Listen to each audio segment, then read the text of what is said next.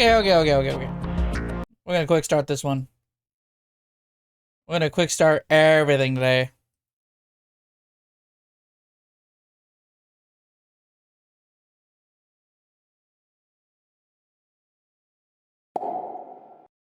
Is what I would say if it was on the right monitor to start. There we go. You're great. Yay! Why is your name Michael? No, it's not. I don't know who that is. Anywho.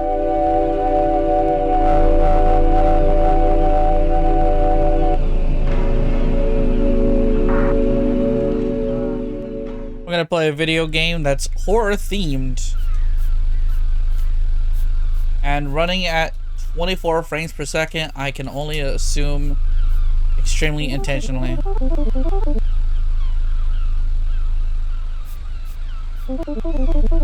Bro, did you want to play with me? No. Door's open. Could the rental man already be here? Fucking mysterious nondescript forest, nondescript location, and our good old Suzuki Carry 2005.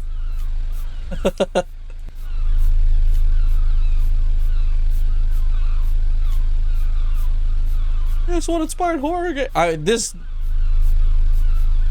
feels 1,000,000,000% like it's. I'm the only one inside. It won't open.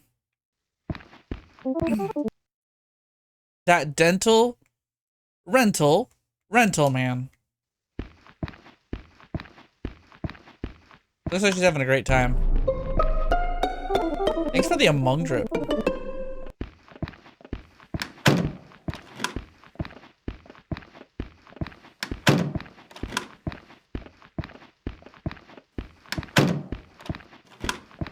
It's times like this where I'm glad I have my Suzuki Carry 2005 sitting in the parking lot. You come from the outside. I've been trapped here for weeks, months. I don't even know anymore. I need to get the keys. My parents are... What about your parents? You never see them again anyway. Unless... A ritual to exorcise this cursed place. I can't do it myself, of course. I'm just some helpless rental man. Find the artifacts? 6 crosses, a woman behind bars, some angry man. No, not me. 3 candles, and then... Wait, I think you should know. There's to be a secret room somewhere in here. I don't know how to summon it. Some of the stuff is probably there.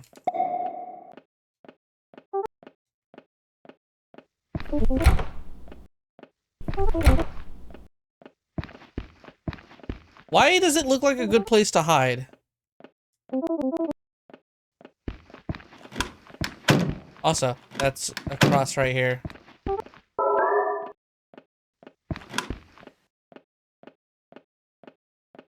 None of my buttons pause the game.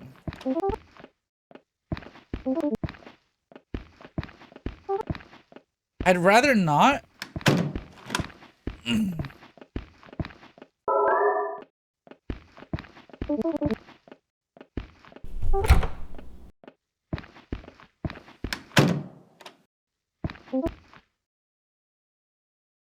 A man, but he doesn't look angry.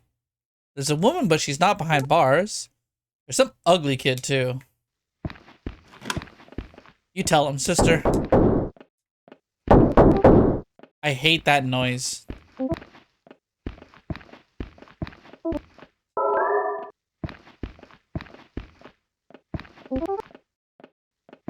She's got a rosary on her neck now, too. Don't mess with us. Got Jesus on my necklace. Now this guy looks angry. That is an angry man. Angry Jesus.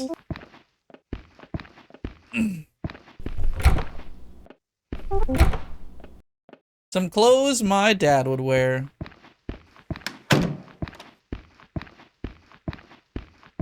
What the fuck is this? It's rental. Woman behind bars.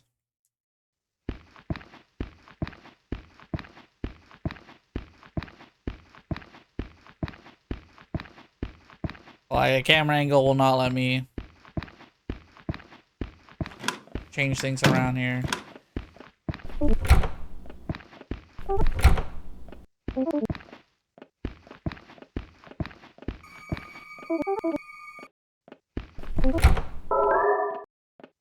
Found a key. Okay.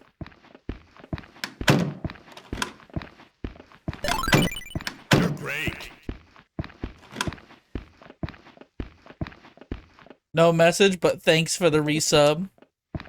Riku, also thank you for the resub. Nothing to eat.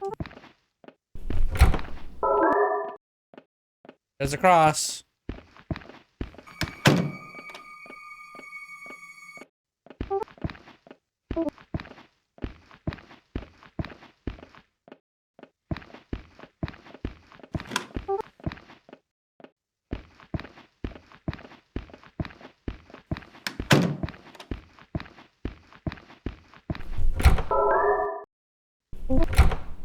Nothing left here.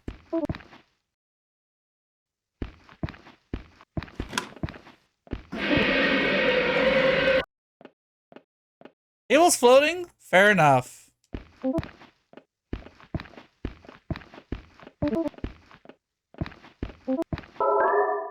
Another candle.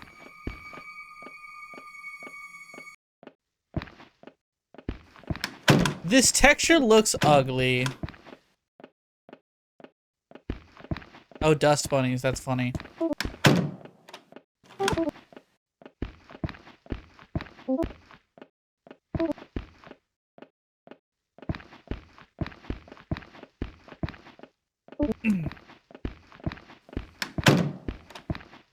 Well, I don't see any more crosses.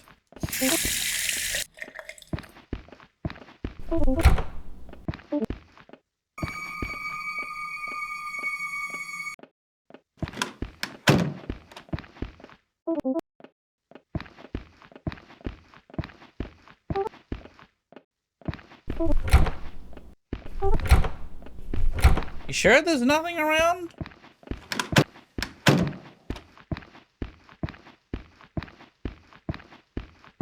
There was nothing this way either. I want to... We're gonna keep moving.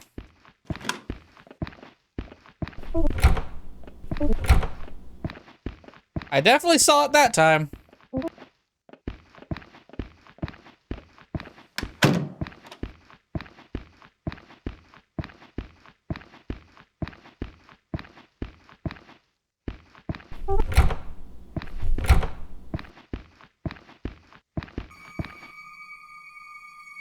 Mm-mm. Mm-mm.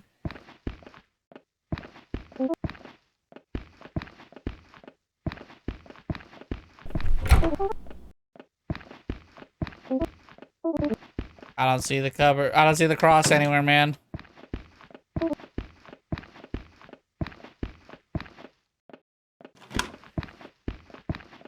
I'm gonna get got.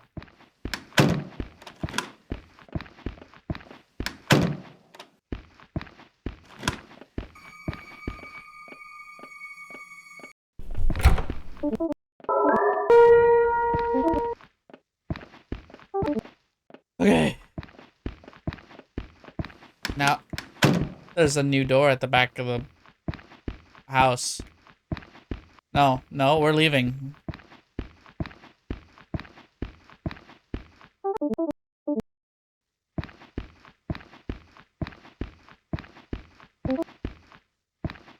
Wait, what else do I have to find?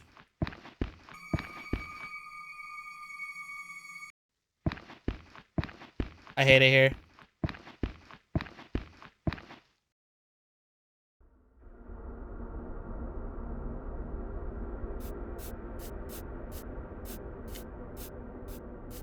Hi, guys. Oh, that's freaky.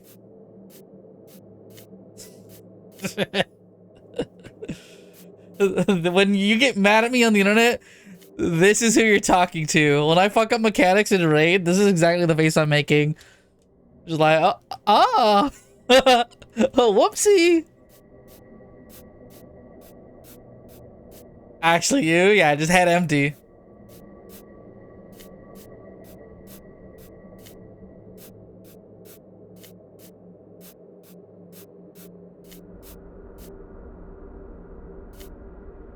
Okay, little girl, you got Jesus on your necklace.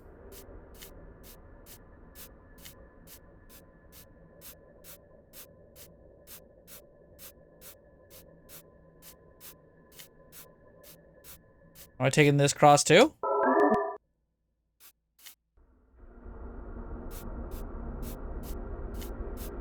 Okay.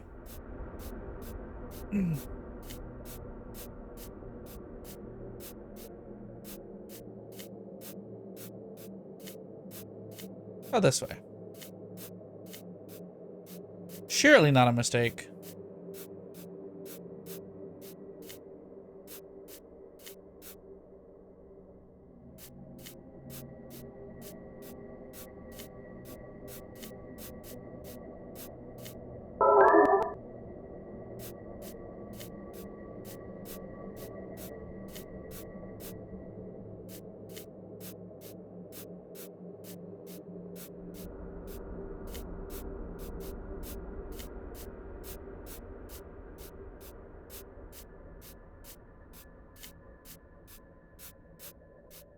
Okay.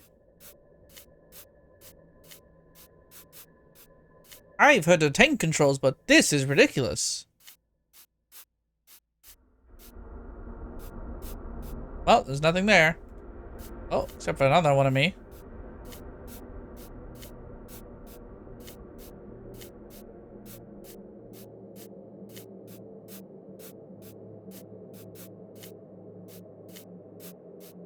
Girlie is so smiley. And all these reflections. I bet that's like not actually what she looks like right now.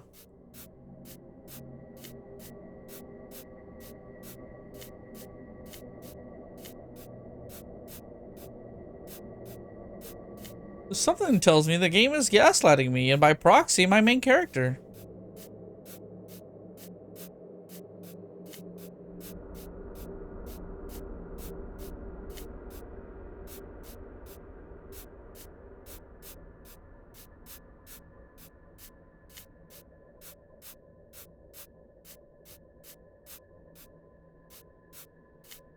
Yo, this maze is big and complicated, and I don't need it to be.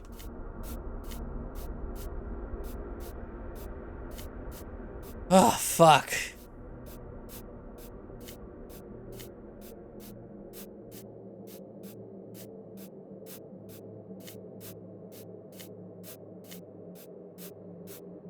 Here it is.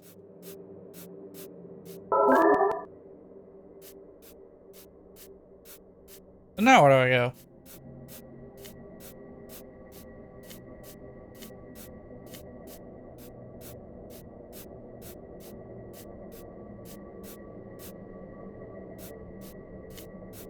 Nope. No, let's just touch the door.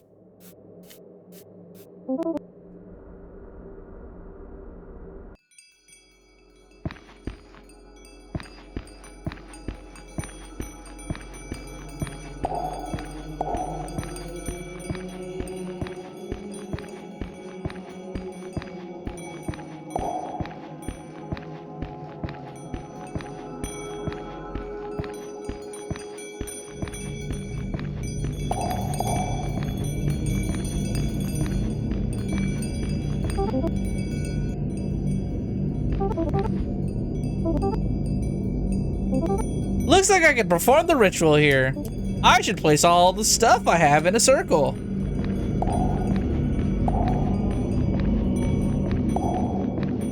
Have fun, kids.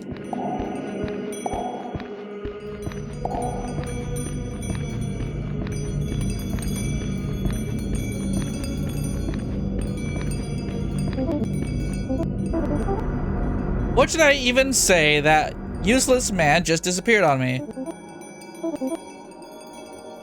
Pirika, Pirilala, Poporina Peperudo.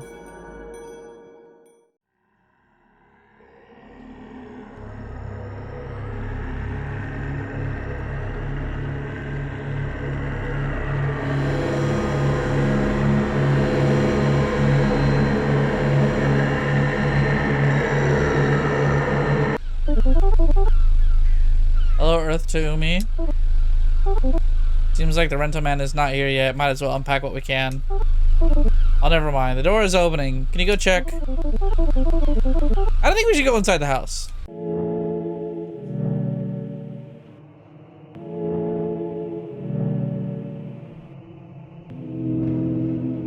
Is that?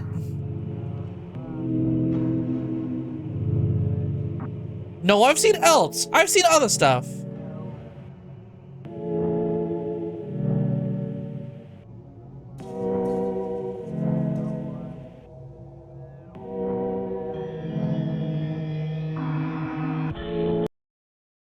That isn't the end. There's no way.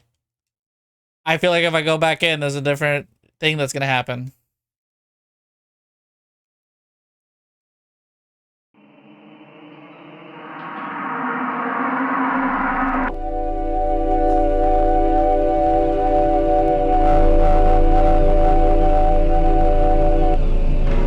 That seems incredibly intentional.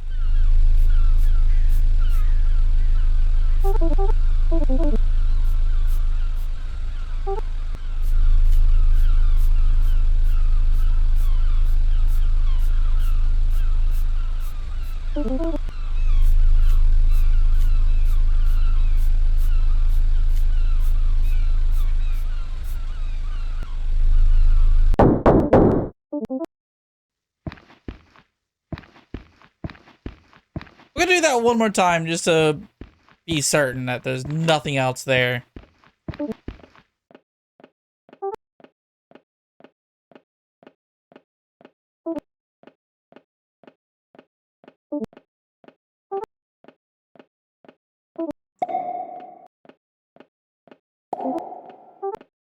There appears to be a secret room somewhere in here. I don't know how to summon it.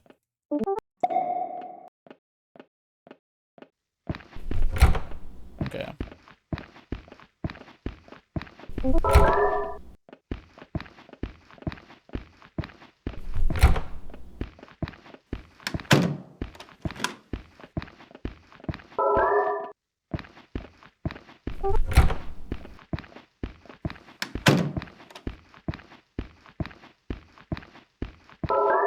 The angry woman.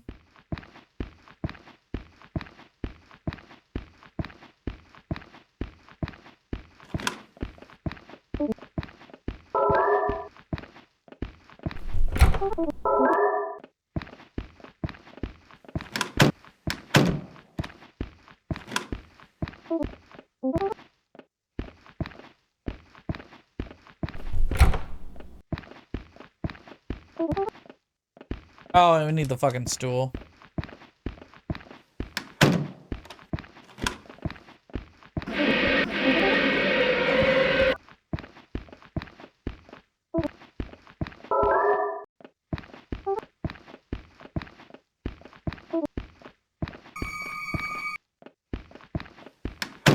Oh, it was like standing in the corner of that shot.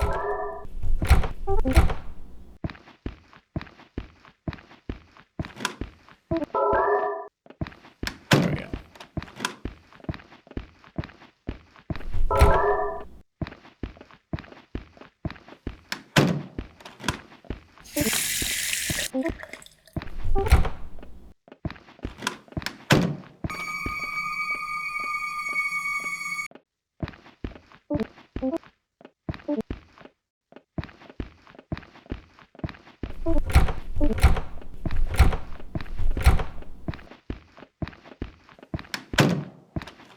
Oh wait, it's right on the wall right there. That's the last one.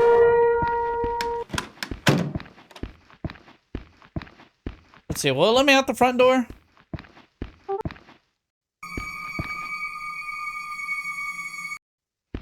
No.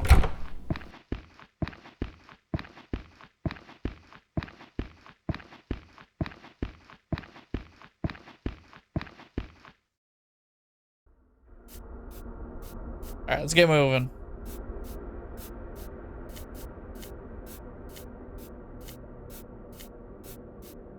Not dawdle. We got things to do.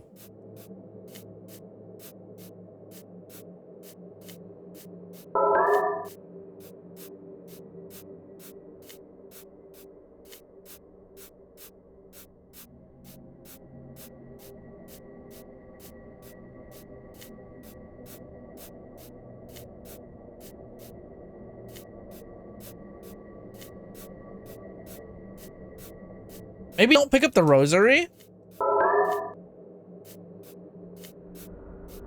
It's too late for that. It's literally already on my necklace.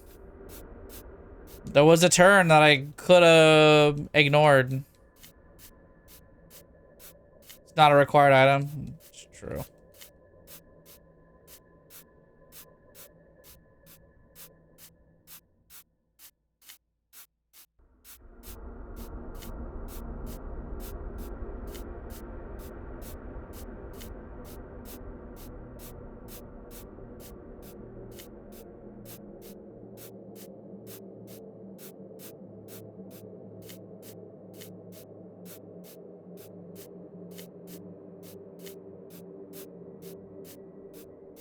Doesn't this just remind everyone of the fucking,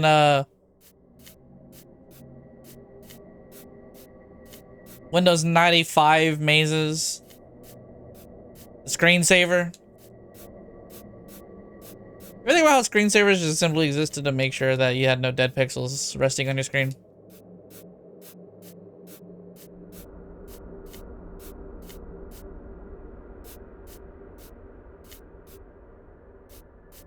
Oh, this is our starting point, isn't it? Range is cringe.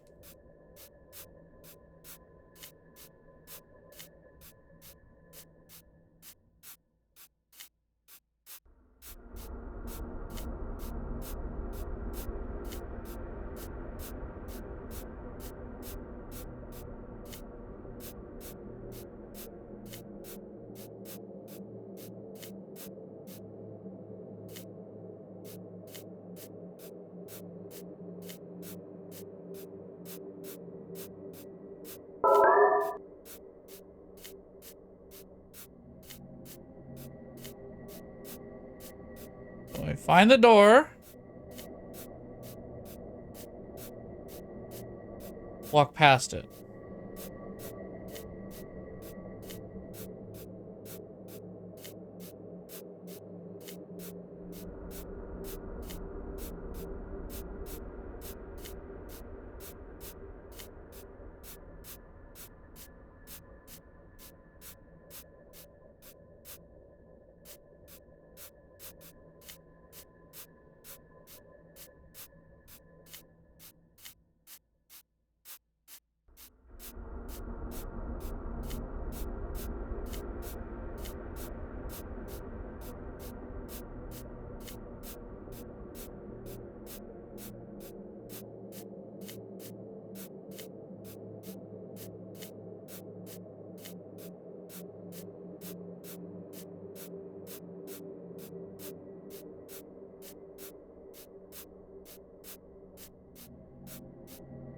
Okay.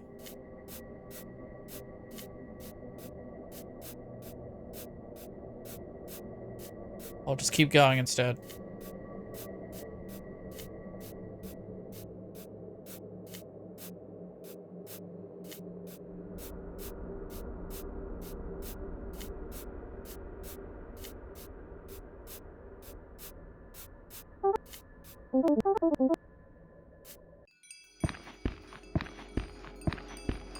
Anything else I could do here?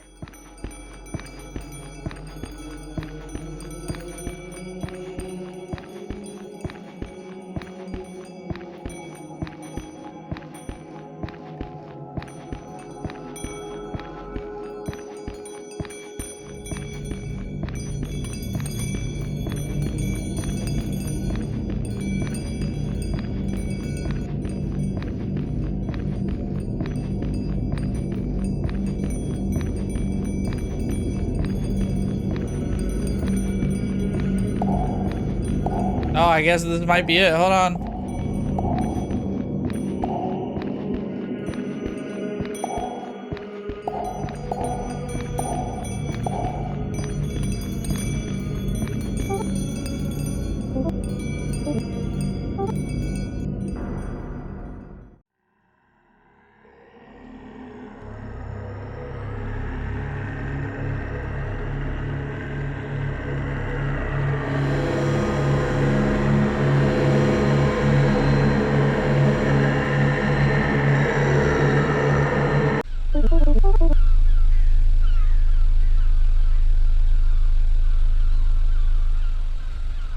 Yumi, are you listening? I said the seaside fog is getting denser. Did you see? We're almost there?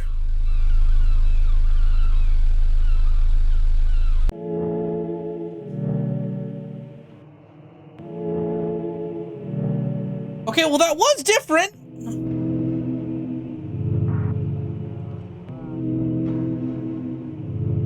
Also, Danny Rojas.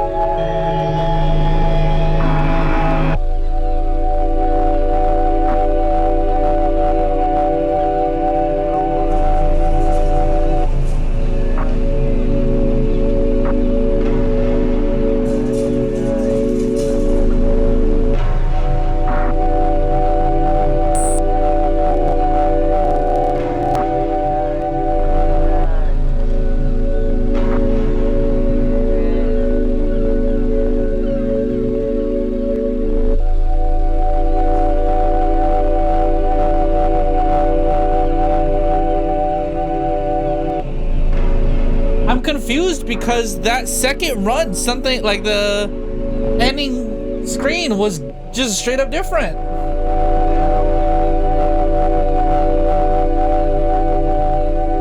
Go ahead.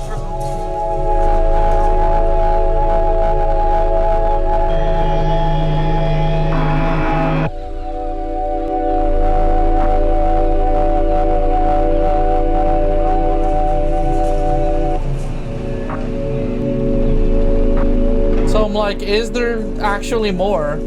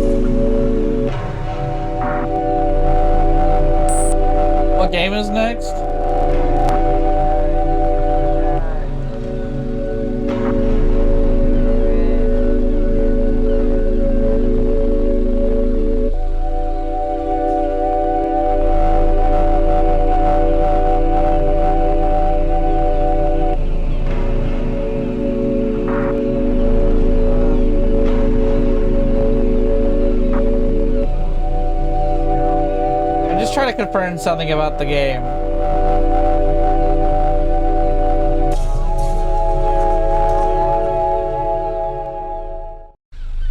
It's not gonna let me leave.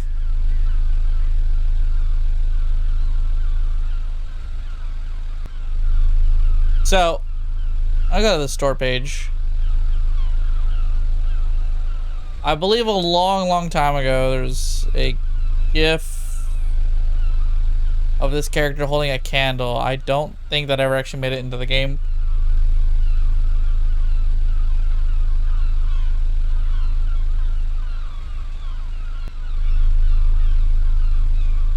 Ah, the support design, $2. Making a revealed exclusive art. It's $3 normally. What do you say? We do it? Oh, the game was cool. First let's... Yeah. So I got like I've got 77% of the achievements. What's the...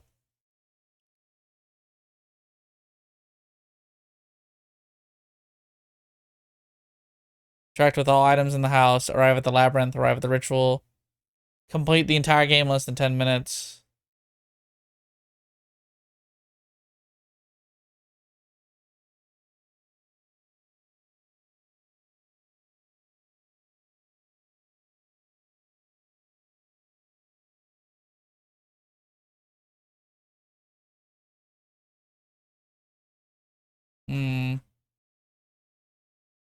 Okay, well, I did have one other game that I think is very horror. I'm gonna go ahead and spoil that it's horror. Called Kitty Cart 64.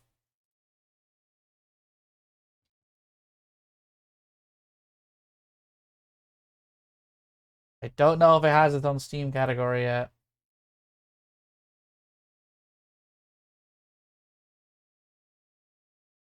It does. Let's go. I'm hoping it opens on this monitor.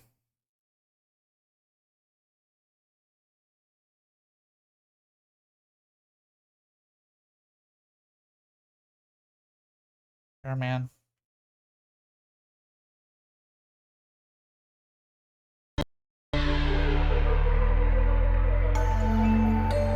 Skrunklesoft Interactive.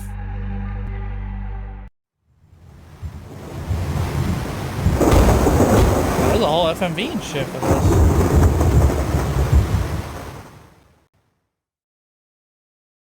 Welcome to Kitty Cart 64! So loud.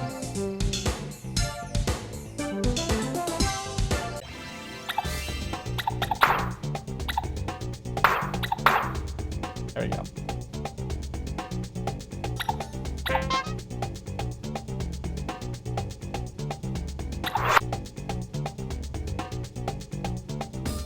Hey bro, after you clicked on the allow the Goto thing, I can see your credit card information on stream now for some reason. Yeah, that's crazy, huh? Isn't that just the craziest thing? Anyway.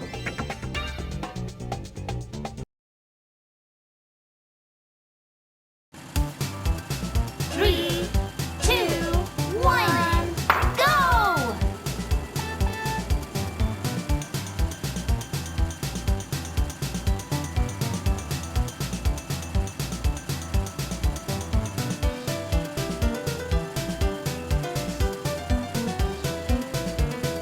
I've been informed this is a horror game. It is. Hearts. This is like 5,000% aping on that fucking Mario 64 aesthetic.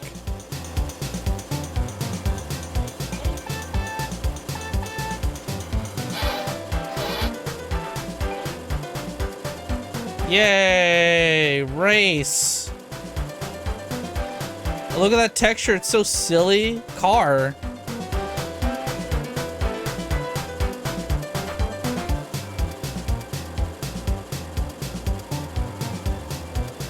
Hold on, I didn't get my lap. Let me go back.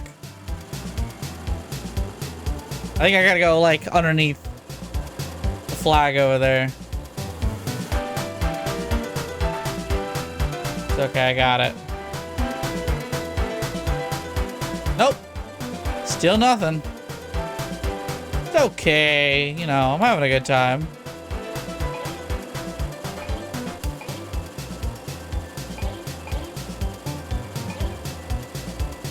Go.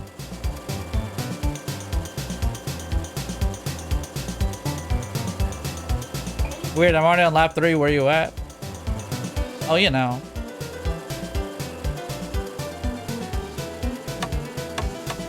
Aha, that's so funny. You can pass by the warning danger signs. Oh, looks like someone crashed over here.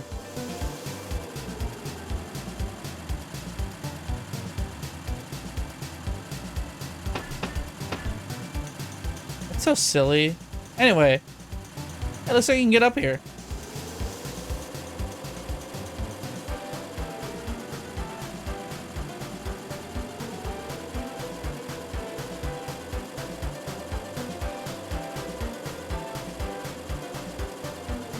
Oh.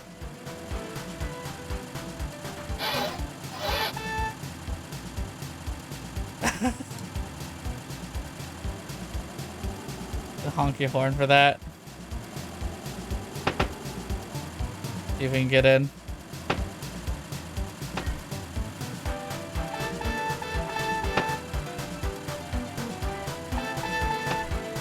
Oh, well, I guess we're taking off then.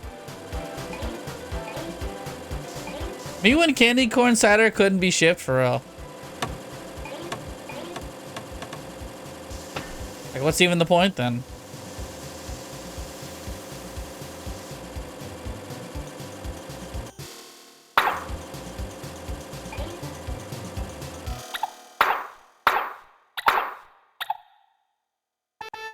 Still very loud.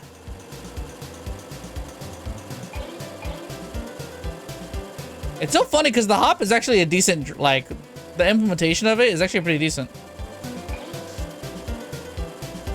Teas suck.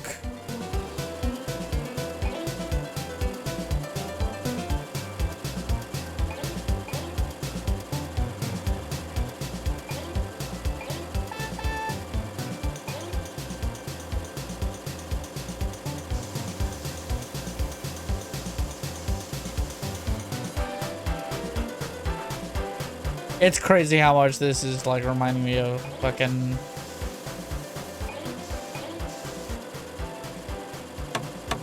Let me just knock these around.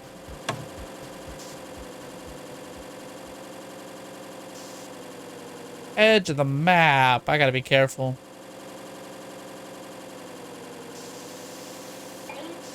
Don't want to fall. Whoa. Whoa.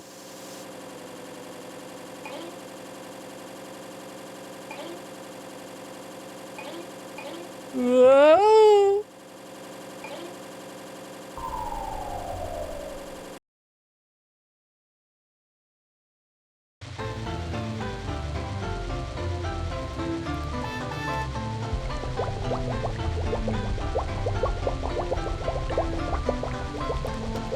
Oh no.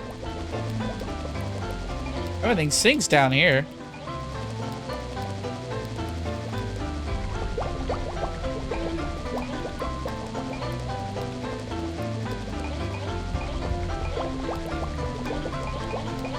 The poo-poo paradise, for real.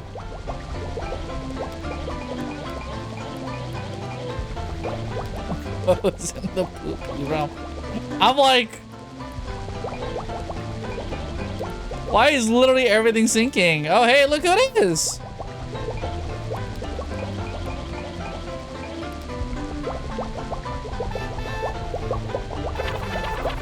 Why are you still down there? I hate getting mud on my shoes. Oh, my bad.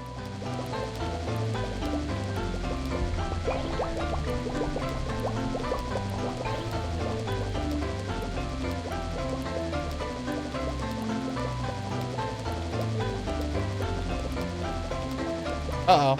I think I might sink. Oh, I think this is it for me. And then I died.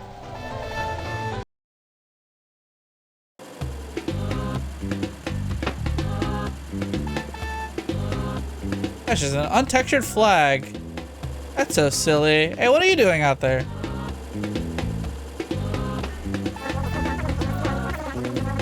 But does it supposed to be hot? I can't feel anything at all. Same, brother.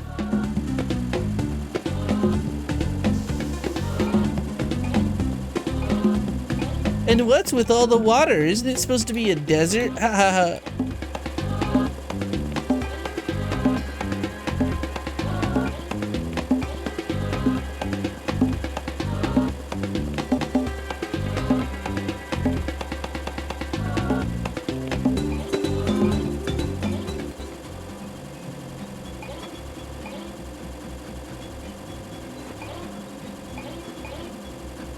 Hey, I'm pretty good at this game, aren't I?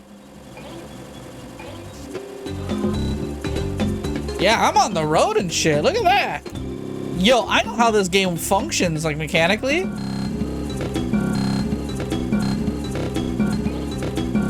I got it.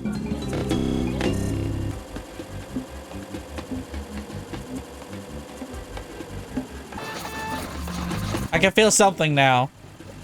Nice. I'm gonna keep doing laps. You hang out.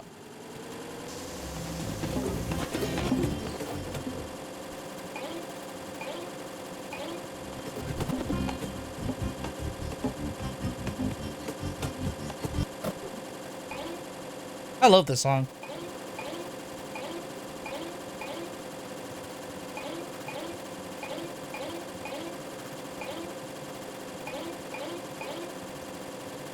See, this is why I'm like the best ever at this game, because I fucking just know how to handle these corners like it's no one's business.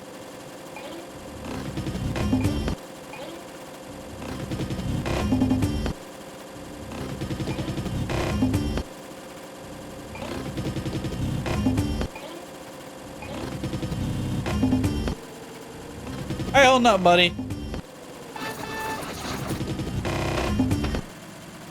Sweet.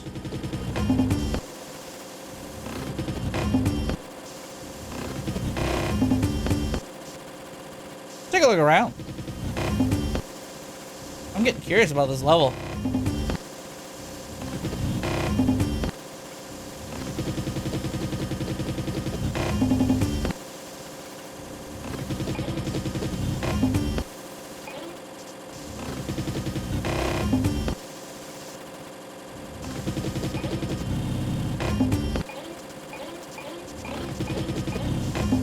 Drop kayfabe for a moment. It's taking me a little too long to find things. We're 9 minutes in.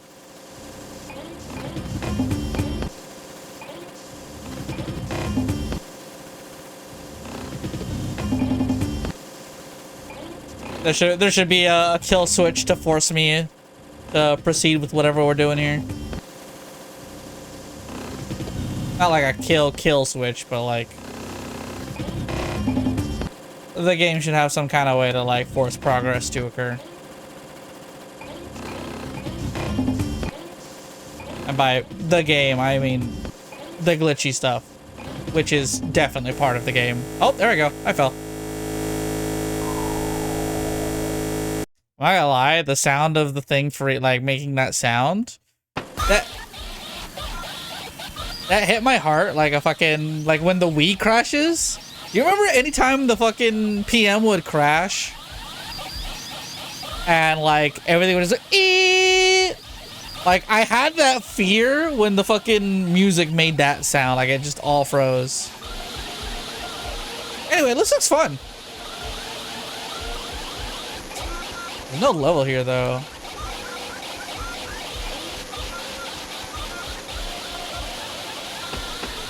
Ooh. That was supposed to be my progress point, bro.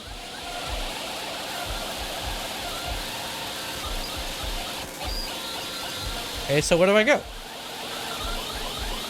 That way? Not that way. And not that way either.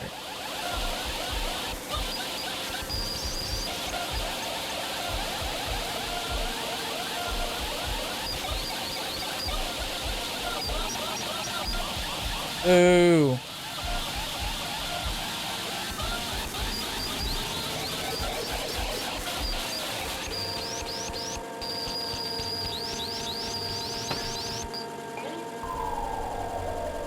I'm free.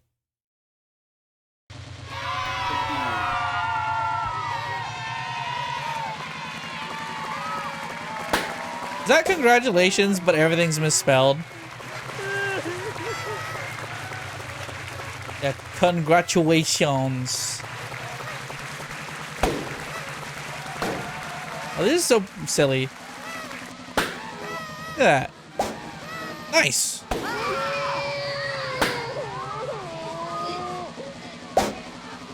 Oh, I gotta pop them all, huh?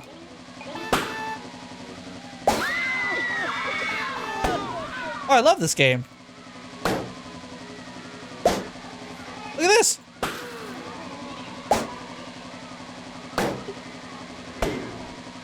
What about you?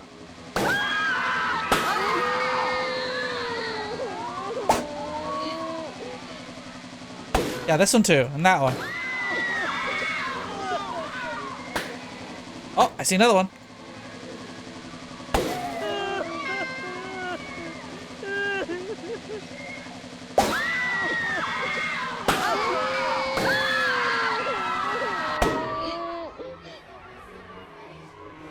Nice.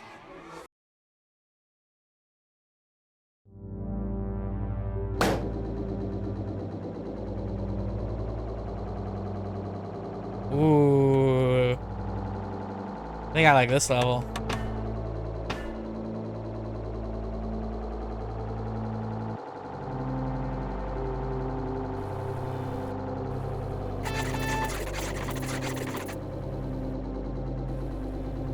That's good.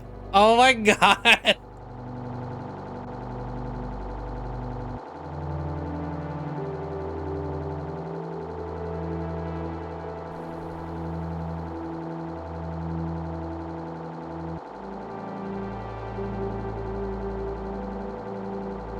Oh, nostalgia's a fickle thing.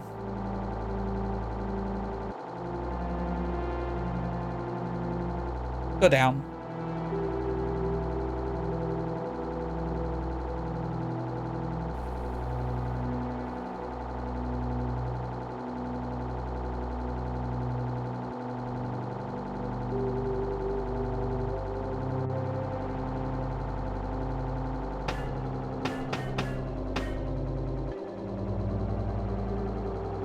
Having trouble hearing out of my ride again.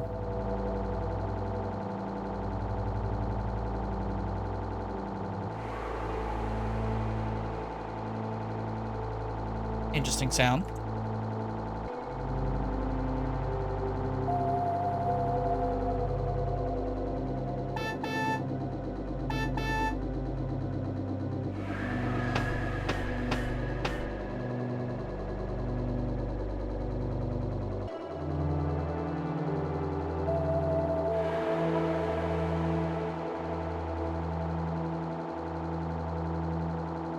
Oh, 14 minutes. We're clearing this game.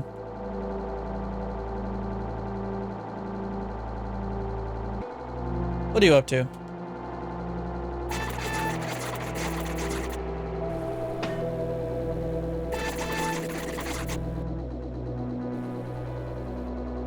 Good to know. Oh.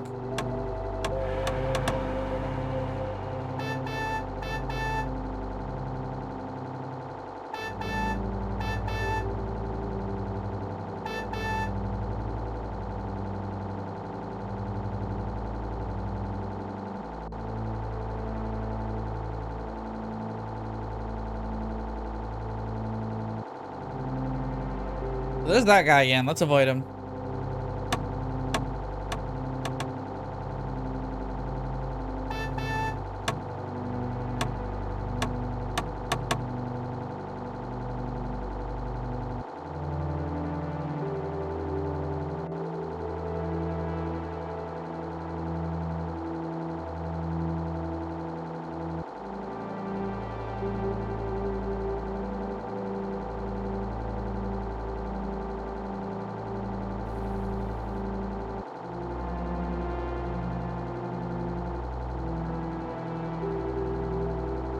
Dude, this is just like what driving at night is like. How do they know?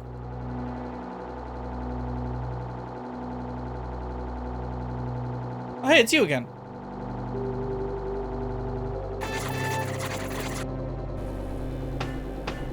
Come through. Abracadabra.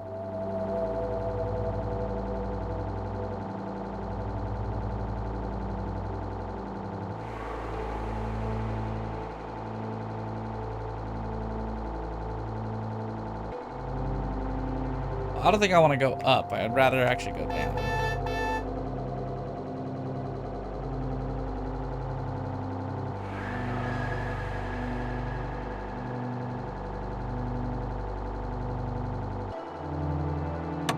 Knock that cone just to... There we go. We're going down.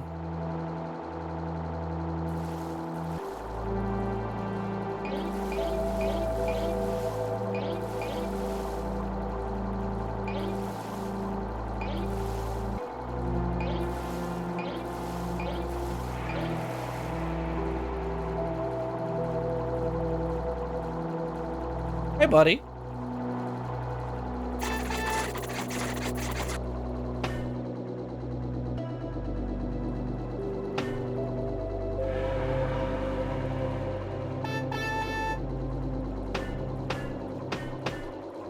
I'm through.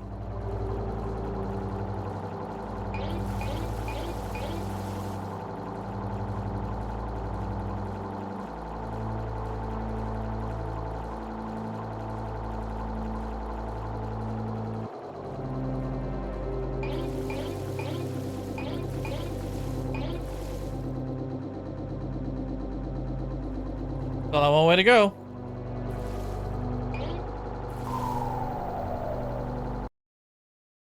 I've lowered this game down so much from its original volume. Still loud as sin. I see a red light over there.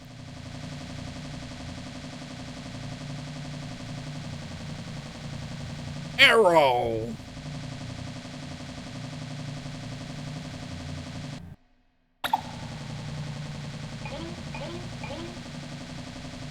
I have a crush on every boy.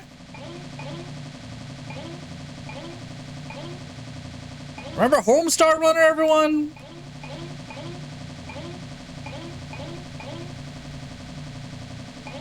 Oh, no. Gotta go back. Progress point. I see. This is down.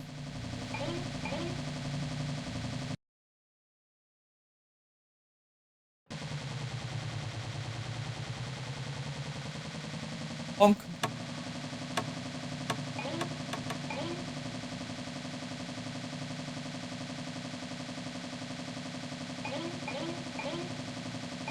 You know, I'm gonna say it. I don't think this game would have done well. There's a reason why I got canceled. I don't feel like I have a lot of speed when I'm riding this cart.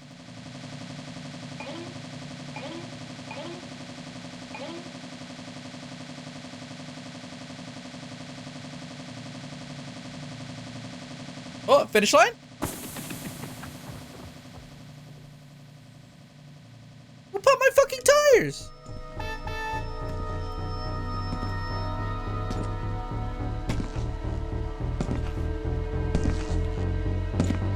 Hey, why'd you pop my fucking tires? I'll get you, bro.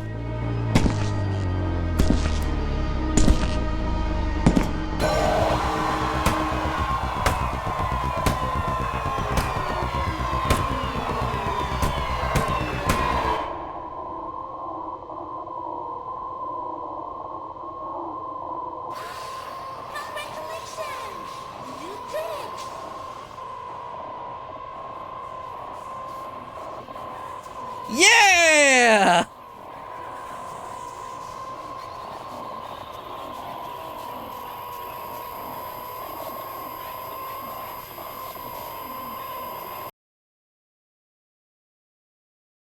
Oh, that's awesome! Yo! And then it closed the fucking game. Okay, alright, alright.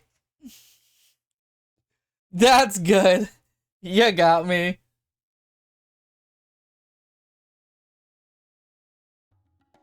What did pop my fucking tires, bro? Anyway, I gotta deal with my right ear. It's actually bothering me.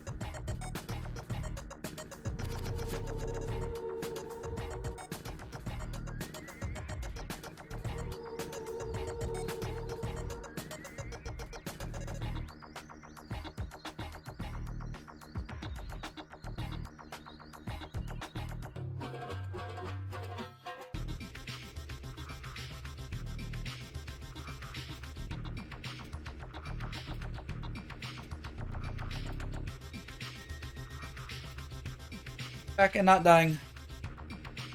What's going on in here? Anyway, kitty cart was cool. I get to delete that now. You don't have to make it complicated. What's next? I'm not certain.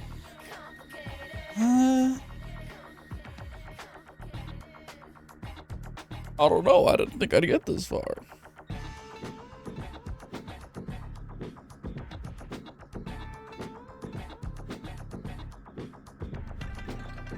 One of the big ones I wanted to try just wasn't there. We need horror, bro. Alright. I hear you. Well, what if I put on like Canyon Rangers instead?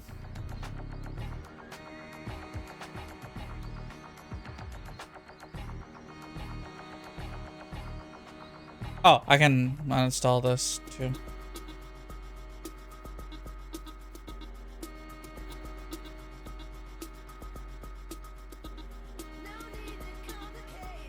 Okay.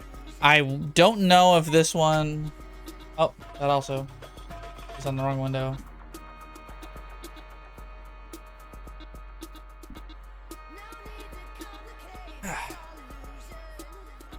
Okay, this is keyboard and mouse only.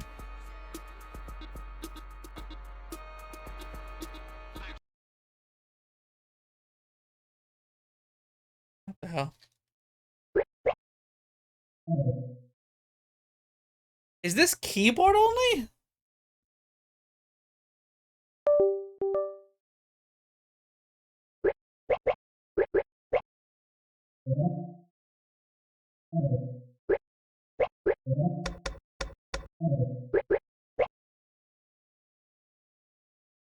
Okay.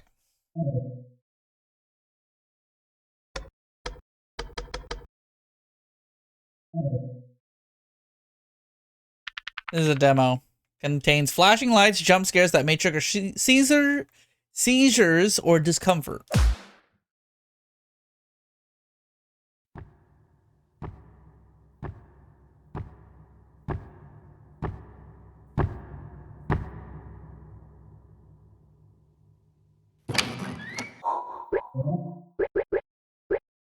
I would like to have my ears by tomorrow. Actually, you know what? I don't trust video games anymore. They've kind of lost my trust on this front.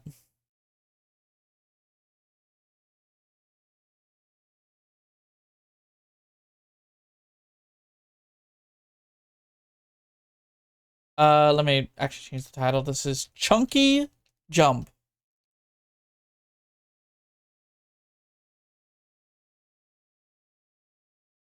That's literally the name of the game. That's not a joke. I don't know if it has its own page.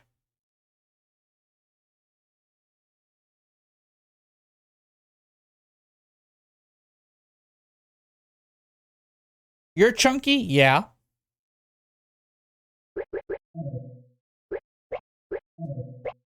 Yeah. Hey, Jeffy. Hope you're doing okay over there taking care of the gas station and all. I remember how you always liked video games when we were younger, so I grabbed you one to help pass the time. Might come in handy, especially since you'll be there alone. Your friend Cameron told me there's been plenty of power outages lately. If you ever find yourself bored in the dark, you can always fire up that game I got you. Make sure no creepy monsters show up in the gas station at night.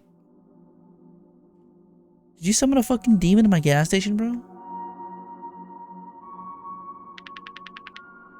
I'm just messing with you. I'm sure those 3 days will fly by, so stay strong, dear. Make sure you get yourself a flashlight and some batteries. Rosalind wanted to remind you to always smile. We know that's just your normal resting face, but people don't know that. Well, I think my resting face looks perfectly fine. Voice acting! What's this?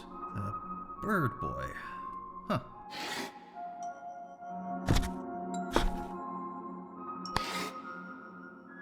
Oh, hell yeah.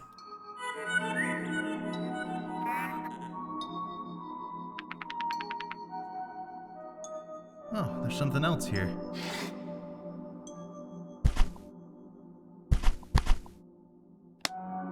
Chunky jump. I guess I'll give it a try. Excellent.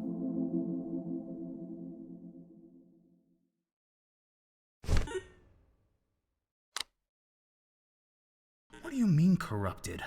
I just got this. Alright, fine. Plan B.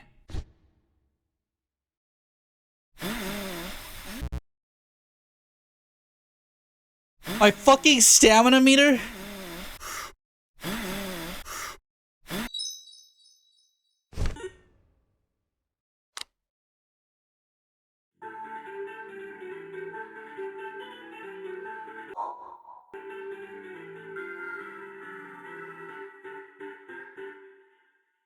Ha! Never fails. Alright, let's give this a try.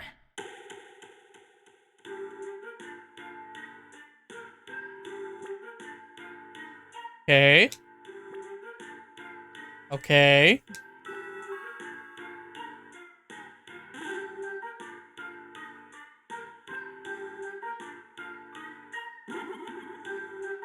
Oh, it's like a creepy creature.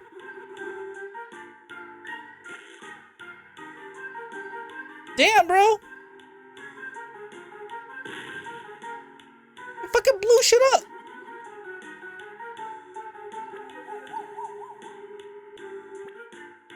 She is unimpressed.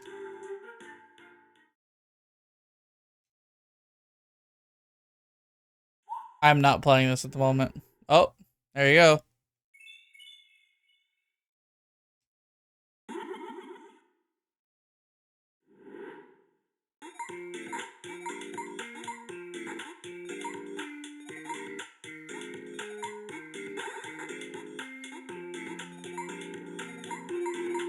Cool so far.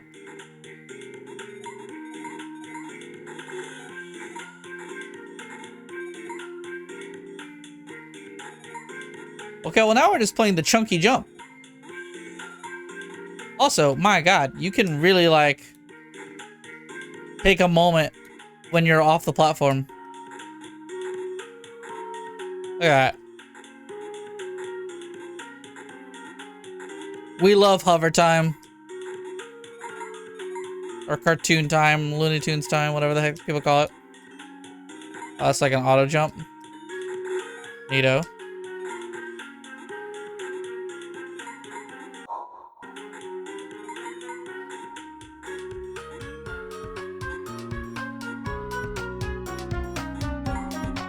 Okay, why is the music entering the real world now? Oh.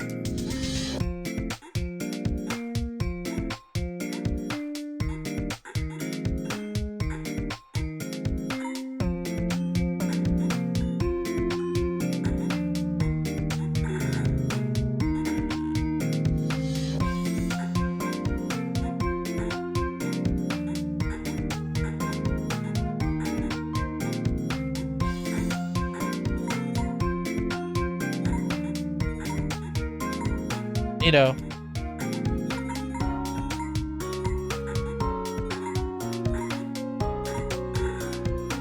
Look at that guy.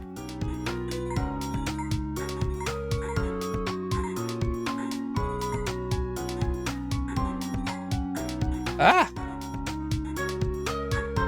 Huh? Oh my god.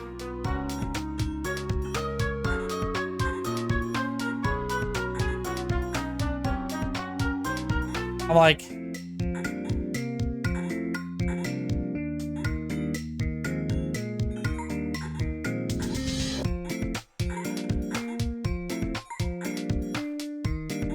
Oh boy, I gotta do it on one. There you go. Game is very loud. Still, with it turned down halfway, that's crazy. It's like I saw this coming or something. Oh, shoot.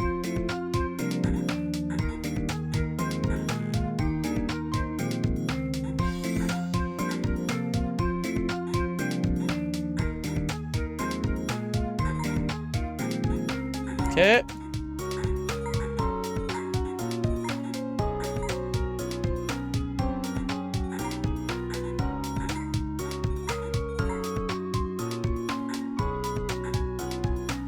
Damn, he's good.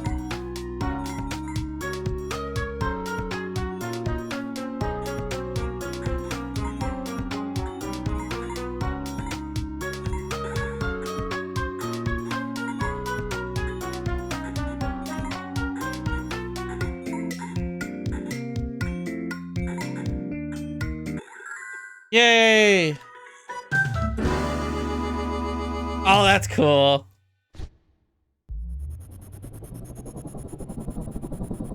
Whoa! Goddamn. Great. Now I have to clean that up.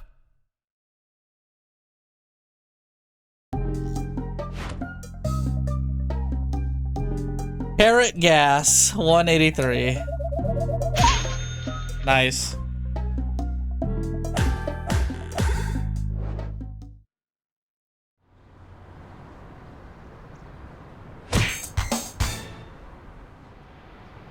Day one. I'm glad.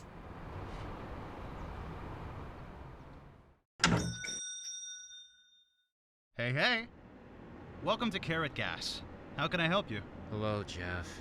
Leo, how's life been treating you, buddy? The Black Rain Incident. What began as a night of music and excitement quickly turned into chaos at Party Leo's latest monthly concert. During the final song of the set, Lone Survivor, an unexpected and disturbing event unfolded as strange black rain began falling from the sky? They described the rain as thick, goopy, and suffocating. Many attendees reported sudden vision and breathing problems. Several concert goers fell ill shortly after the event. More bizarrely, some claim to have seen a dark substance take shape, forming into a tall, ghostly figures resembling black rabbits. This has already sparked wild speculation. Some locals believe the black rain and the mysterious bunny ghosts are connected. New conspiracy theories blame the bunnies for the strange event. Oh no.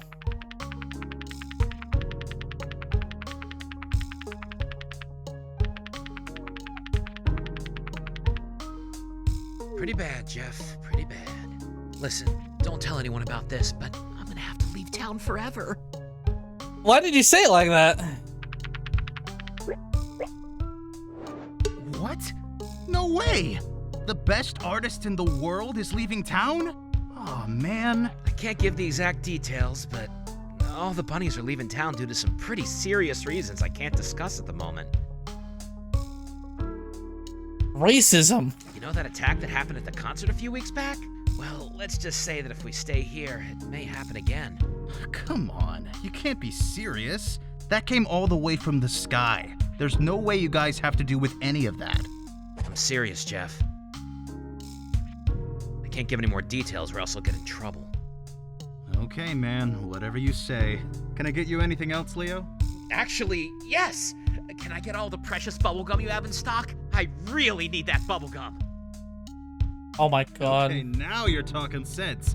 I'll go and get it then. Don't disappoint me, Jeff. I need that bubblegum! There's a lot of personality in this. Where's the horror? I was told this is a horror game. Where the heck are those boxes? Hold on. Why would he ask for so much bubblegum in the first place? I guess it must be for his next concert then. I gotta get tickets for Rosaline.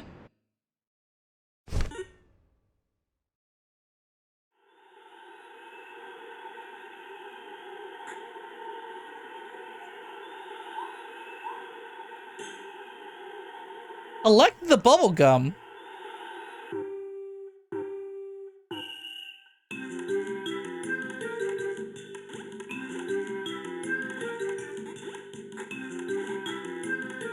Oh, I fucking exploded and died and...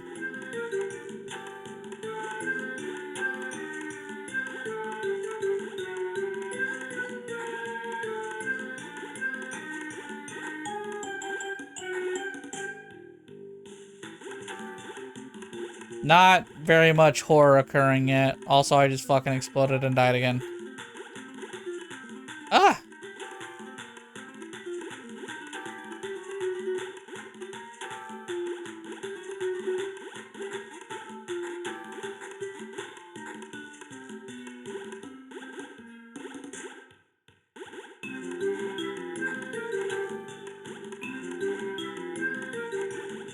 He's gamer?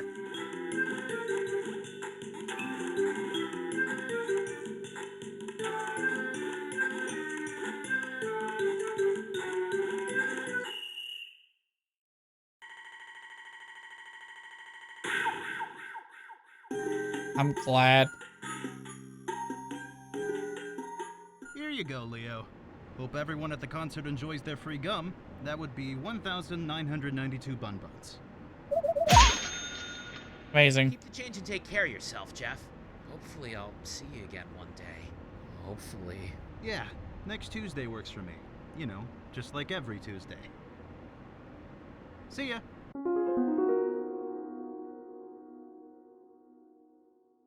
A lot of preamble. I miss Maria and Rosaline.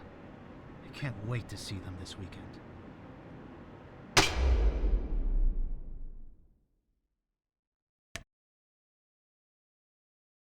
Well, that's just great.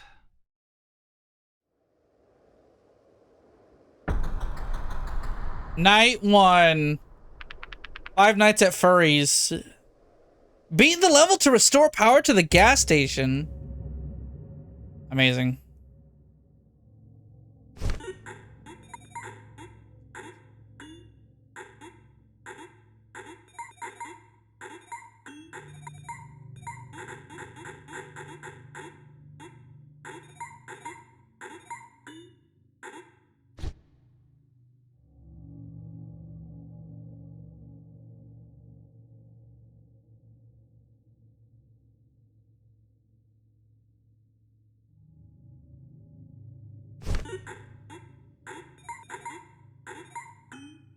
Like, it doesn't look like anything's gonna happen if I just keep playing.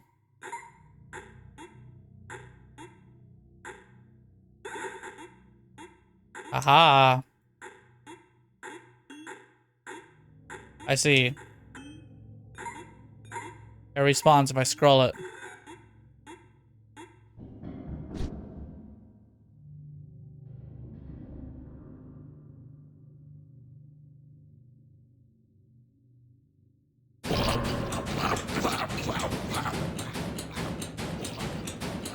Huh?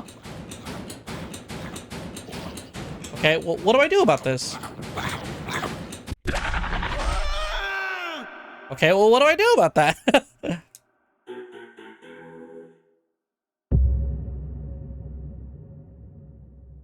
Do I need a screwdriver? Also, why the fuck is there a creature from the Black Lagoon here?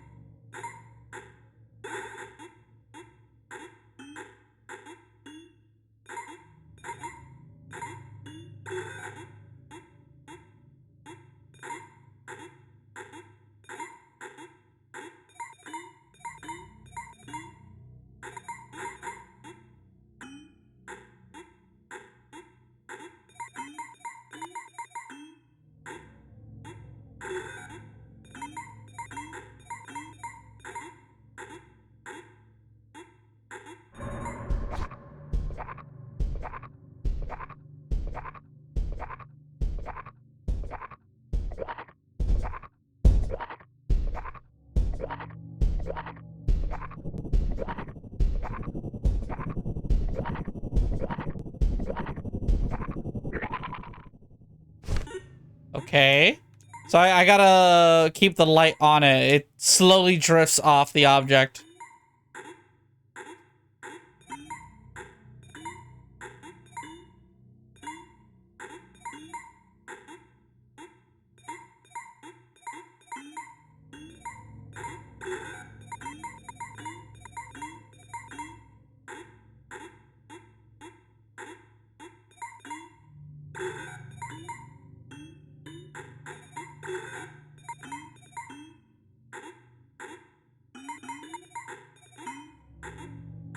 Damn, you just fucking magnetized to the bounce pad.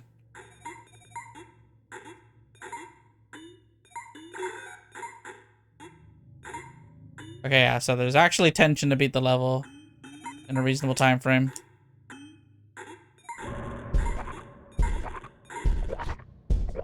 This one.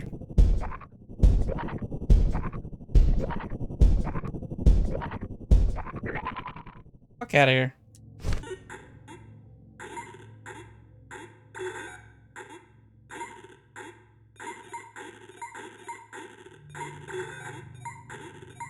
Fuck out of here, evil monster. I'm gaming.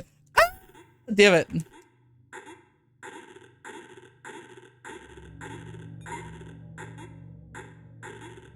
Okay.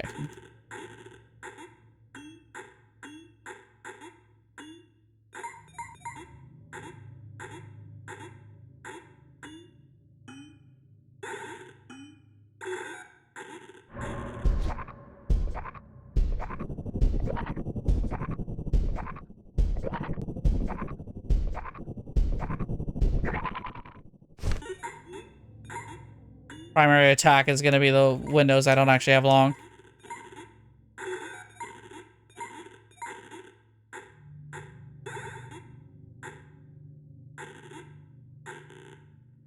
Shit. Oh.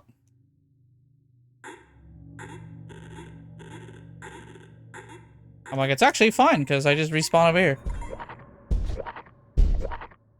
Oh. Ah, come on, man. Is there anything to do about that?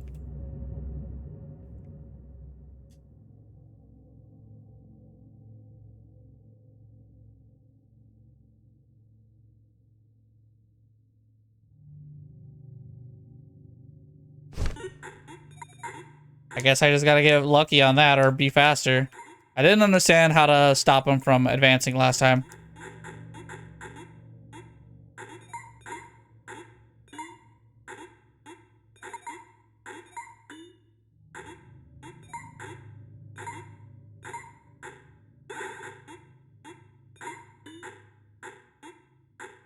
Oh, come on. Ah, come on.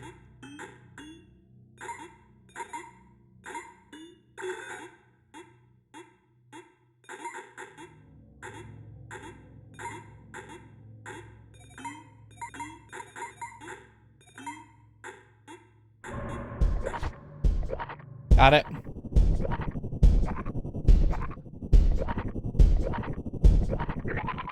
Go away. I'm gaming.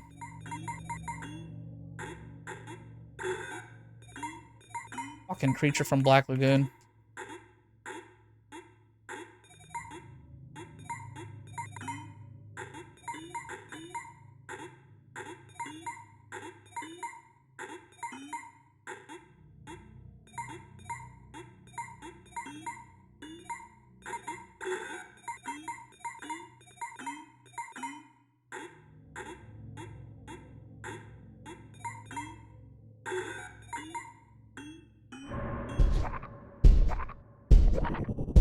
Bro, go to the other one. I only have so much health on this thing. And don't actually have a way to repair it.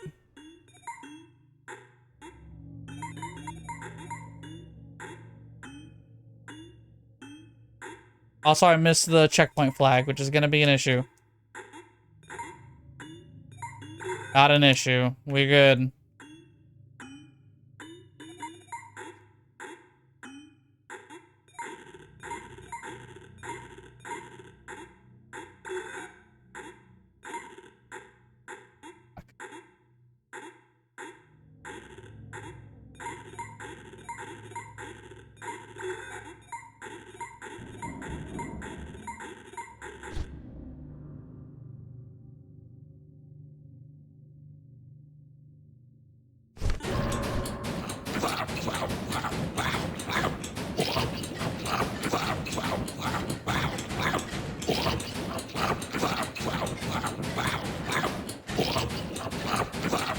No way.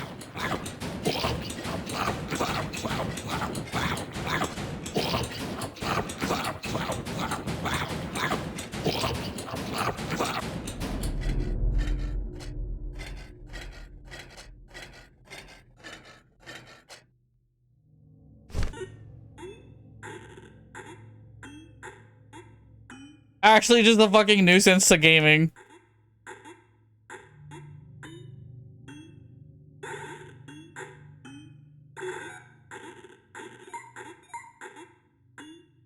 Dude, I could be gaming.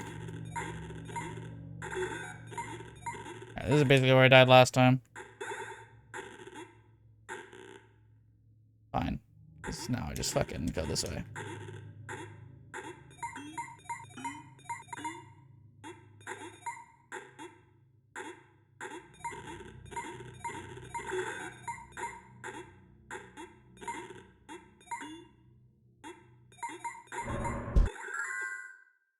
I'm done.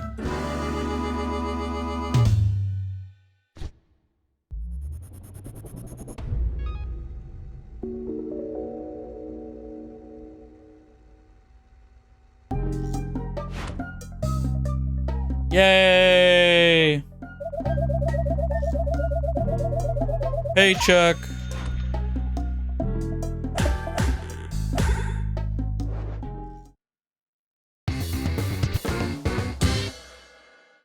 New character, Jeff.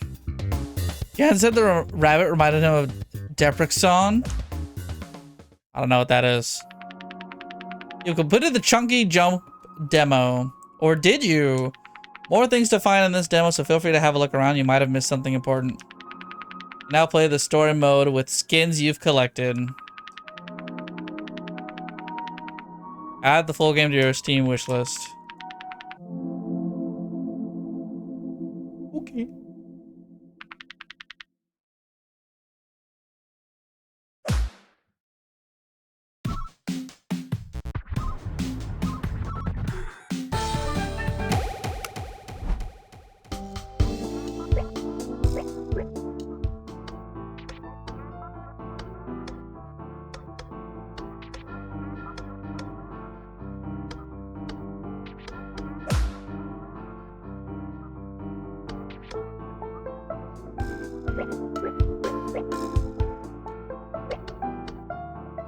Intro plus hard mode. Night 1 hard mode.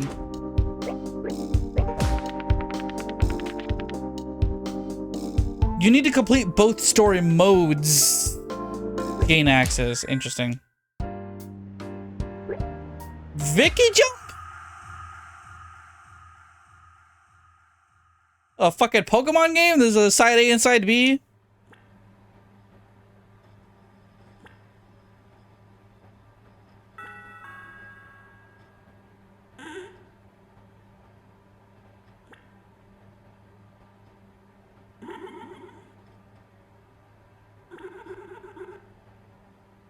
Oh.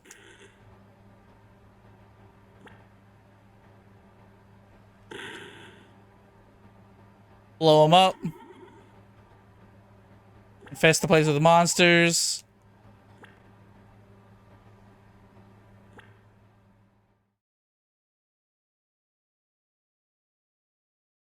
Okay.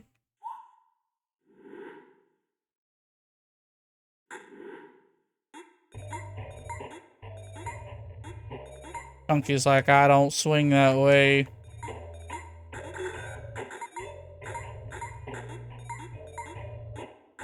So is this the hard mode? This version looks all fucked up.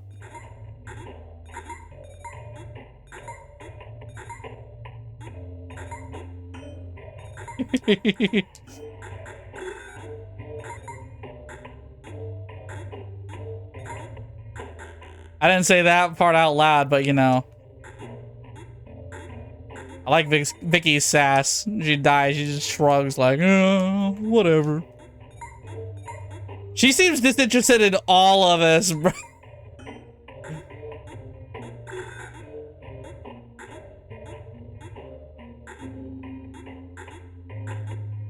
Like, it's not my problem. Oh.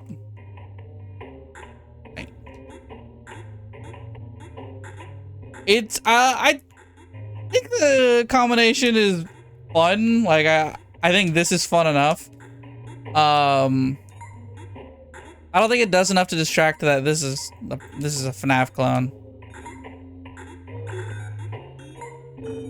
Like you're playing a video game, and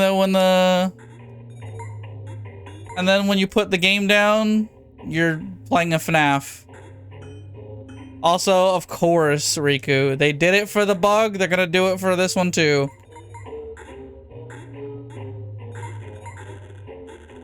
People will take literal stick figures and give them an ass.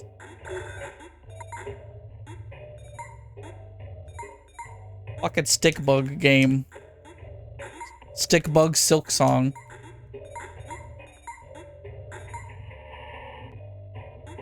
Ah, fuck. I tried to get past him. Nah, let's not do that.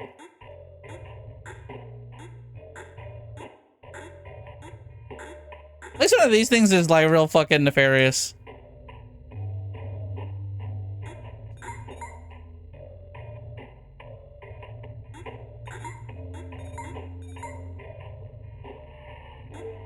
I just want to get to the end here.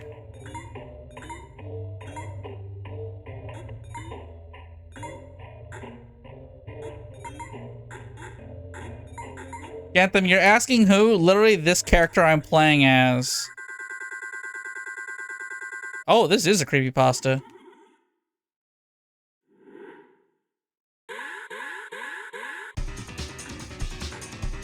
Bunker.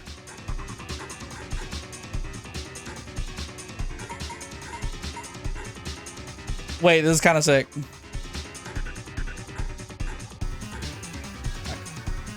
Don't put me at the top. Mother.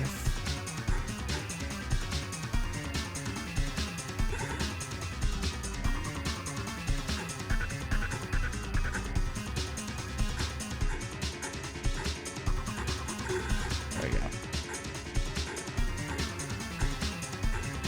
No! Well, at least I get the cookie. I'm like, alright, fuck the horror game. This is actually kind of sick of an idea.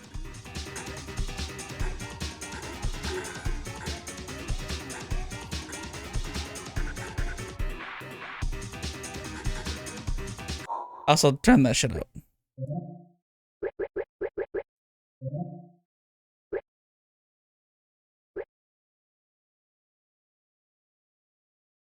I kind of want to hear this song at a louder volume. This is kind of a jam.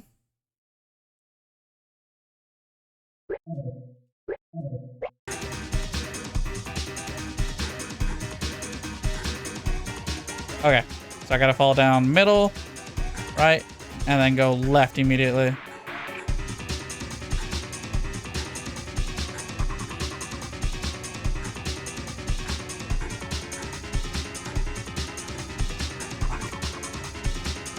It's gonna be the death of me.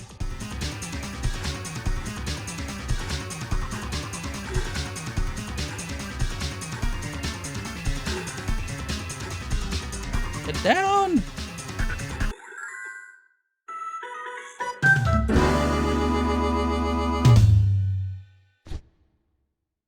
That's cool.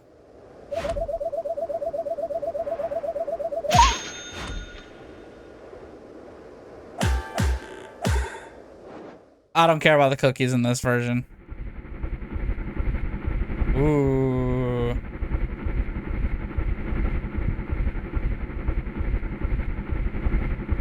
See, this is the shit that I want from this game.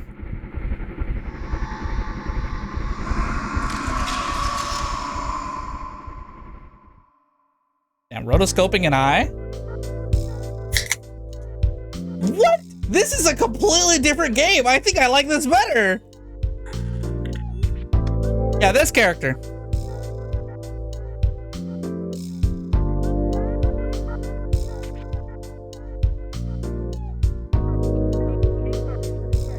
This character, Jantham. That one right there. You know what it is? It's I know what it's gonna be about this character that's gonna get the fan art going. It's the tank top with the long sleeves. It's that specifically.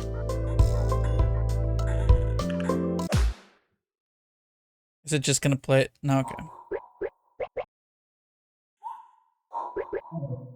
Oh, fucking wait.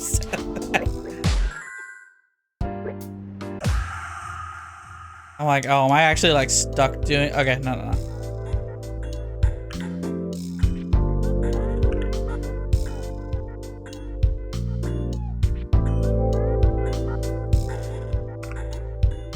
Okay, okay. I think I appreciate that the normal version of the game, half of the game is the huh? Oh, it's still gonna make me do both? Oh, fuck. Never mind. Game might be ass.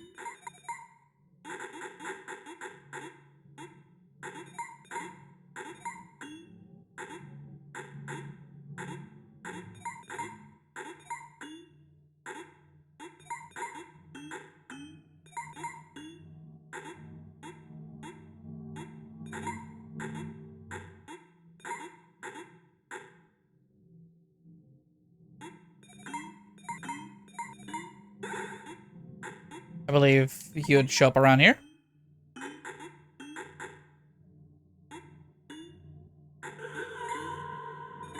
Huh?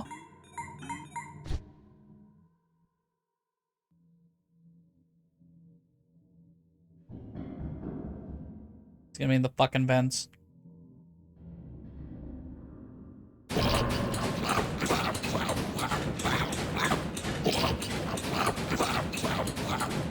Stay out.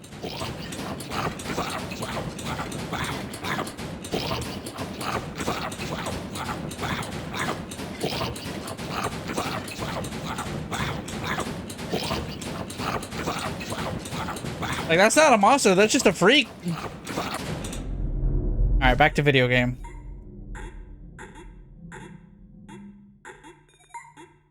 What if it was a freaky guy and they just called it Five Nights at Freaky? He saw Vicky for real.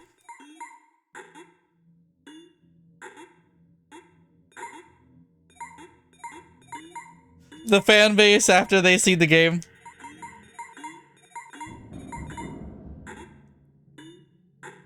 Oh, it's like explicitly summoning him.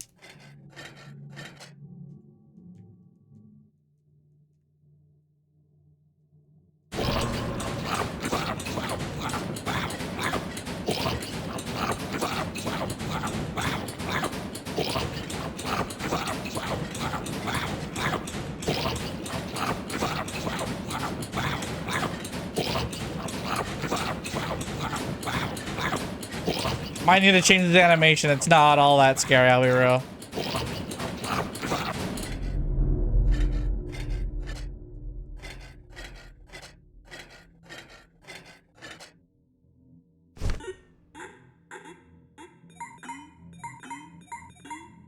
So then again, I don't think I'm scared by very much of this game.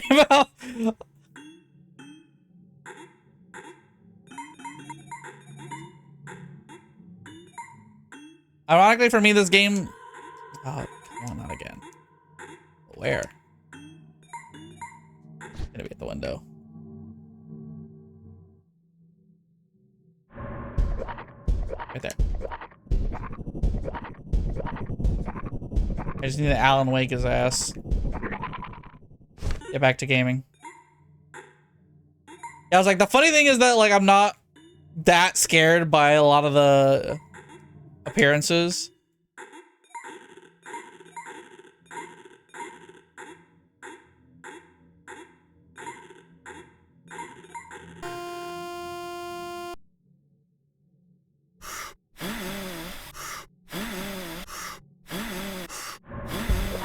That's evil.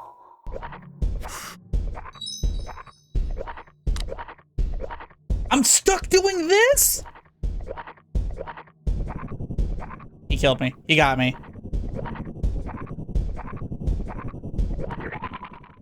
Please tell me I have something to repair the fucking thing. Bruh.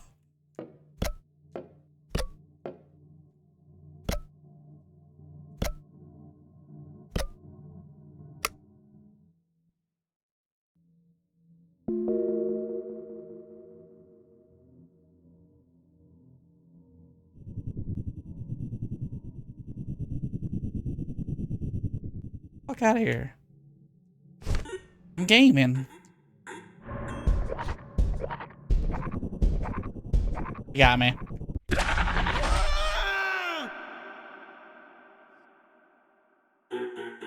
That's fucked up. The fact that the cart corrupts and you have to like... I was trying to get out of the screen. You can't do it until you're done clearing the cart. So you just fucking eat shit and die if you mess up the platforming.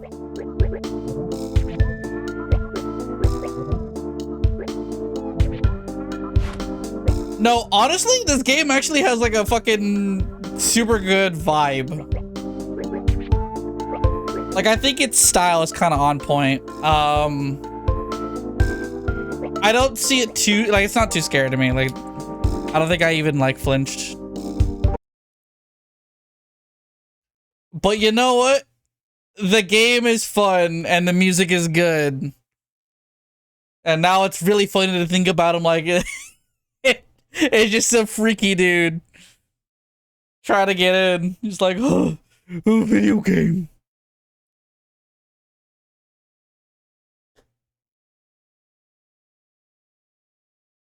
Do I have this wish listed?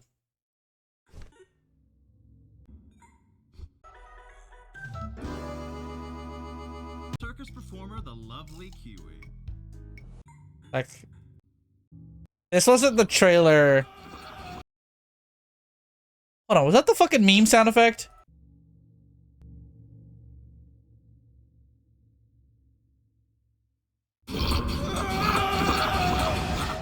It is.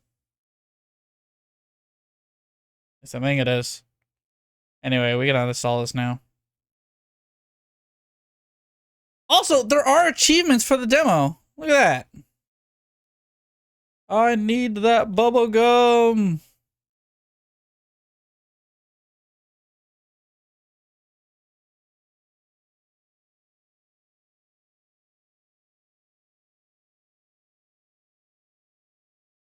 Damn. It's actually a pretty sizable demo. Like, I actually have shit to do. That's nice of them to track your progress. This is the horror, right? Or are we just... No, this is too cool. This is just boomer shooter.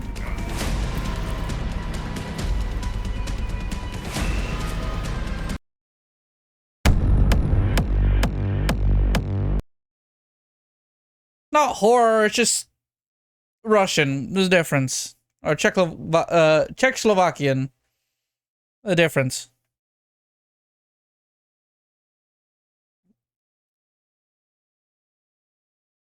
Alright, well.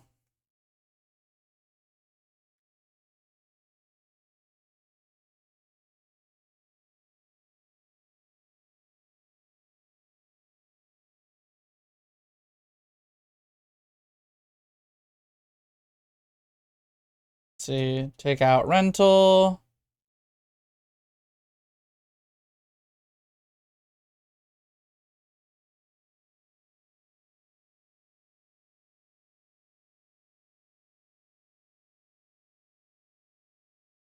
There we go.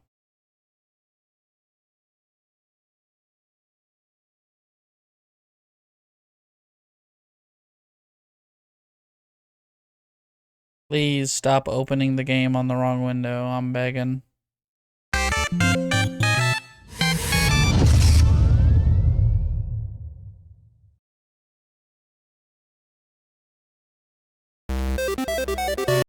Didn't know that. Capcom worked on this.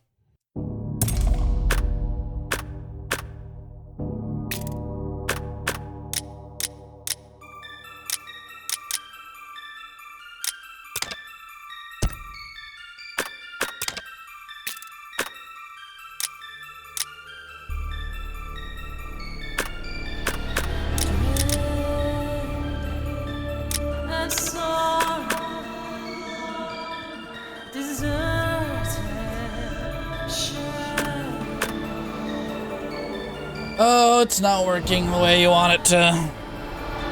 So spiteful, I'm fearful alone.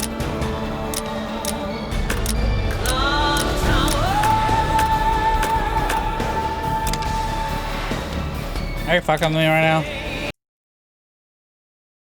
Like 5 different things need to happen right now if I'm gonna open up Clock Tower.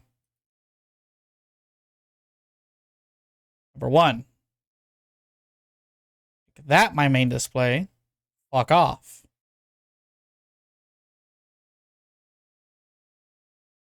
Number 2. Put this over here and stop fucking my ass.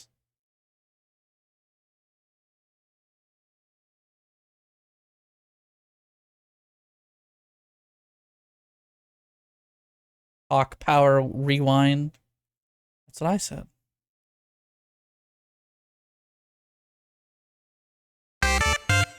Number 3. Developers need to fucking know what volume control is.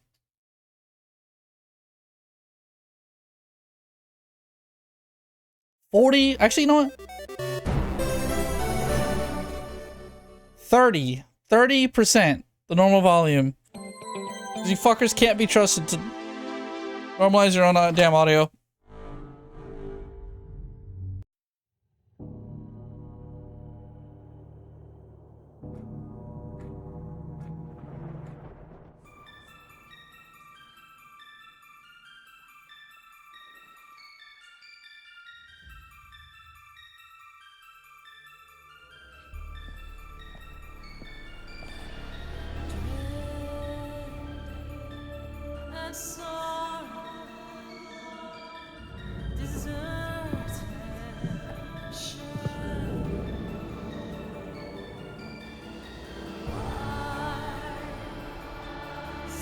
Oh, the game's not playing. Another thing I have to fix now.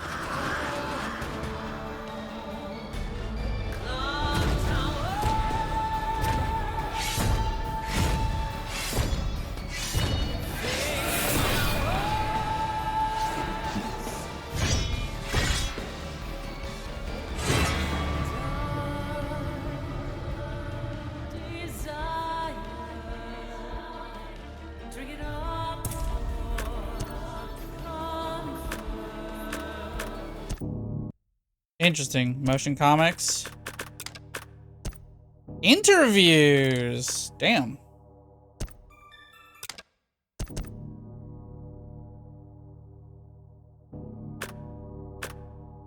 Yo, with the original Human Entertainment logo? Oh, shit.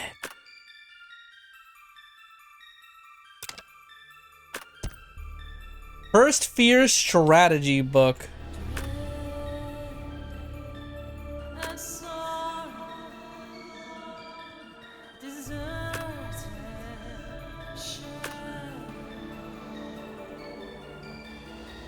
Wow, look, that art is inspired.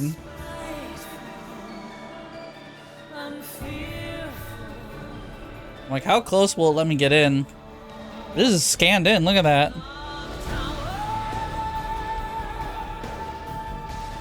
I wish I could hide the guide text.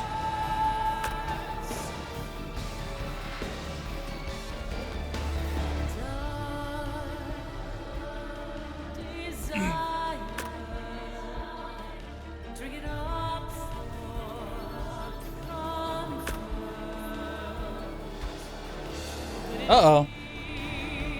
Twitch chat was dying for a moment.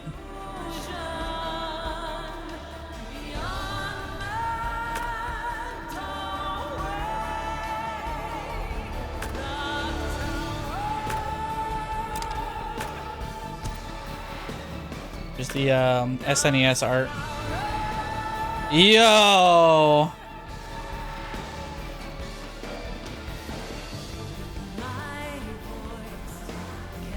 Actual cast listings. Human Entertainment. I forget who absorbed Human Entertainment. That is just a fucking scan of the damn Super NES cart.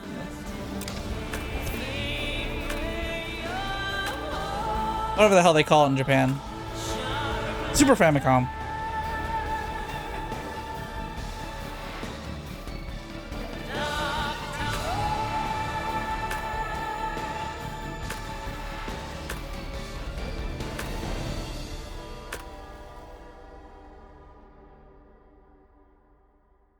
Hmm. Commercial sample demo? Oh, this is probably the shit that used to go out to the game stores, like a GameStop running commercial. Yeah. This would be shit you just have running in the background of the store.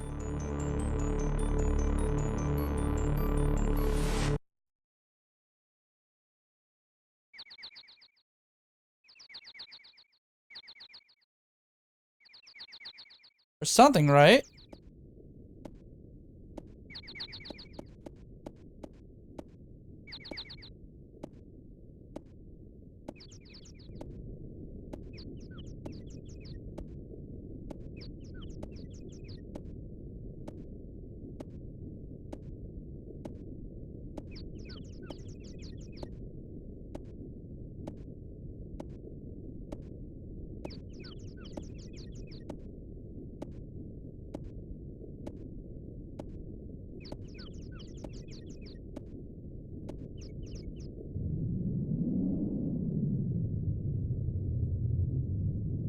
Sample game 1. Oh yeah, no. Okay, so this is more like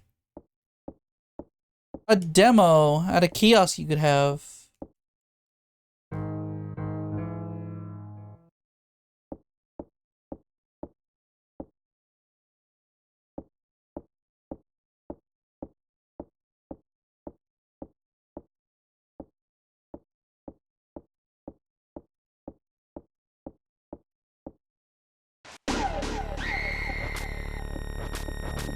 Fell for it again award.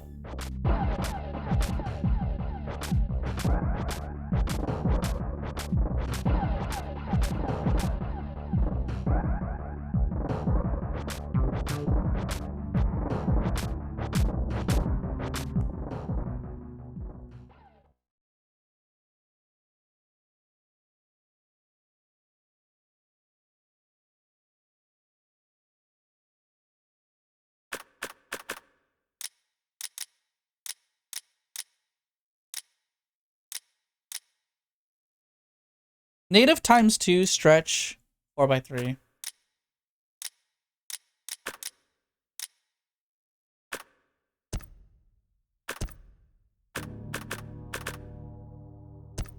How to play.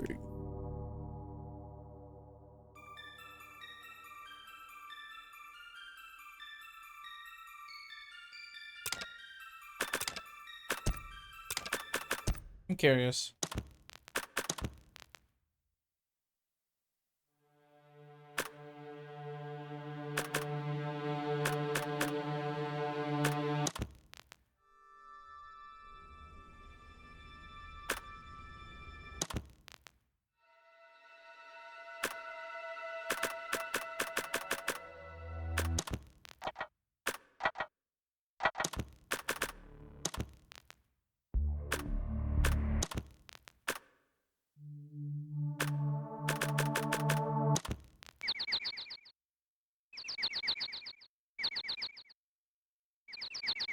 Yeah, they just have these all listed as their own sound files. Yeah, there you go.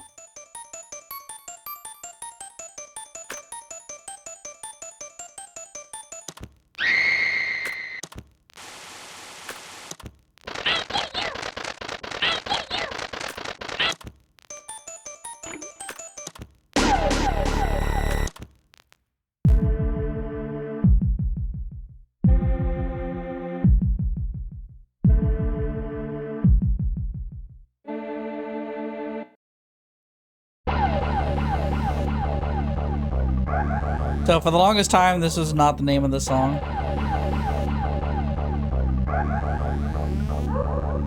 This song, like, basically had no name.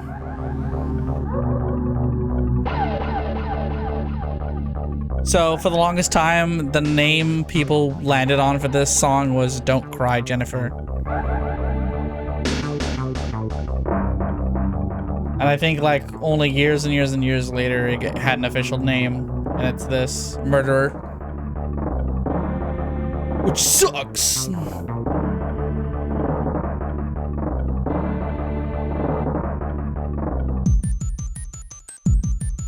That's fine. I'm glad they...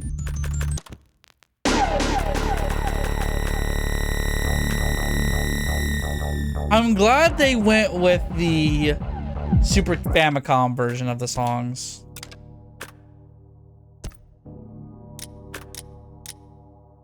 Enhanced version featuring quality of life updates, content restored from the first Fear edition of Clock Tower.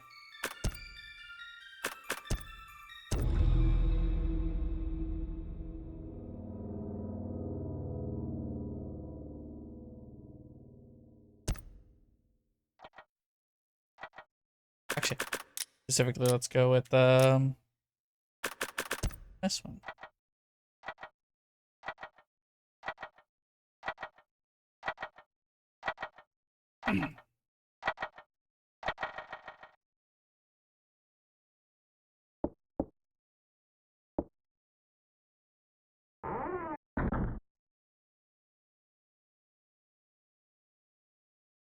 That's so funny. Like, fucking frame 0 and there's already... Oh, shit.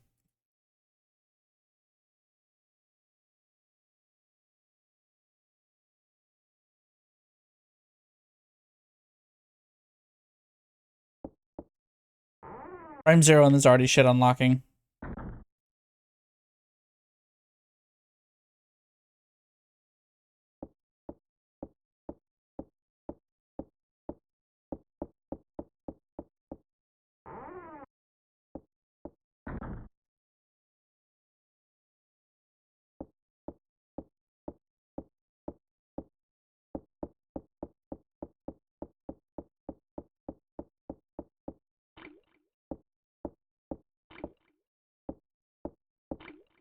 I believe it's this door.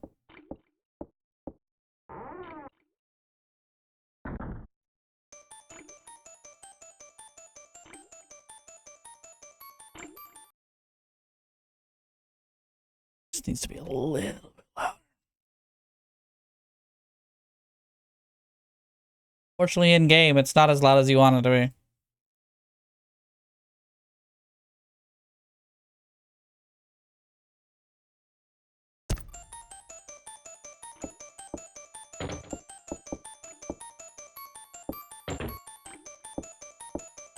Human Entertainment used to like actually be masters at their craft, bro.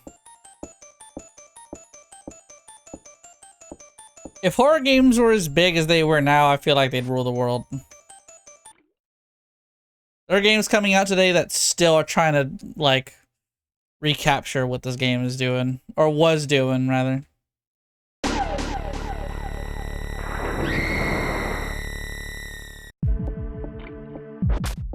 I hate that.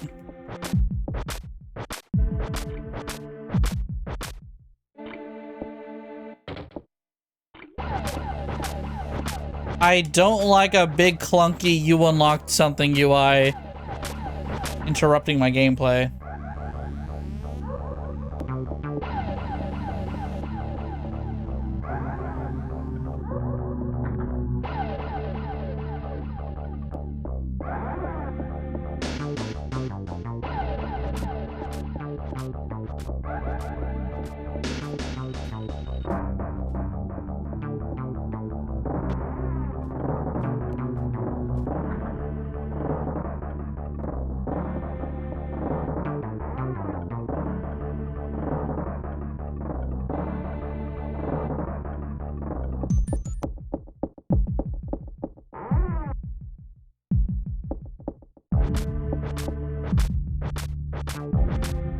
Shit. Oh, I gotta mash. I gotta mash. Fuck out of here. Ah! Come on, don't trip on him. Fuck out the room.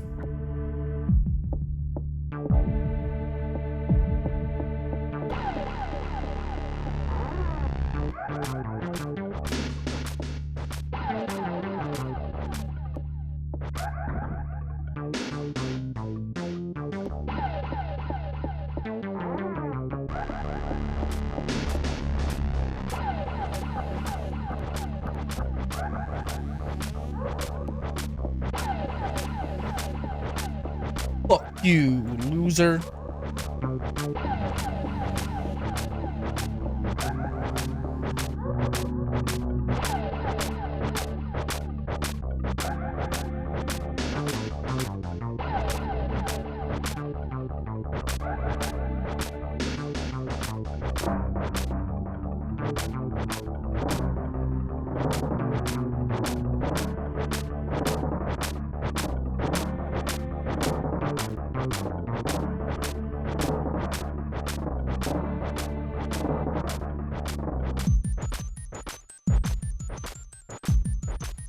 I'm gonna command her to sit down to restore her health.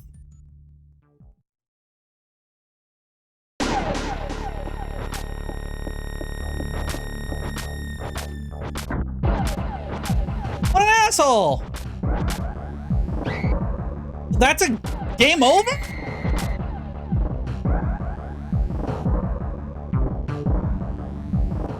That's the most unfortunate trio of events ever.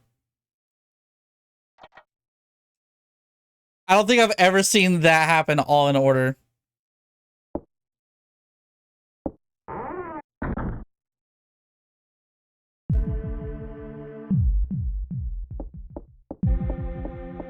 Anyway, let's just grab the fucking shovel then.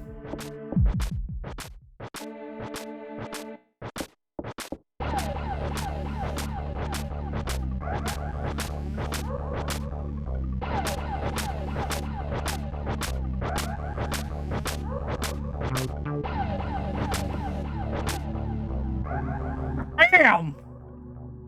Get the fuck out of here!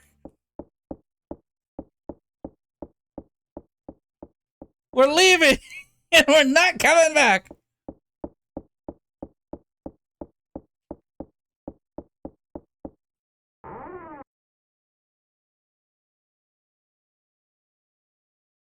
Ugh. Incredible. Oh yeah, they changed it so that she heals all of her health instantly now. From sitting down.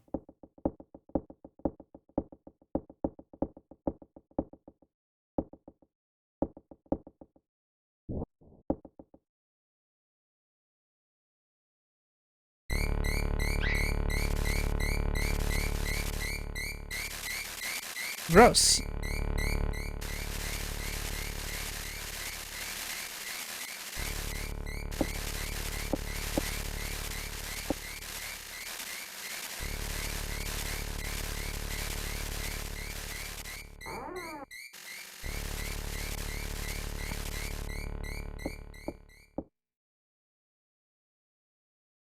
Now we need to heal again.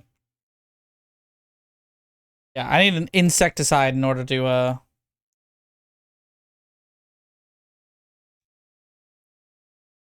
get past the bugs. The thing I don't remember is where the fuck the bugs or where the insecticide is. I want to say there's item randomness, but actually I'm not certain. It's locked. Okay.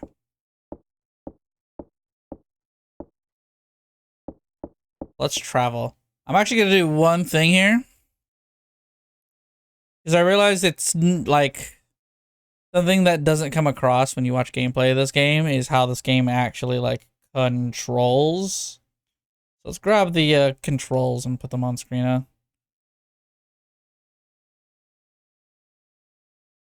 Like that for now, just like that. It's overlapping a little bit, but you can actually see how I'm holding the remote a little bit. Is that upstairs? It is upstairs.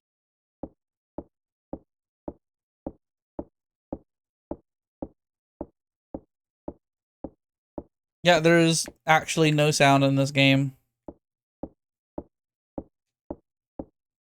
When it's just walking around.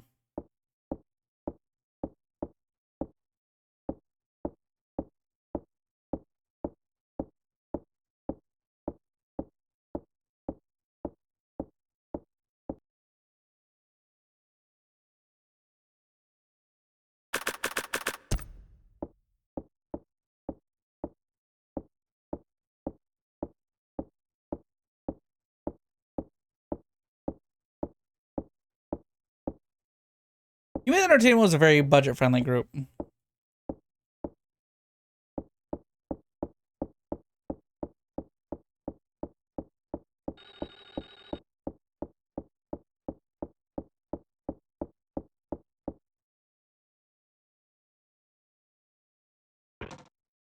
That one's locked.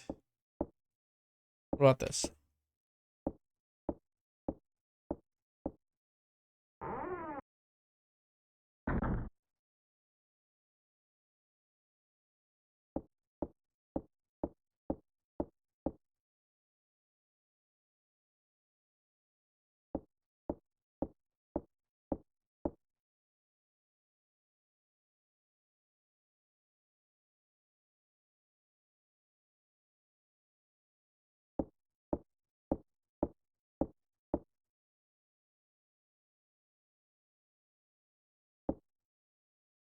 I can't. It's too high to climb up. I believe I then need to click this while that's on the screen. There you go. And then she'll think to push that over.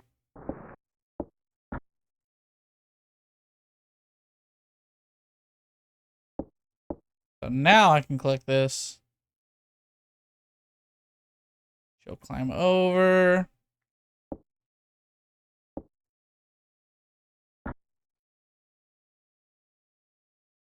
Blows in here. What's this? The black robe.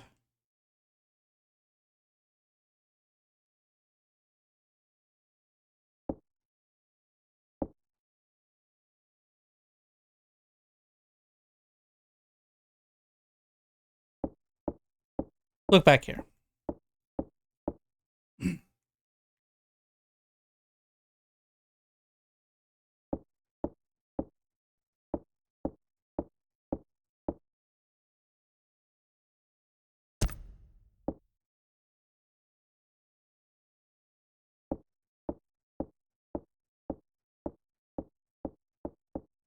I say I'm like, I don't know what it is about the fucking cursor speed, but it just feels absurdly slow right now.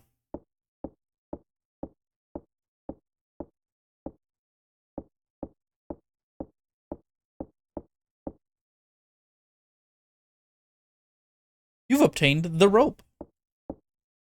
I think this is the insecticide.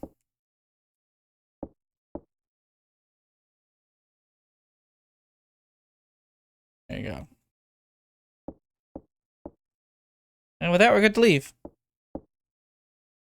Actually curious. I don't remember what this is about.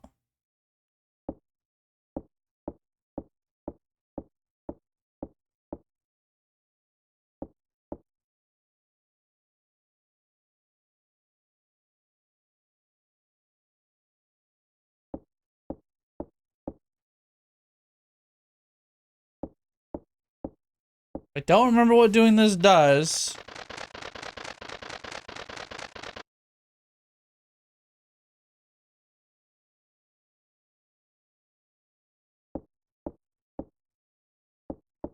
I'm gonna bail on doing that just because I'm so certain that's gonna get me killed. Double tap that real quick. Oh. Jennifer, we're indoors. We are walking. No running in the halls.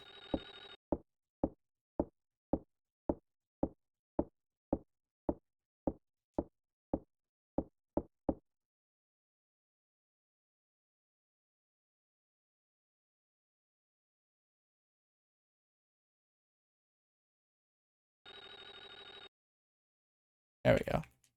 I fixed the cursor speed. It's the select button.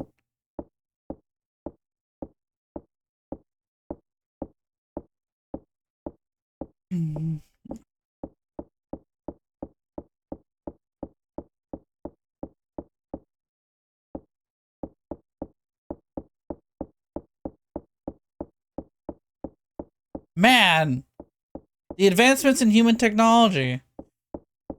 She couldn't run like that in the original game. Downstairs.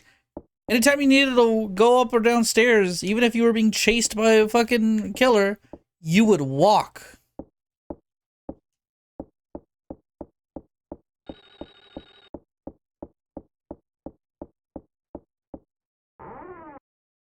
Isn't that crazy?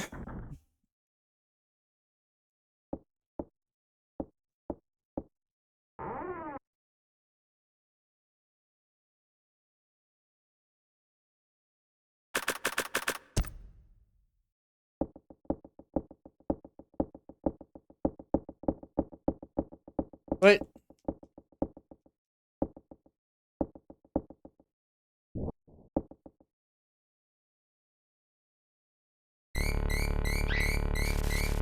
Damn it. I forgot to hit button use on fucking door.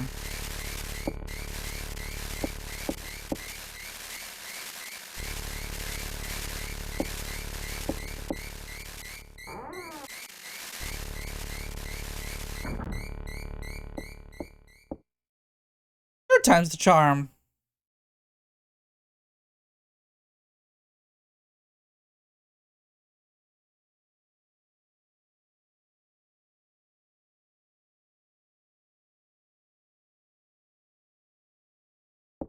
Man, you used to have to wait for fucking ever for Jennifer to recover.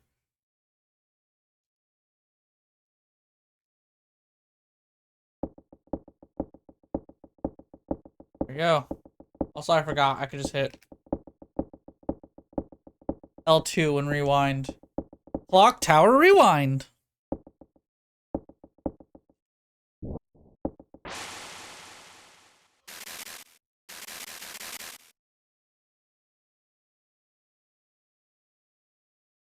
That animation where they appear, just play it in reverse. Gold key.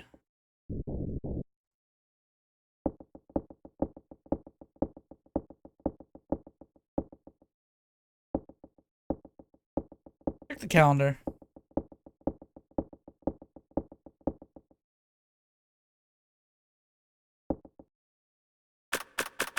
A mark on today's date.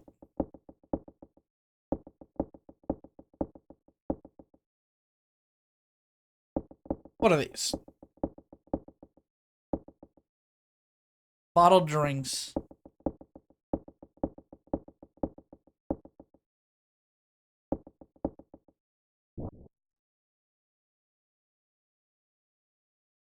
Ham in the fridge. You obtained the ham.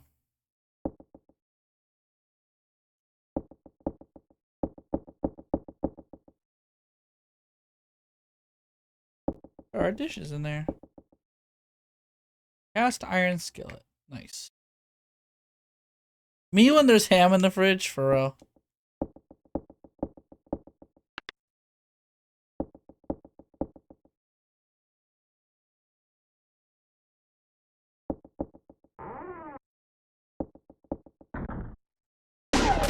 Motherfucker! What are you doing here?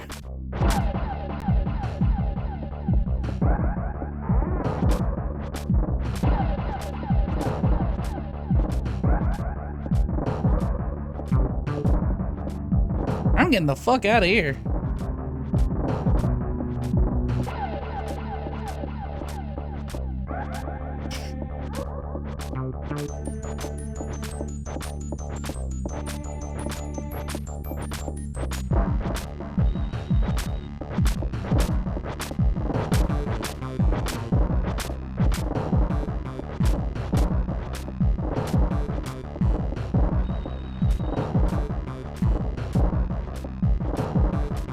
Get the hell out of here.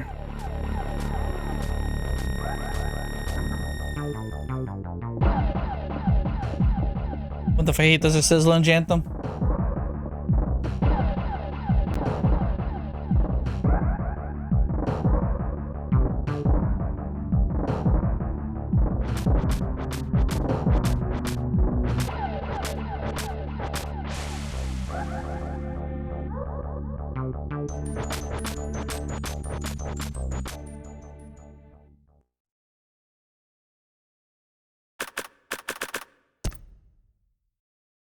Okay, I think I'm good for now. But I gotta get out of this room.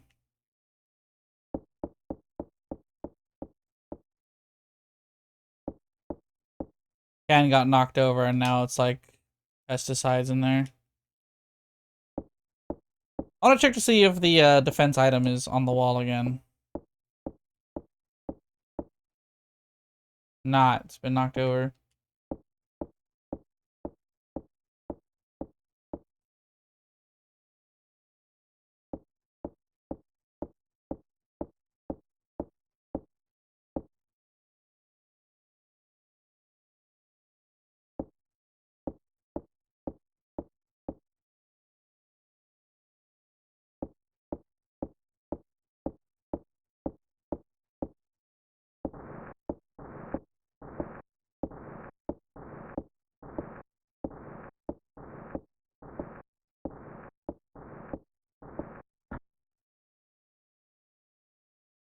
Make sure we're full healed before we do anything else.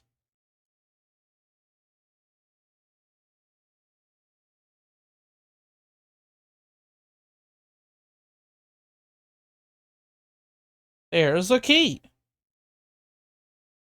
The west building key in your pocket.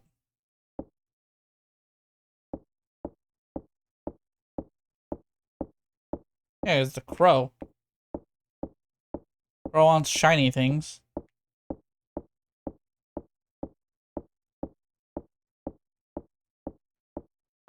Yeah, Scissor Man was definitely following me around because he wanted the ham in my pocket. Which, mind you, I'm still holding on to. Like, right there.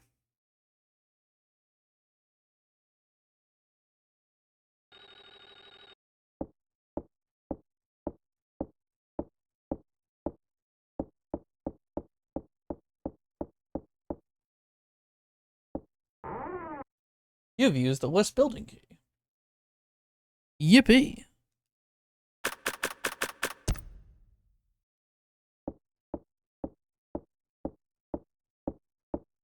I remember correctly, he just fucking jumps through.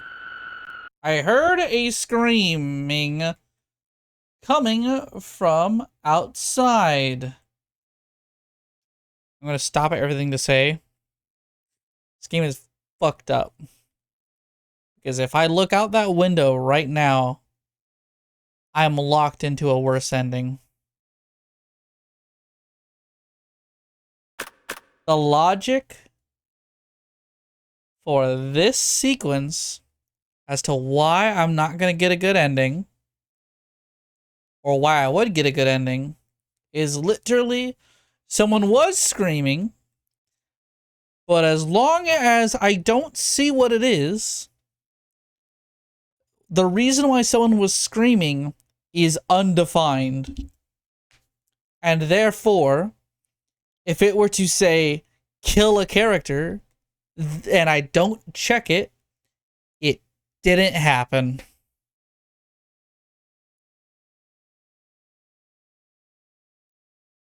So instead, we're just gonna walk past that. And instead, someone's just screaming for no reason.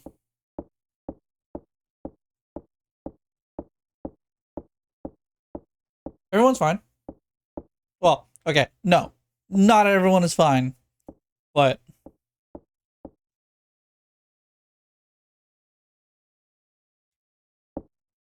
yeah.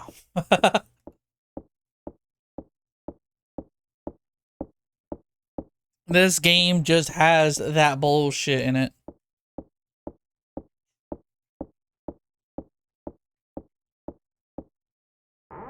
Yeah, let me in.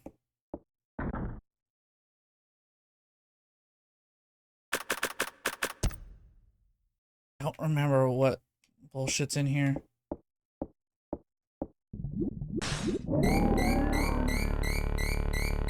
Gross.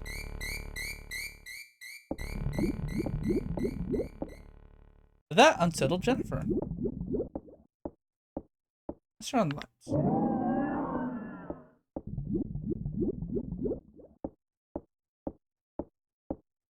There's also a bunch of randomized scares in this game.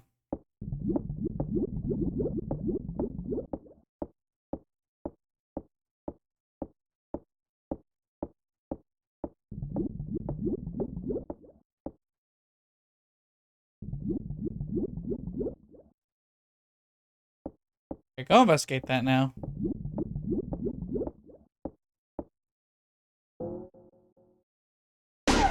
Oh, this is the fucking mummy!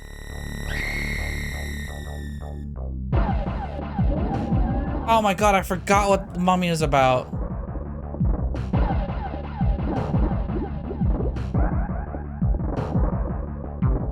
Fucking haunted!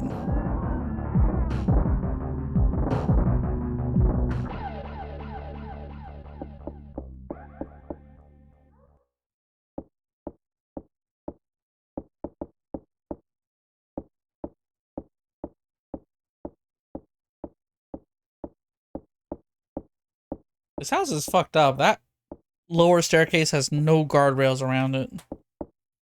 A safety hazard.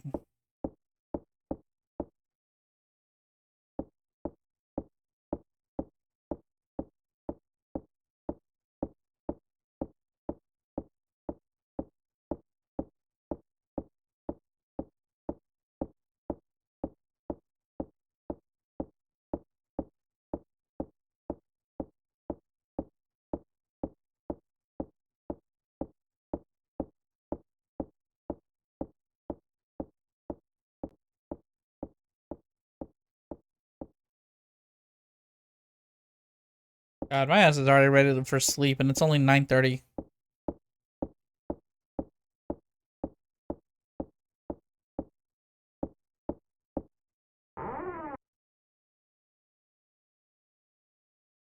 Stop that!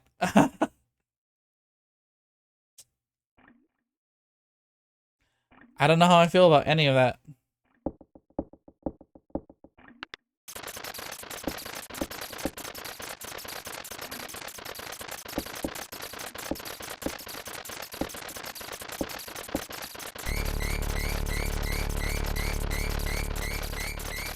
It's a dead crow. I don't know why I looked at that.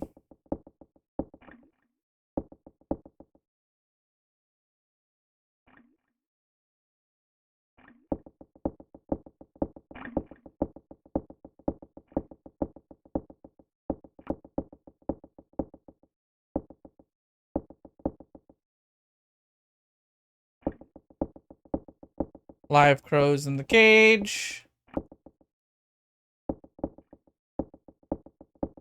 Free them!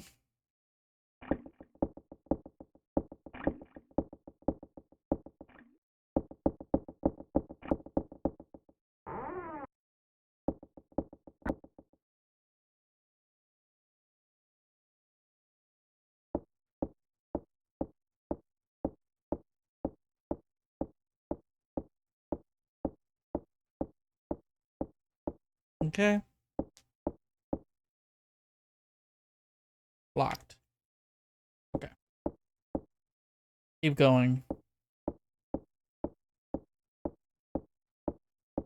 Surely the next door will not also be locked, right?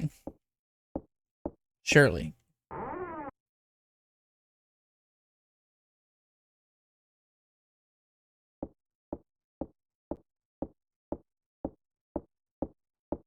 I don't remember what the crack in the wall is about.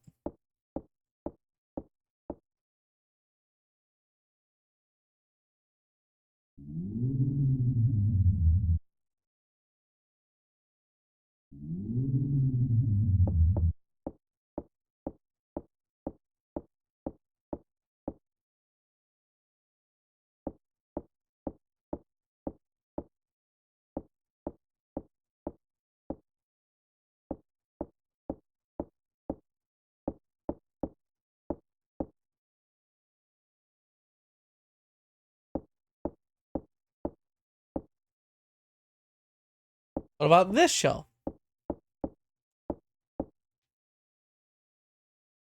Mysterious symbols.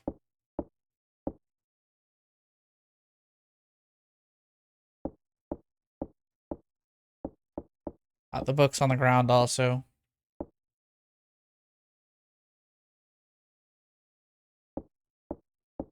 Question marks?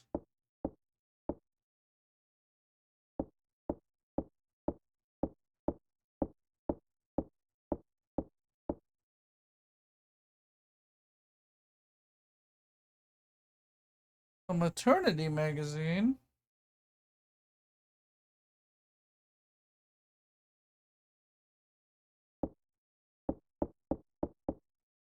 What did she say about this one?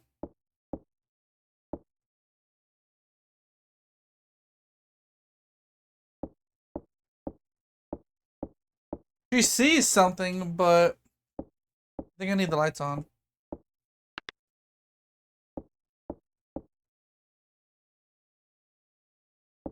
Light switch is broken. Neat.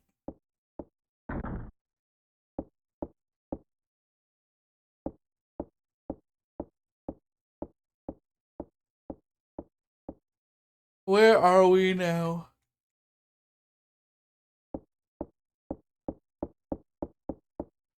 Go this way. Brother! What are you doing here?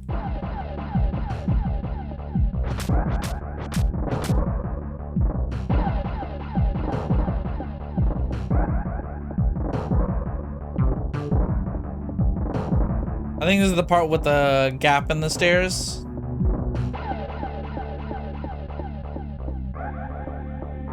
This is the part where if you go for it.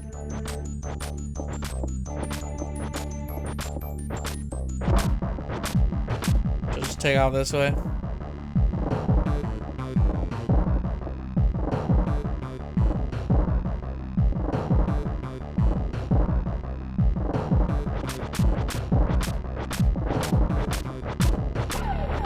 Yeah.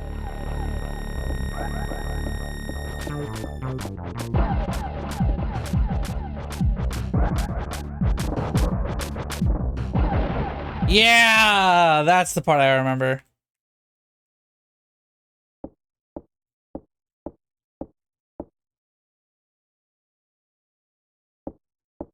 He can't follow you if you do that.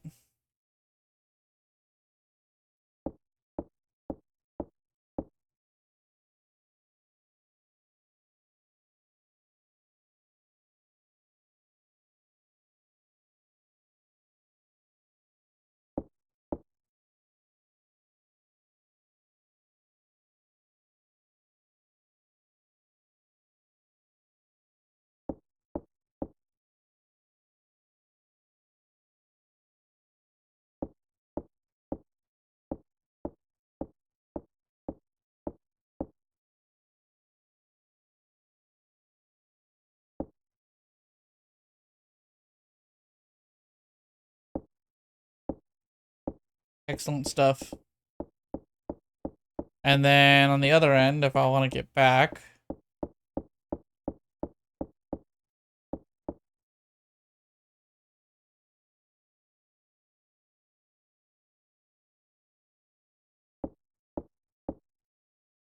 Yeah, you gotta click the problem and then the solution. That's the logic of this game here.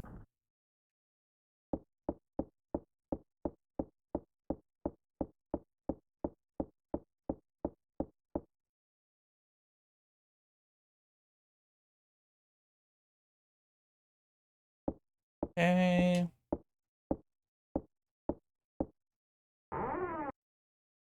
Go ahead and check this.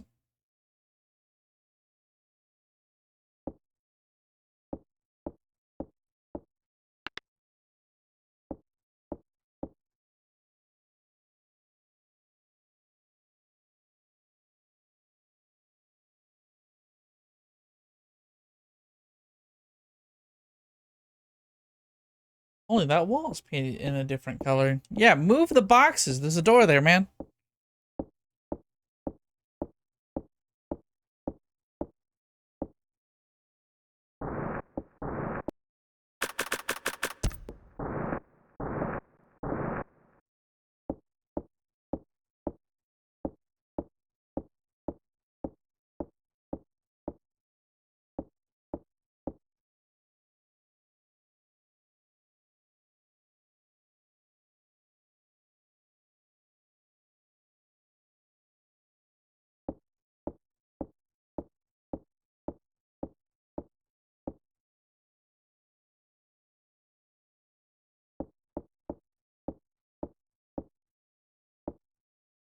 Come on, Jennifer. Put some muscle into it.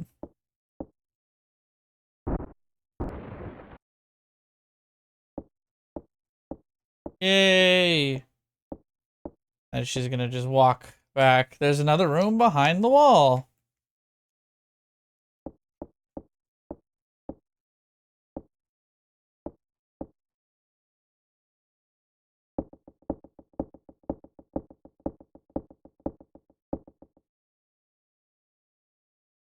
Hasn't been used for ages. It's really stuffy in here. 2 newborn babies.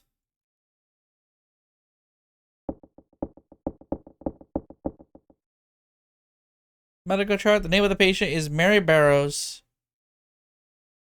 I guess she's a member of the family here. Mary Barrows.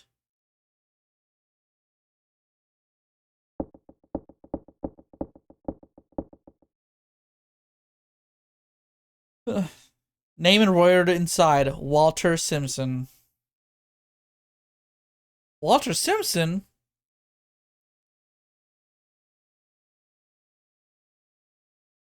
Dad.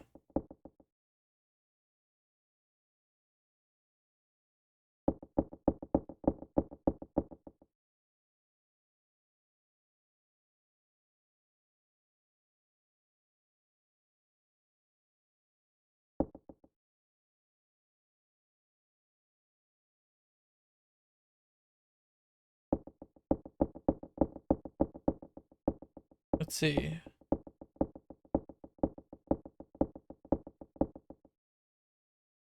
Piece of paper in its hand. It looks like it's a memo.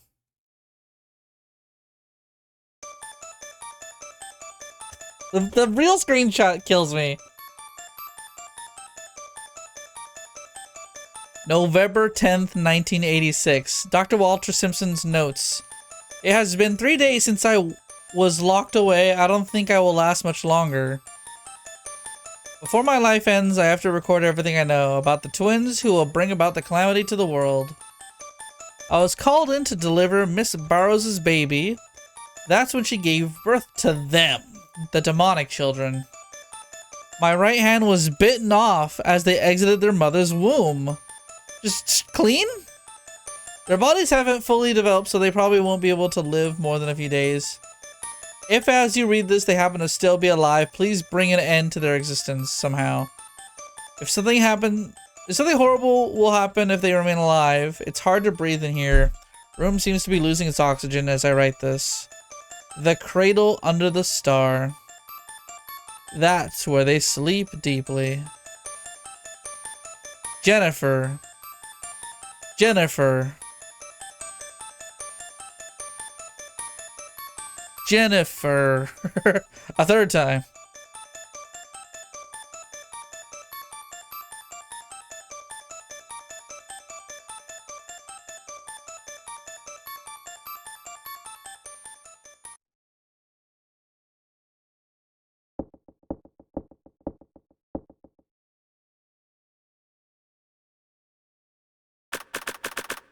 I'm so amazed that they just like, I delivered those babies, so those babies are evil as fuck.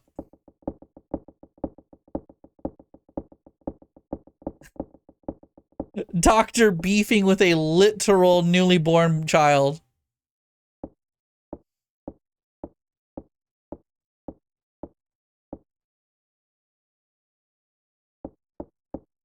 Insane.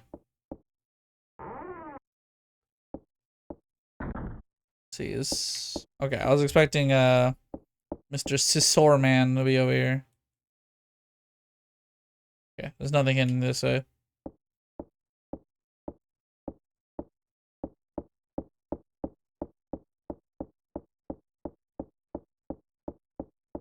Bro saw like an ugly baby and just went, "Damn, that's an evil baby."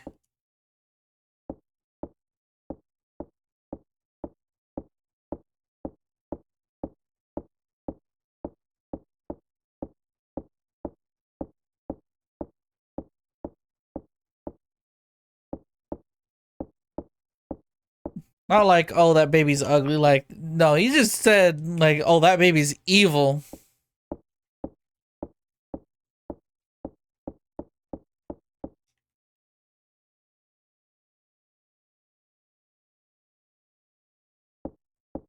Starting to lose consciousness.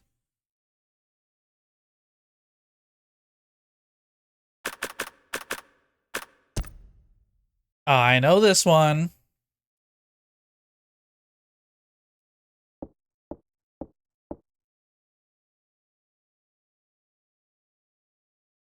This is where if you inspect the mirror, a hand comes out of the fucking wall and kills you instantly.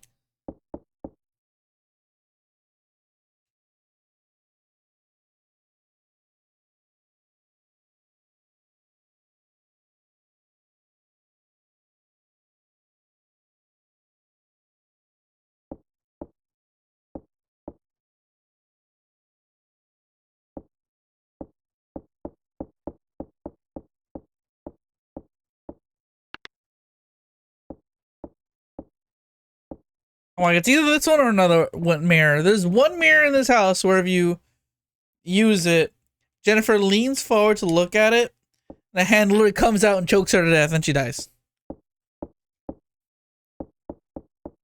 And because all the animation is mocapped, it looks like she just daintily falls over. Like, oh, sleepy bitch disease, and then bad end or dead end, whatever the fuck the text says. Ah, whatever, just fucking sit down. Sit down. Get your ass to moss.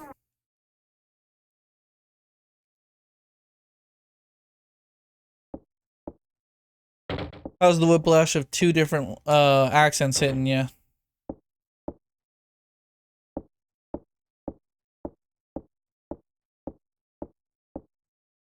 I love quipping and I love being nonsensical, so you know.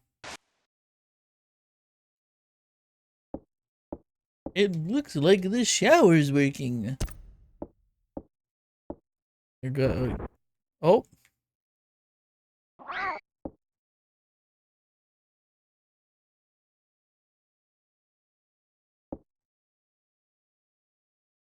You're one fucked up looking kitty cat, bro.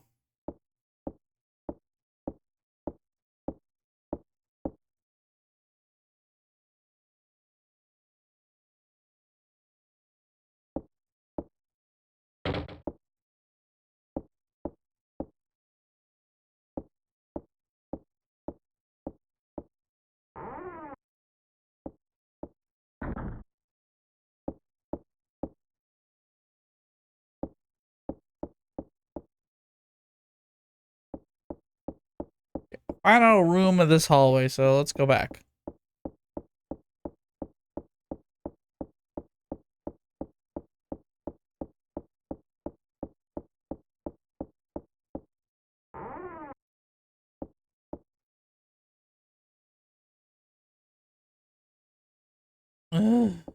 Fucking dying here.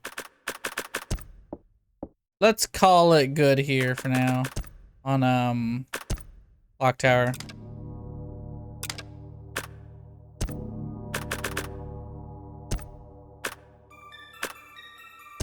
はい、まず自己紹介からお願いします。 Let's watch an interview. ゲームクリエイターの Palette cleanser. 本日はよろしくお願いし You ます。 wouldn't think this would be something to keep me awake more, では but 早速なんですけれども、ちょっと質問に入っていきたいと思うんですけれども、 game dev is always ブロ very ックタ interesting. ワーというゲームのコンセプトはどのようにして生まれたんですか。どのように思いついたんでしょう。まあ私大学を卒業してヒューマンっていう会社に入ったんですけど、まあ、とにかく高校から大学に Watching horror movies when I was in high school through ホ university. ラー映画を見まくってまして、でホラーってなんだって考えた時に人によってかなりバラバラだと思うんですよね。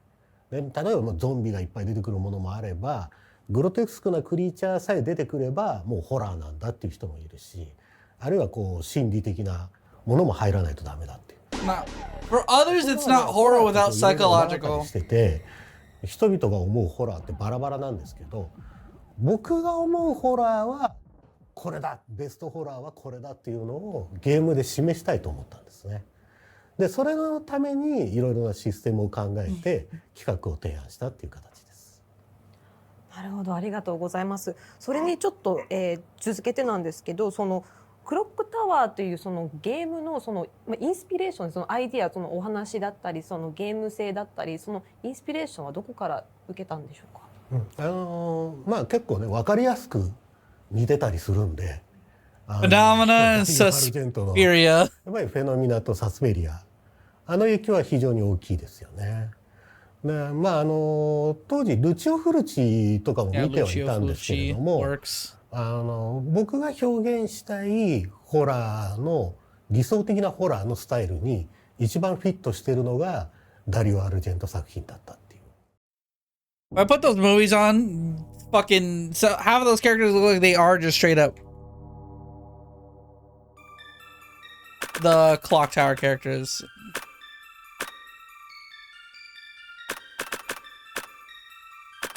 じゃあ最後に、クロックタワーファンの皆さんにメッセージをお願いできればと思います。はい。今回、クロックタワーリワインドで、まあすごく手に取りやすくなって遊びやすくなるっていうことで、これが実現するっていうのもファンの皆様が長い間熱意を持って支えて、このタイトルを支えてきてくださったおかげだと思っています。こういう機会を、与えてくださったファンの皆様に感謝したいと思います。それと、新規でこれ遊ぶ方も手に取りやすいと思うんで、ぜひ新しい方も遊んでいただきたいですし、もともと初代遊んでたよっていう方でもいろんなグッズとかついてくるんですよね。ファングッズとしても非常に素晴らしいものになっていると聞いておりますので。 Yeah, the physical release of this had like いくつか crazy 私が監修をしてちょっとやっぱりプレイアビリティを上げてたりもしますんで、そのあたりもちょっと見ていただきたいと思います。 playability. I'm glad that that's just a fucking word. That like a lone ありがとうご word. ざいました。はい、ありがとうございました。 That's like a fucking professional ass professional interview. I like that one. All right, let's do a palate cleanser. We're gonna flip a little bit here. We're just gonna turn this off for a moment. So I'll take a break here from all our horror.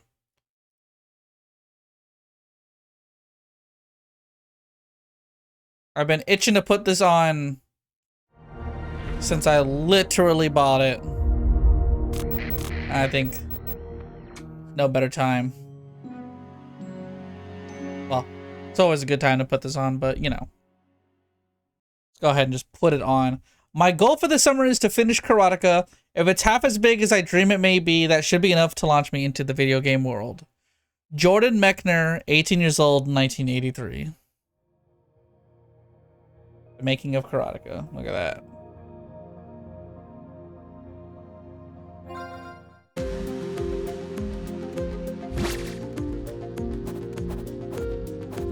Yo, Apple II, 1984, 1985. Death Bounce Rebounded. Prototypes, Karateka prototypes.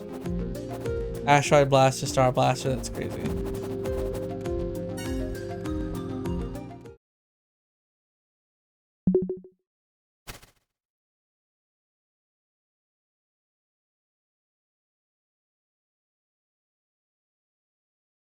Let me just make sure it's known that we've swapped games.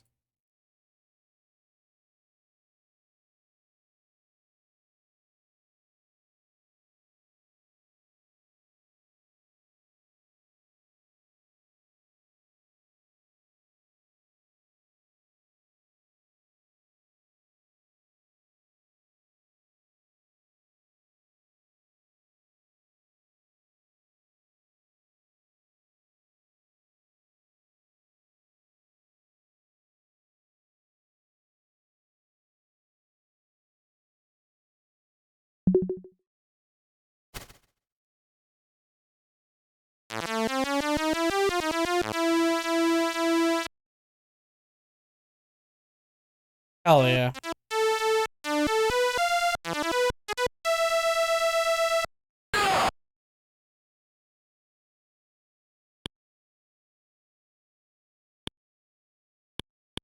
Okay, so B is punches, A is kicks.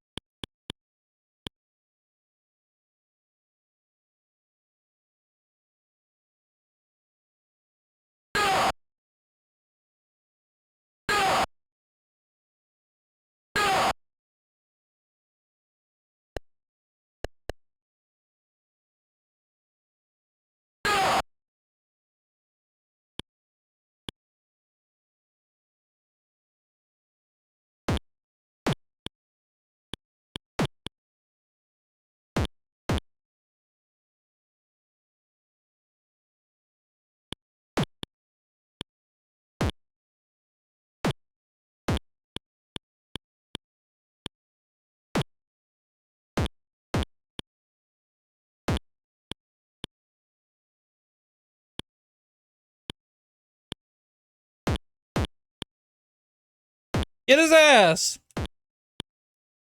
Yo, footsies!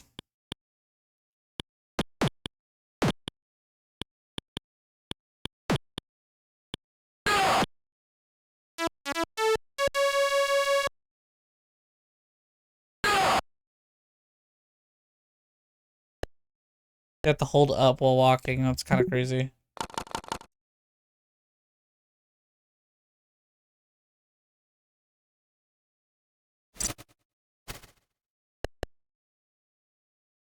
There's a button to bow. Yeah, B to bow. That's really cute.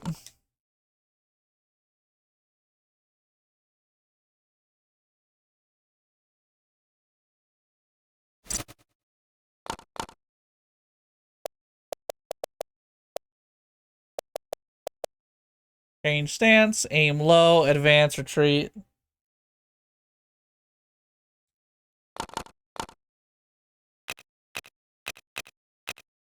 Let me get 6 button. Oh, hell yes.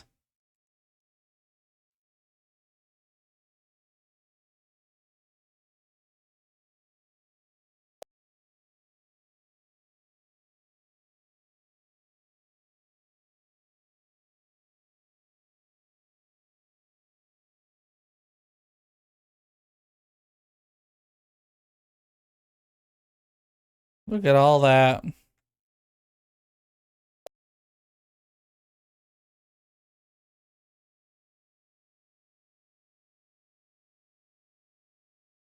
Press 1 to punch, 0 to kick.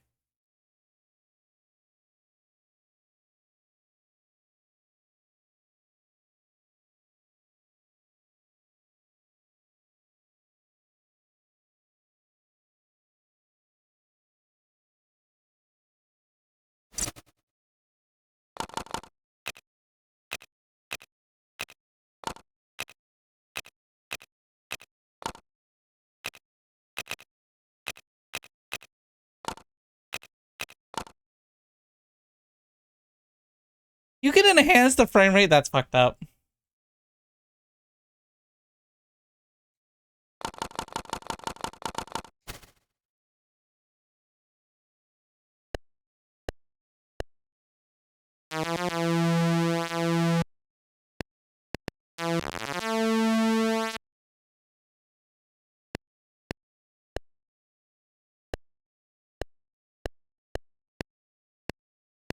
Oh! It's running at me.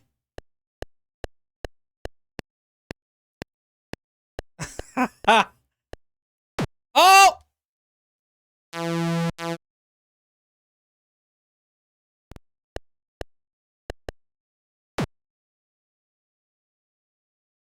He's fucking...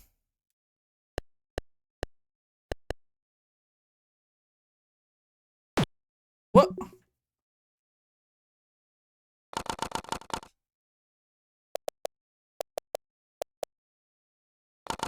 Oh, because I swapped the controls.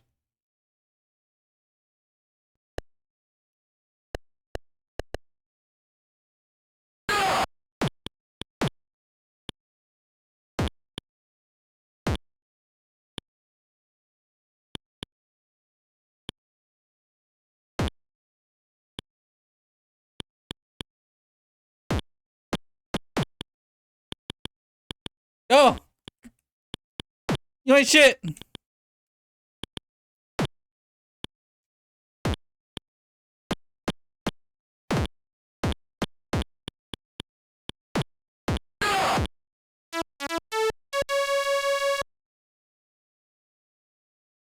Fuck out of here.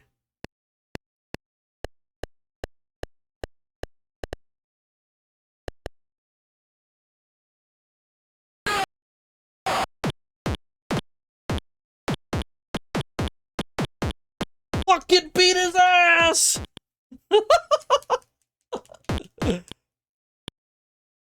Yo, Street Fighter, I got shit on this.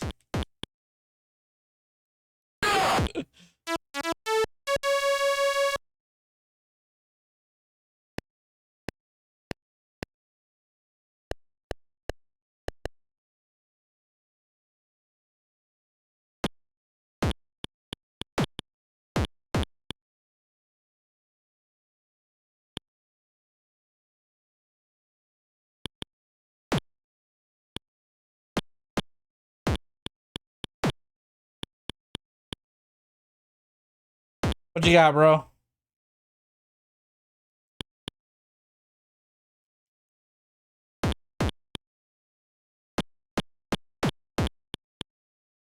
Two, three.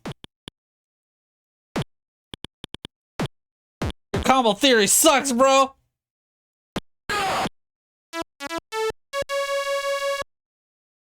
Let's go.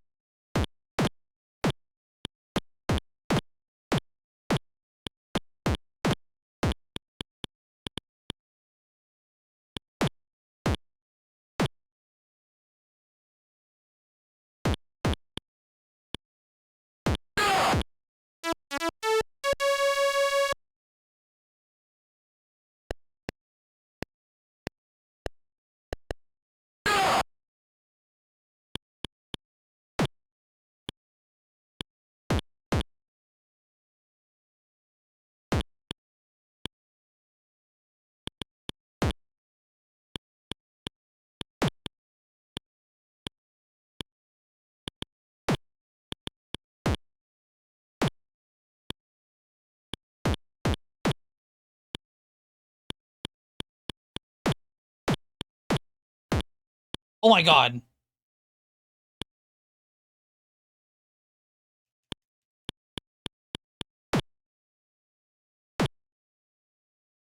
Fuck. You got so many hits in from here.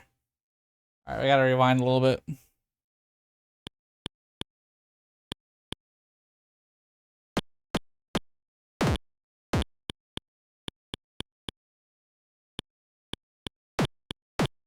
The neutral's crazy. That's what I'm talking about, dude. Me when I'm fucking mashing, dude.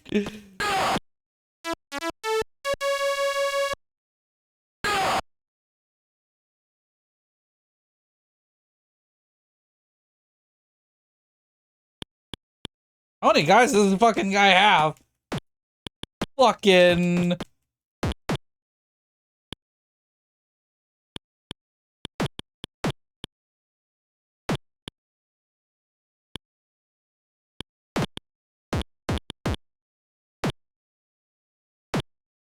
Damn.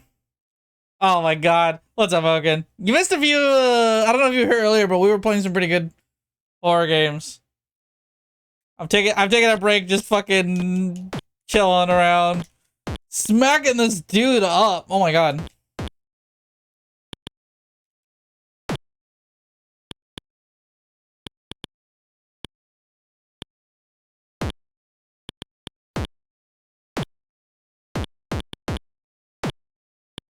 So if I do light, medium, heavy, or yeah, heavy, medium, light.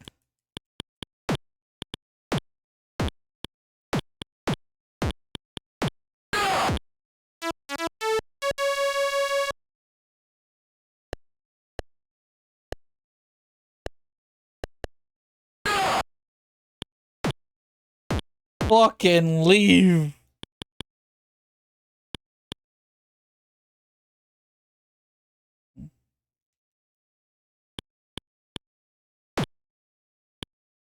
He's kicking me off the front porch.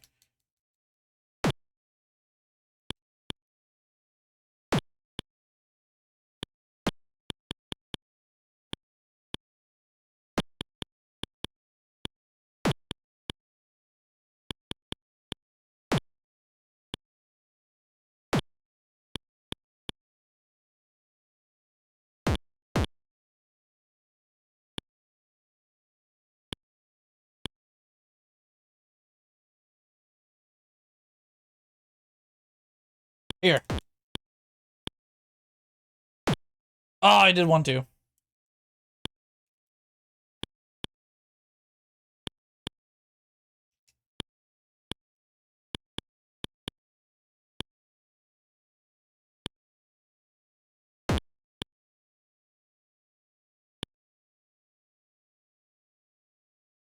This for real used to be gaming at some point. On the Apple II PC. The 80s, bro. This was the future, mind you. Ah, I was too close.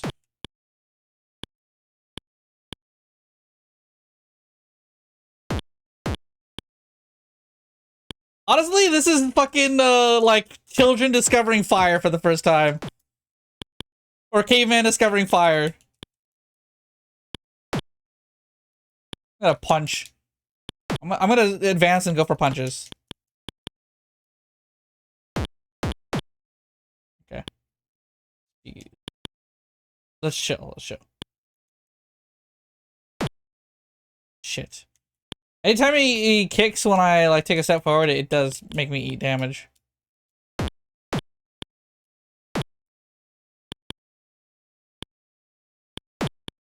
That's not good. Try that one more time.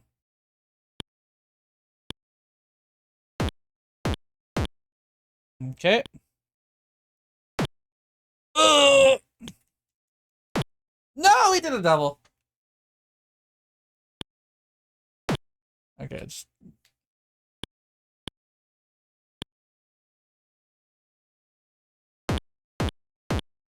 Three, we got three.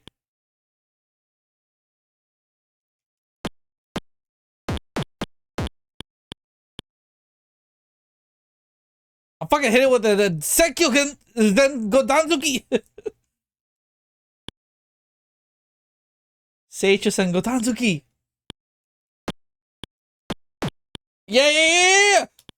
Fucking, ooh, duff him. Oh, fuck. You got me with the two lows.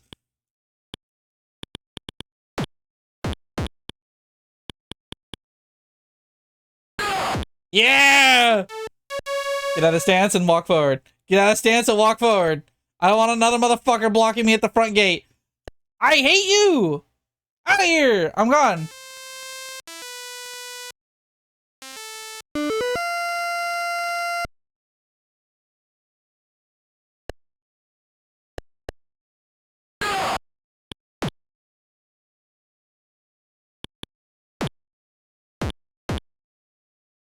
Oh, walk back, walk forward.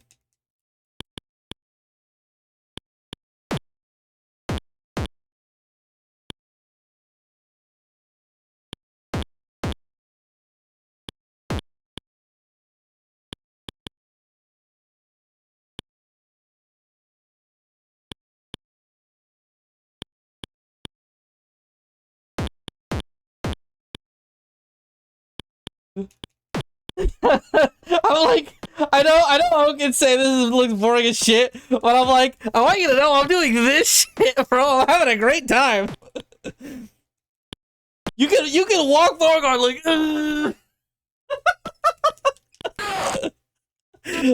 I just beat his ass by literally just walking forward doing this.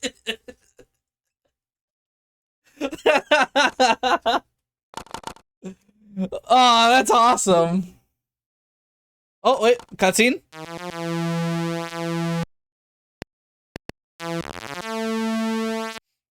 Bow.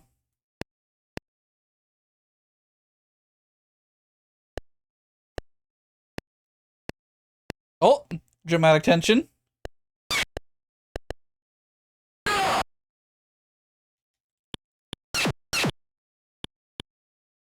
That fucking dickhead. Oh my god.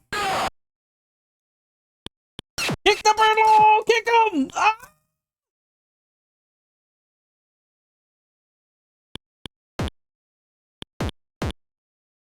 I'm gonna get you for that.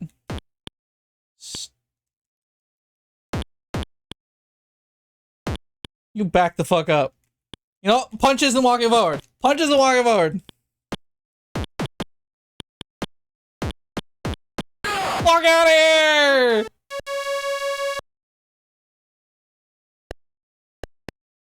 My unga bunga.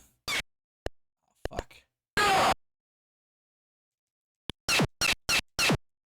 What? How? How do you stop?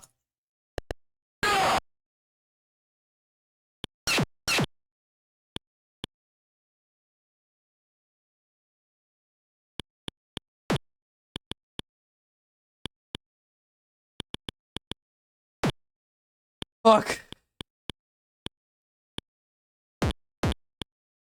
Bro, it's just hitting shit. I get it, me too, bro.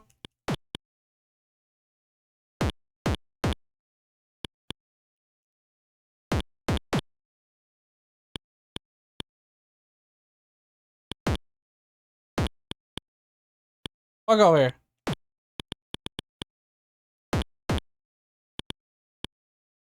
Undo.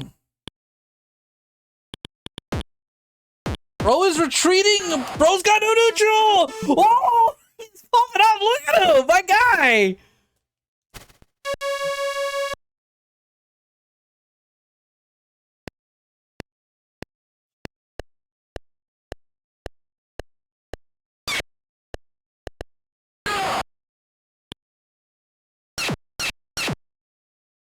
Please no more.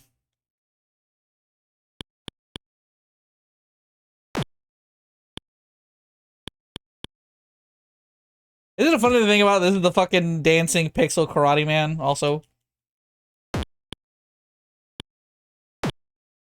How old this is.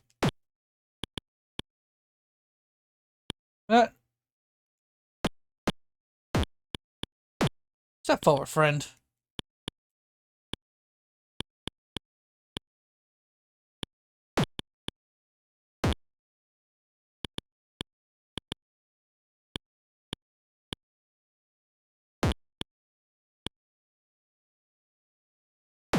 Ah, fuck.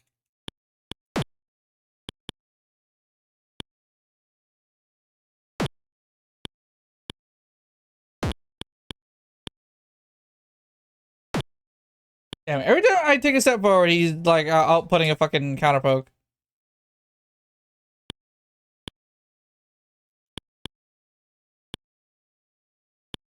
Here, step forward. Ah, fucking he pull.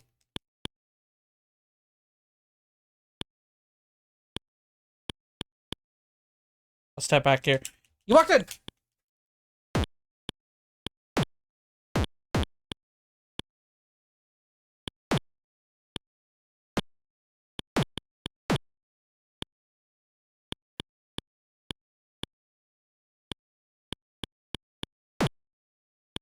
I've been putting too many strikes. This guy does not want to play fucking neutral.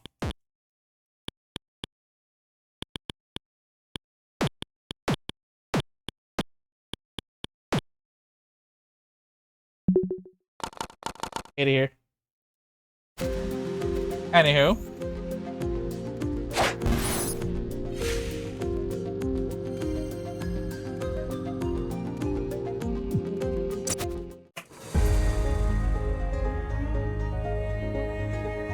Playing the movies. So, this is a media. Can I get a real quick options on that? Audio volume high. Is that really how high it goes? Are we on our first game where the audio is too low?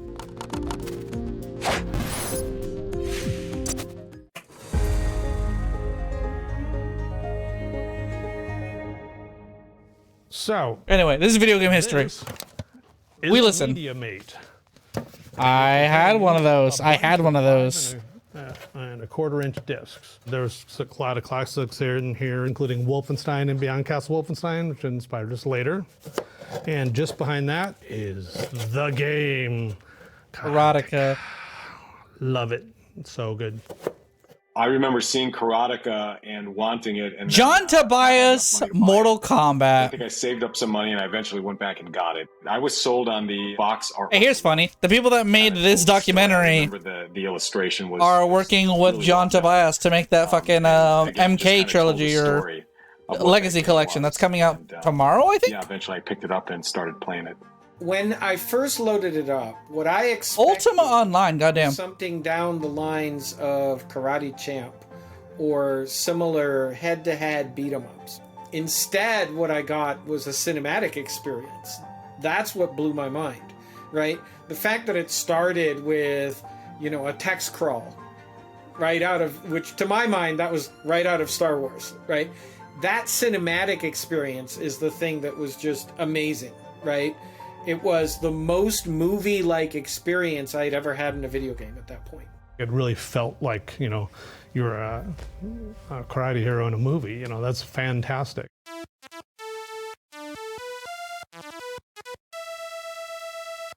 All the other things feel like bleeps and bloops, and this is like, you know, movie making. It was amazing. Yeah, I was just very impressed by the fluidity of the animation. And the kicks look great. The punches look great. They were always capped off with a little bit of a sound, a little kia. Yeah, the fluidity of the motion, I think, really set the stage for the rest of what I had consumed about that game. The animation was cool, and that was very innovative, obviously, at the time. The process and the beginning of animation getting better and better and better, right? And more cinematic. Taking cues from the movie industry. But I think the story, I think the storytelling was probably one of the first. I can't think of another game at the time that had that element to it. The characters were not little sets of pixels. They, in fact, were fully formed individuals. They had personalities. They had strengths and weaknesses. You've got to remember the level of graphics that people were doing at that time, and they were on the sophisticated side for that time. Karateka was historically a very significant game, and it saw the future before anybody else did. Part of it was because it understood the language of cinema, that visuals mattered, that full motion mattered, that human beings and characters and characterization and storytelling and music mattered in a way that we take for granted now when we see games that are at least as complex as films. You know, a common knock against a lot of game developers today is that they want to be movie makers.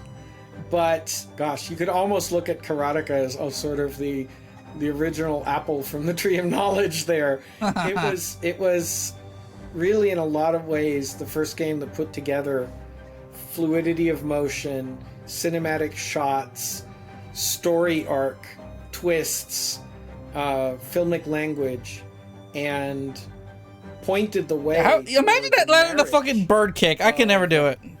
Film, movie style storytelling and gameplay.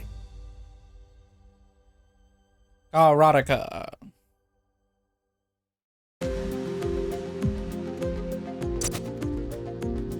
Jordan Mechner, 1964. Jordan Mechner quickly developed a love of cartooning, a career in comics. All that changed when he discovered computers. By 13, he was already contributed to math-heavy articles about the Apple II, creative computing magazine, titles like In Search of Pi, Pascal's Triangle, What's It All About? The Apple II, look at this fucking relic. Oh, look at this piece of shit. Power button right there next to the shift key, imagine.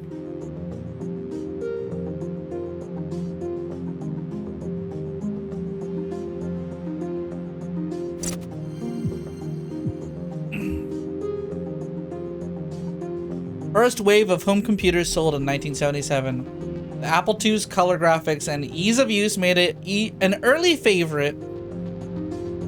The first device that introduced computers into the homes of millions of Americans. It created a mass market for video game software open to any Apple II owner skilled enough to create some.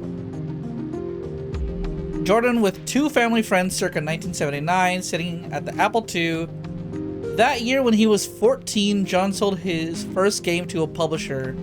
Softape paid him $25 for his game called Maze, intended to put in a collection of Apple II games on a cassette tape. It does not seem that Maze 2 was ever even released.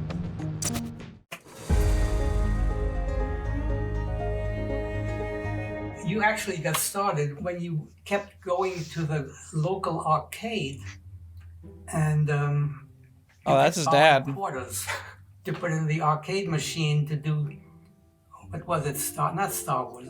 Space Invaders? No. Asteroids? Asteroids. Yeah, you were completely addicted to asteroids. Every day you couldn't wait to go to the arcade to put some more quarters in that machine to play asteroids. And that was 1980, so by then I was already in high school. That's pretty embarrassing if I was borrowing quarters from you. From everybody. Yeah. But I gave you the quarters, and then you decided you had to program your own asteroids. Why leave it to the arcade? And you said, I can do this on my computer. You were caricaturing when you were 9 years old. The caricaturing, yeah. But you did it because you wanted to use the money to buy an Apple computer. The way I remember it, I was 12, 13 years old. I was doing the caricatures, I was doing the Cookie magazine, my Mad magazine parody. And really I wanted to do comics and animated films, but this was before computers came along. So I think if the Apple II hadn't been invented when it was, I probably would have just kept on making comics. Okay, but Bro, he is like one of us. Town fairs to earn money to buy yourself. I wanted to make video games. If I didn't make video games, I would have kept making graphic novels. Yeah, but later or on, comics. you were definitely trying to save up the, I think you needed $900. Imagine an alternate world where Karateka was a fucking comic book series. $1,200. That was the price of a 16K So, Apple II. so to translate that into today's money, you can multiply maybe by 6. That's real money. I knew it was all the money I had. Yeah. And then even after doing the caricatures, Then you I borrowed didn't from have Emily them. Yep. to get for the last $100. You borrowed it from Emily. So then you started programming games. So the first one was asteroids. They still have the Apple II. That's crazy. It took a couple of years to get to that point because my first games were in BASIC. You know, there was a game called Breakout on the Apple II. It had colored blocks and you have a kind of a paddle. It's very simple. It's a ball bouncing and you try to knock out the blocks. Yes, right. And so I would look at these programs written in BASIC and try to deconstruct how they'd been done. Mm-hmm. And IBM had the Thomas J. Watson Research Center Explorers program. Once a week, my friend Adrian would drive me after high school to IBM, and they would let us kids come in and use the computers after hours. So that's where I first started learning how to program BASIC and APL. I see. And then with the Apple, it had BASIC, but it also had machine language, which was more of a mystery. It took longer to learn that. Yeah. I remember that you did program asteroids. You worked on that quite a while, and it was so good, such a good replica of asteroids that a New Jersey company bought it from you. They paid you a lot of money. Well, maybe I think it was $400. That was a lot of money. It was a lot of money. And it was the $400 in the '80s, bro. Yeah. God damn. It was fabulous, and you had a royalty position, and you thought you would make a lot more money from the royalty, but then they got sued, and they had to stop the whole thing because it was too good a replica of asteroids. Yeah, that's right. That's almost exactly how it happened. The best-selling Apple game at that time was Space Invaders. That's funny. They sold, I don't know how many, but I figured out that if I could do that for asteroids, that would be my ticket. Yeah, and you were right. I mean, if they hadn't gotten sued, you would have. If that'd been a year earlier, right, that was just about the time that Atari kind of figured out what was going on, and they sent threatening letters to all of the new game publishers saying you can't publish copies of our games. And the asteroids never got that published. was a big letdown. Man, people were just copying other people's video games back then. That is the Wild West.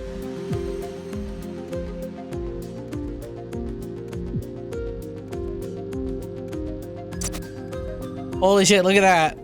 Jordan's take on the popular arcade game Asteroids. Unofficial clones of arcade games for personal computers were big sellers, which is why Hayden Software signed this game to 16-year-old Jordan. Atari had begun to crack down on unauthorized clones on 1981.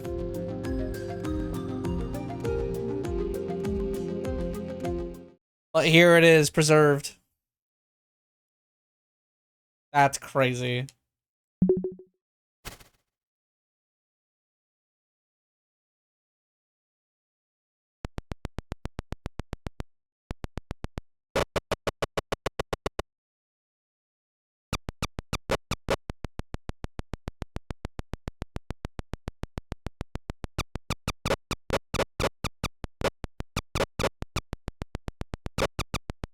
Apple II is a very simple device.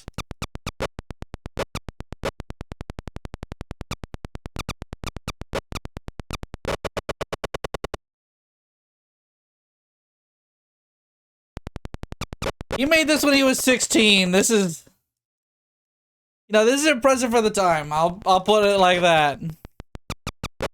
This is the equivalent of like a 16-year-old posting their fucking Five Nights at Freddy's fan game to itch. And it's an immaculate fucking quality. And you're just blown away by how much is in there.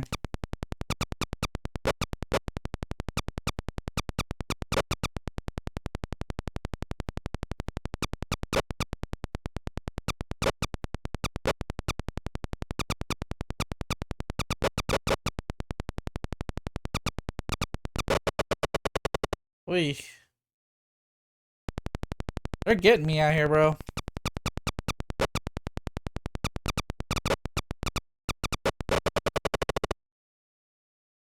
Game over.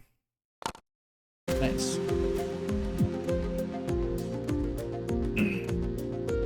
When he was 17, Jordan entered Yale University, New Haven, Connecticut.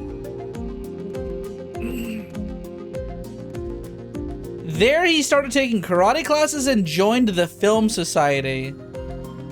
By the end of 1981, Hayden still had not published Jordan's game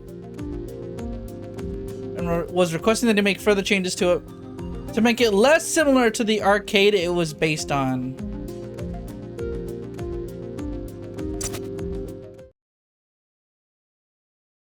So now it's Star Blaster by Jordan Mechner.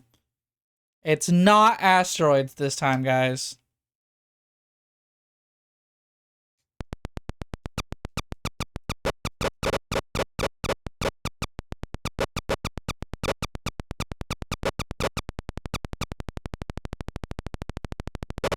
Interesting.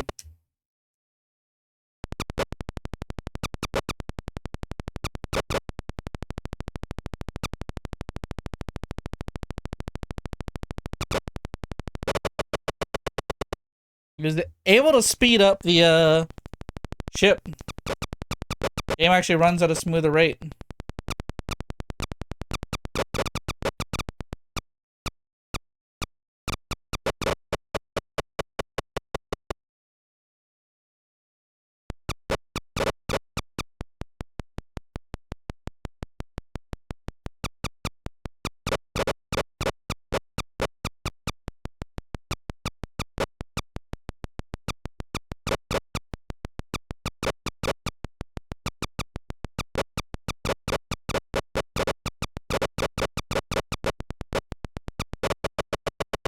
At the time, this was the future, bro. Jordan the Journaler began keeping a daily diary. He kept up with it all throughout his college years and beyond. Oh, look at this. Score, high score initials. Blind spots, turret left. Leg. Having abandoned Star Blaster, Jordan started generating several ideas for the original game. Oh, wait, hold on, go back.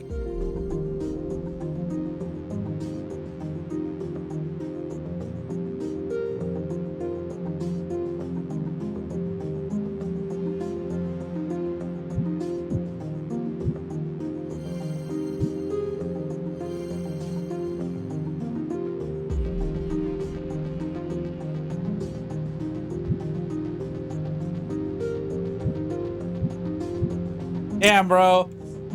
This guy was Jordan Mechner was treating this shit like his fucking Twitter feed. I missed all my classes today. Music, fellow discussion group, sociology, shit. What's the matter with me? That would be a tweet by a fucking game dev in their mid-20s today.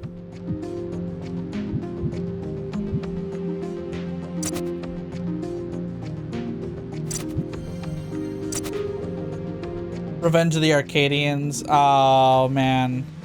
I wonder who these are. We've got a good thing going here. Apple is still the #1 computer arcade game are still #1 sellers. I'm running Apple II arcade games. I should churn them out and make lots of money while I can. This summer I'll write 3 or 4. I should establish a work relationship with some other publisher. Not Hayden! Those past guys? Oh, they're fucking bothersome.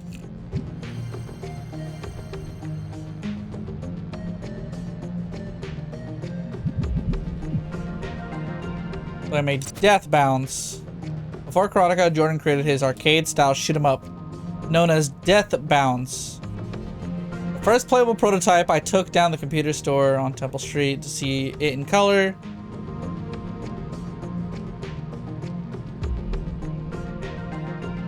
Pure gameplay, no story or characters, with a stark, clean look inspired by the popular arcade shooting games.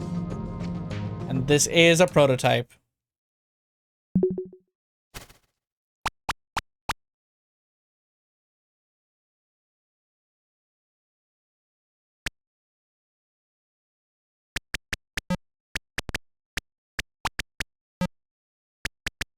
This is starting to look like a fucking individual game besides being an Asteroids clone. Oh, look at that!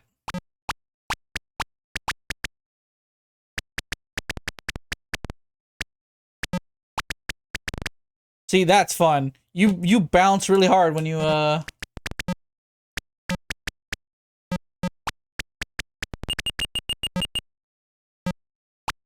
yeah, when you hit a wall, you bounce.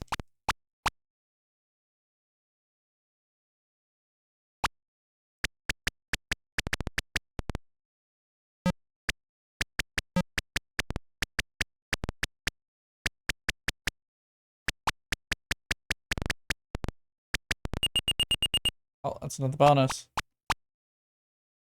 But we're good here. That's score. Jordan wrote this letter on the same day he finished his first version of Death Bounce. He didn't have a color monitor in his dorm. He had to verify the colors at his local computer store. This is a letter response. Douglas Carlston called. He said he likes Death Bounce, but he feels it needs more complexity in the way of colorful cartoon animations and detail. So here's version 2. He turned 18, and 11 days later he mailed a new version to the studio. The rover ball was now a wedge shape on all screen power gauges, now showed your remaining shield energy. The balls now cycle through a series of colors before disintegrating. Ooh, look at this.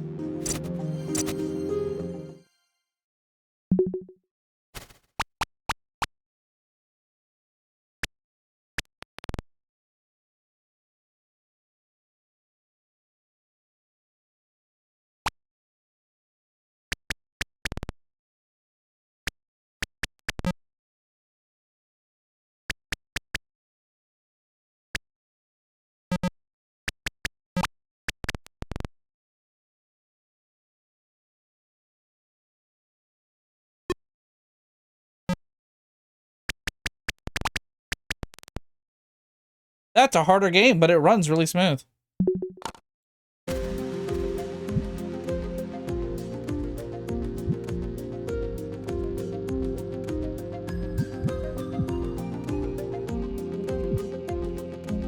Deathbound version 3.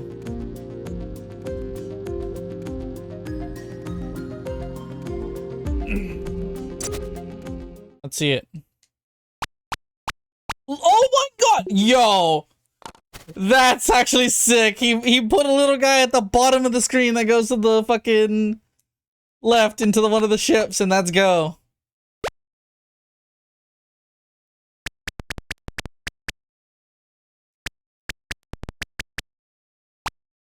Also, holy, you go so fast.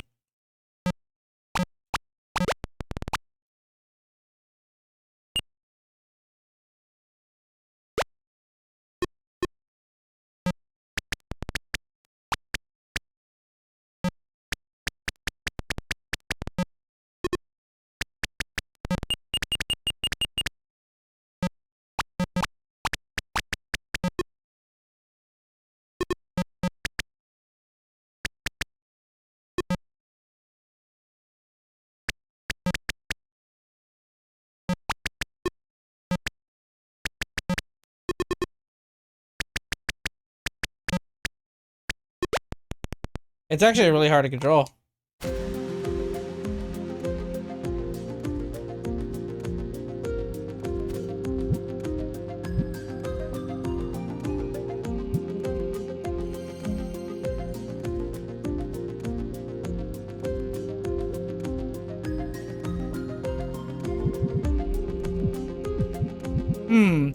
Carlson said, among other things, that the game is too monotonous, too hard at first, too much a straight shoot 'em up, without making much use of the maneuvering, which is its best feature, and too visually boring. I agree on all accounts.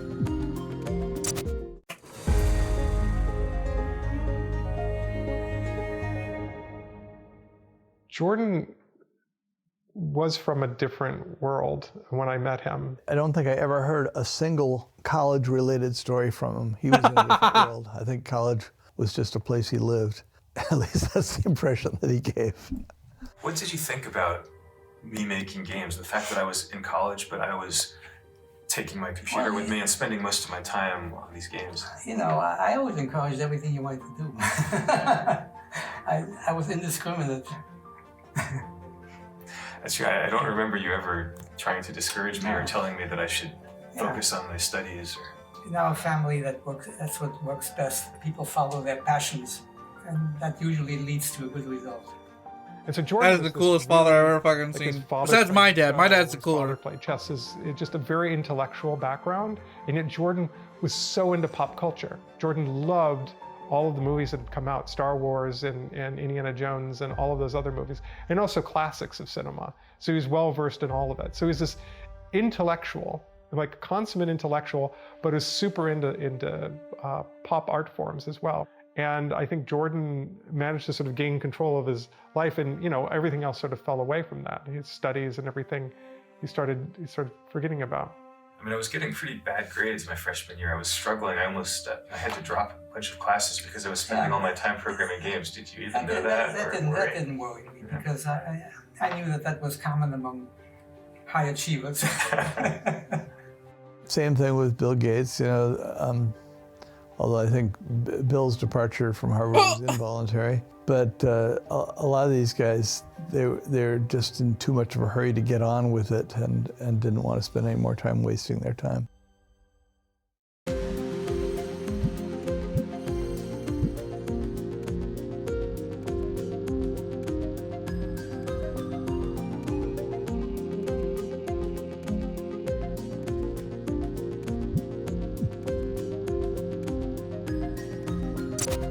Oh!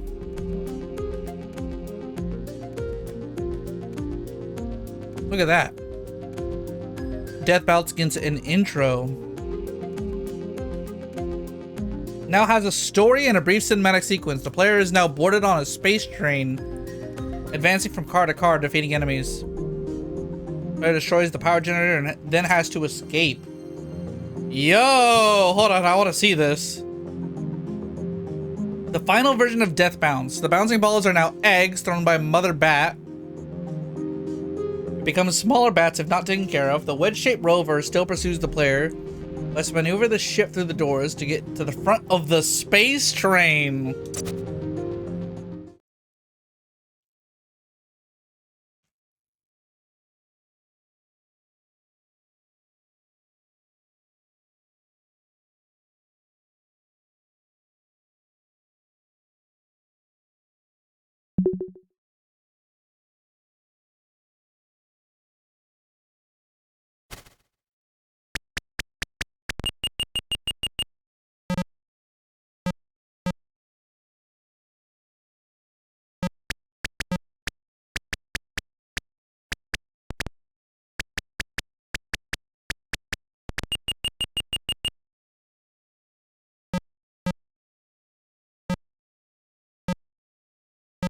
I'm like, damn, it's still hard to control, but I think that's generally fine.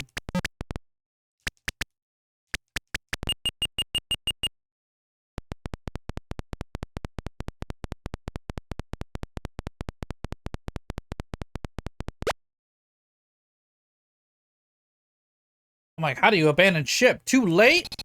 What?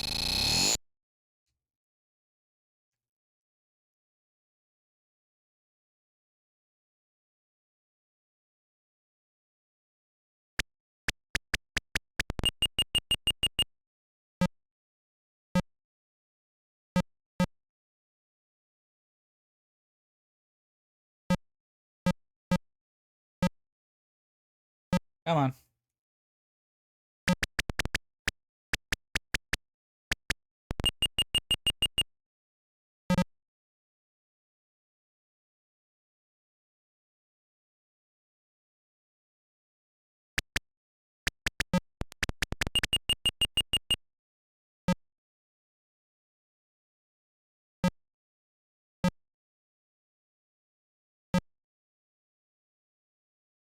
I can't believe he made this game because he wanted to make asteroids at home.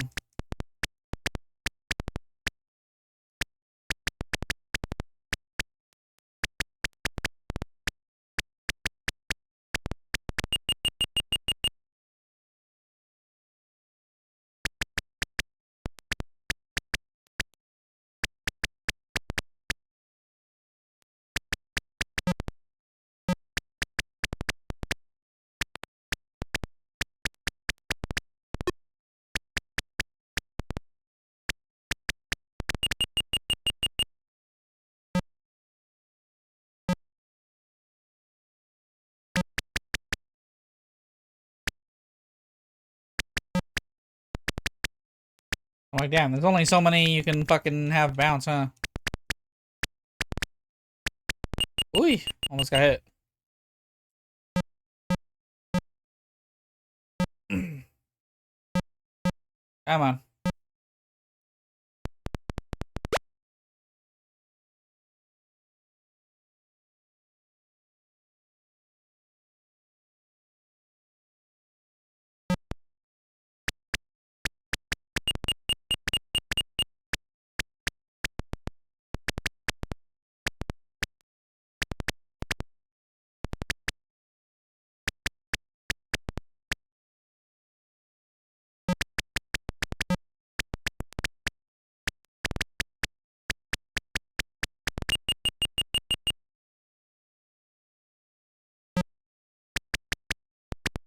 Okay, we got a corner.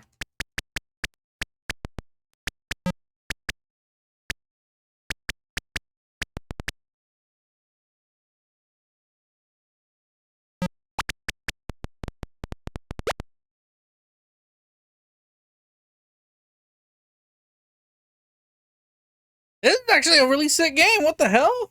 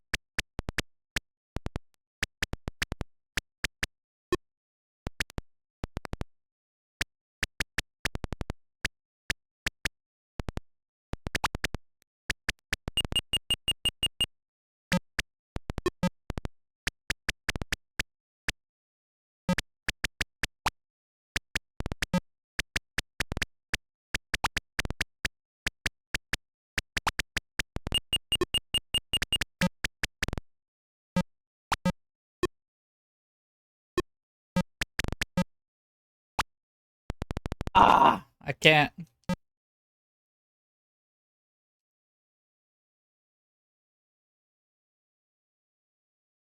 It's a little tough. Oh my god. And now I'm gonna get fucking spawn camped by this thing.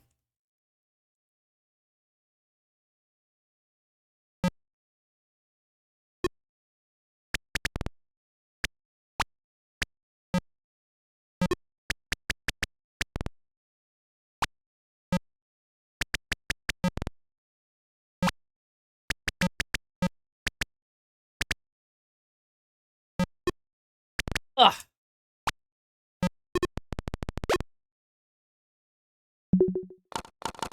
That's crazy.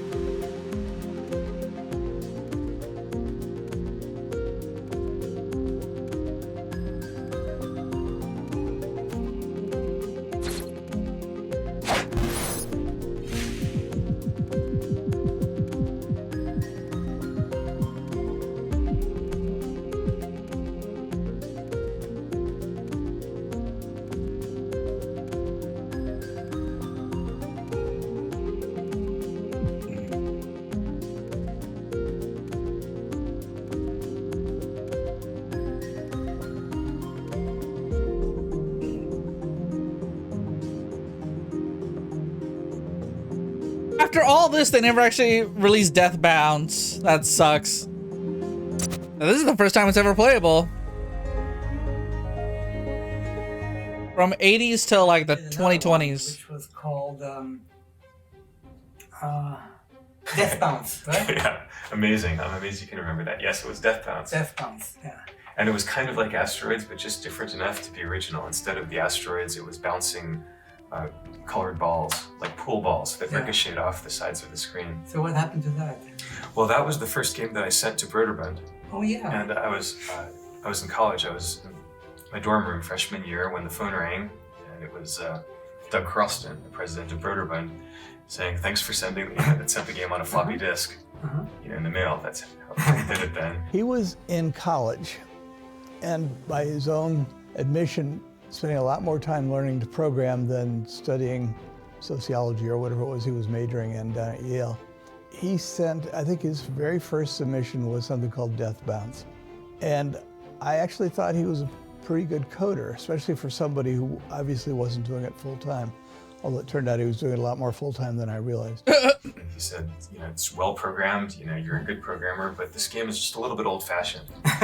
There was no plot, there was no story, there was nobody you cared about, there were just balls bouncing around doing different things. And although you could get away with that, I just thought it would be a much better product, not that particular one, but if he would try to come up with a storyline, a backstory for what he was doing. I did try to make it as much a not rejection as I could by telling him that I thought he was a keeper and he just needed to work on something that was a little bit different. I got that phone call and he said, "I'm going to send you our new game, which is a big hit called Choplifter, so you can see what this year's games look like."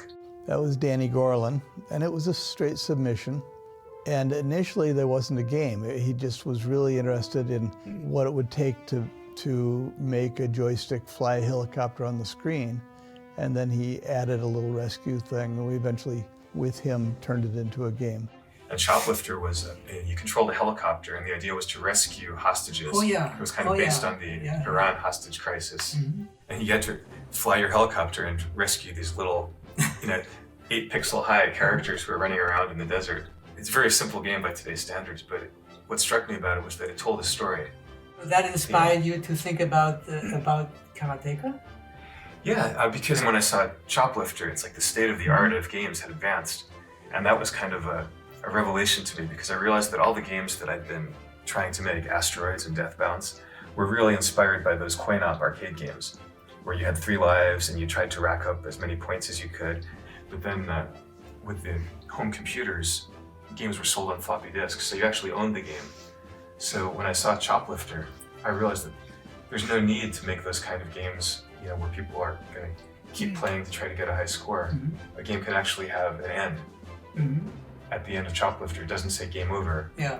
Put your quarter in, it says the end. And so that was new at the time, so that sort of was part of the inspiration for Karateka, to do a game that would also tell a story.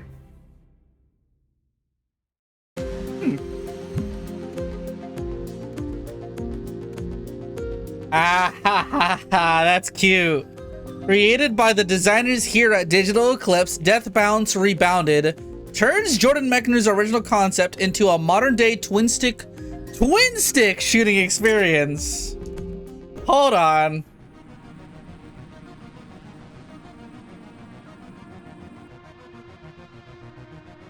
(6413) As long as anyone can remember, the galaxy has been at peace. One fateful day, the planet's defense system spots an anomalous array of near-Earth objects. Scientists determine that it is not a deadly meteor shower, but when it draws near, close enough to identify, the relief turns to panic. Powerful ships known to history only as space trains are blasting at light speed towards Earth. Cargo of the planet, obliteration bombs.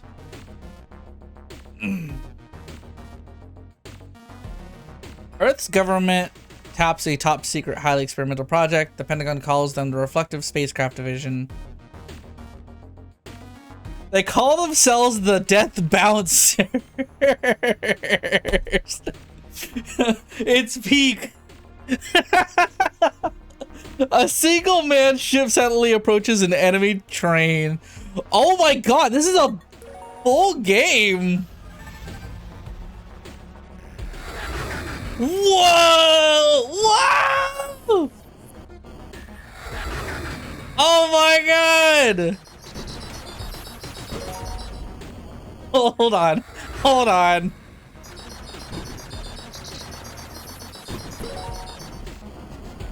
Yeah, and Square still does this.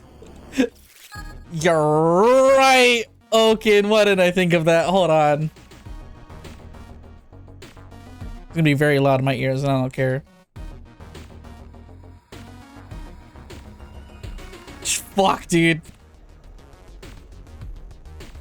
The Bouncer. God. Holy shit. Who would have thought?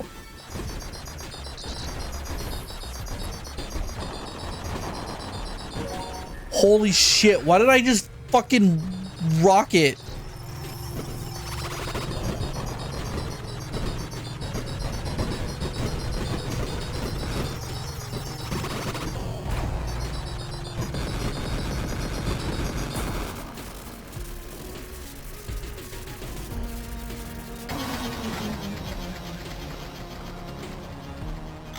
Oh, you literally have to dive bomb it because it's the end of the stage. Nah, this is so cool.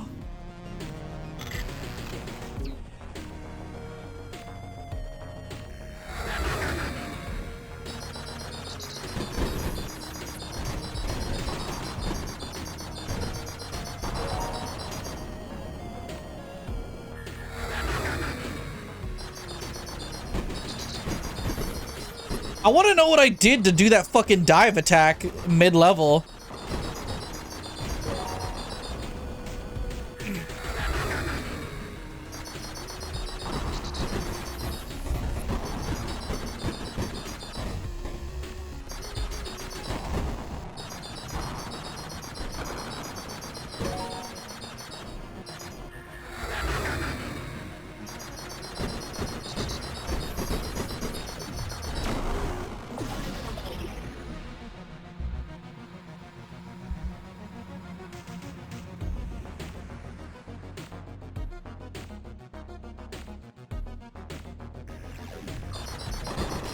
We're back, baby.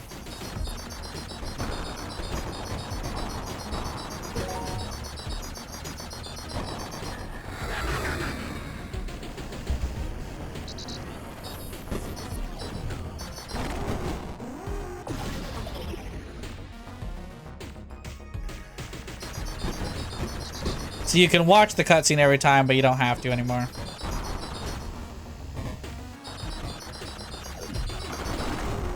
I didn't even notice the ship. I'll be real. Bouncer.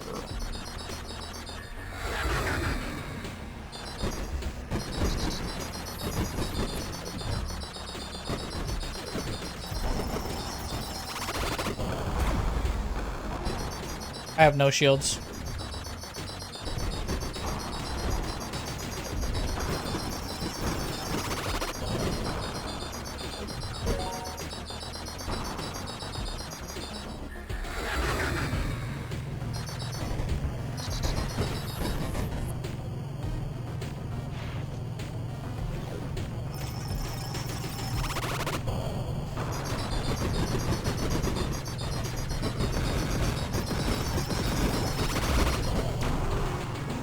Fuck.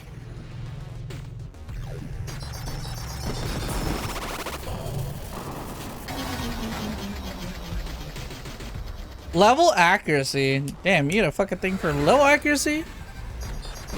Honestly, it's so sick that they just said, fuck it, let's remake the game like today.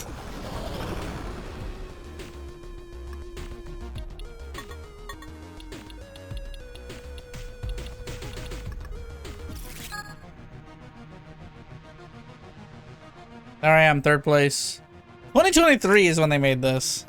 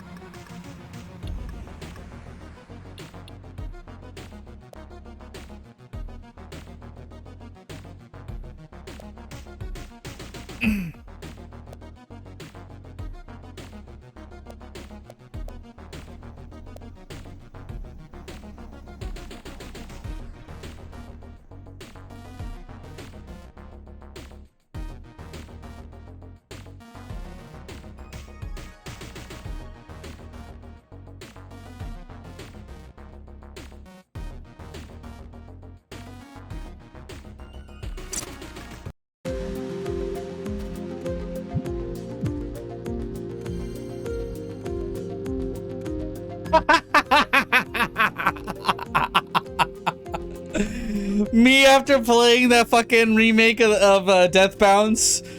This is 2000% Jordan Mechner's fucking Twitter account, bro. Look at this shit. I'm psyched for Karateka. Fuck Death Bounce. What a waste.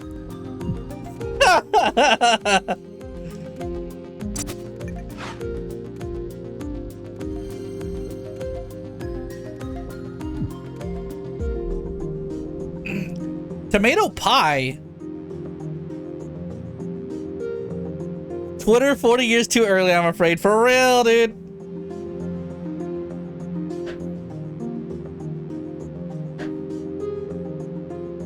Fucking Jordan would have been taking his beef publicly to Twitter and shit. Tomato Pie, Legendary Sally's a Pizza on Wooden Street, New Haven, was a popular hangout for Yaleys, including Jordan. While another 1980s video game character was said to have been inspired by a pizza with one slice removed, Jordan's inspiration would come from elsewhere.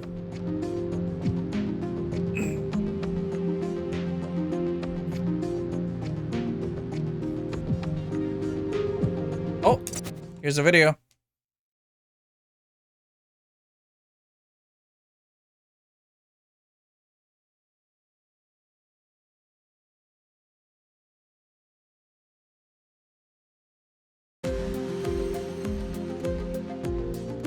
This is as far as Jordan got. You can rotate around the planet, drop objects. She wanted to finish programming this game by the end. Got distracted by a new idea.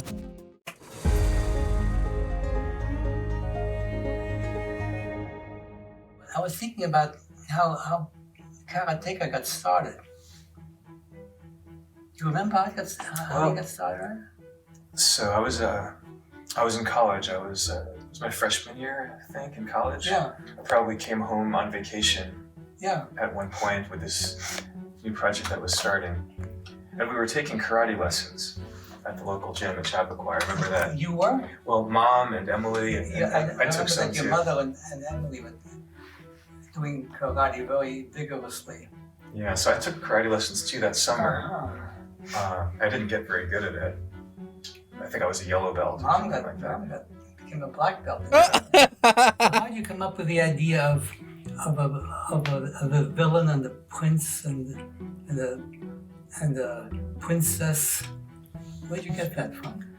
I think it was really Choplifter that gave me the idea that a game could tell a story. And then as to what the story was, since I knew that the gameplay would be a series of karate battles, it was really, I just turned to the Bruce Lee movies. Bruce Lee. Yeah. The simplest kind of story. It's always a series of karate battles leading up to the battle with the... And the drama was where there's a problem and the hero has to solve it. Liberate a princess or... I was trying to give it human interest. Yeah.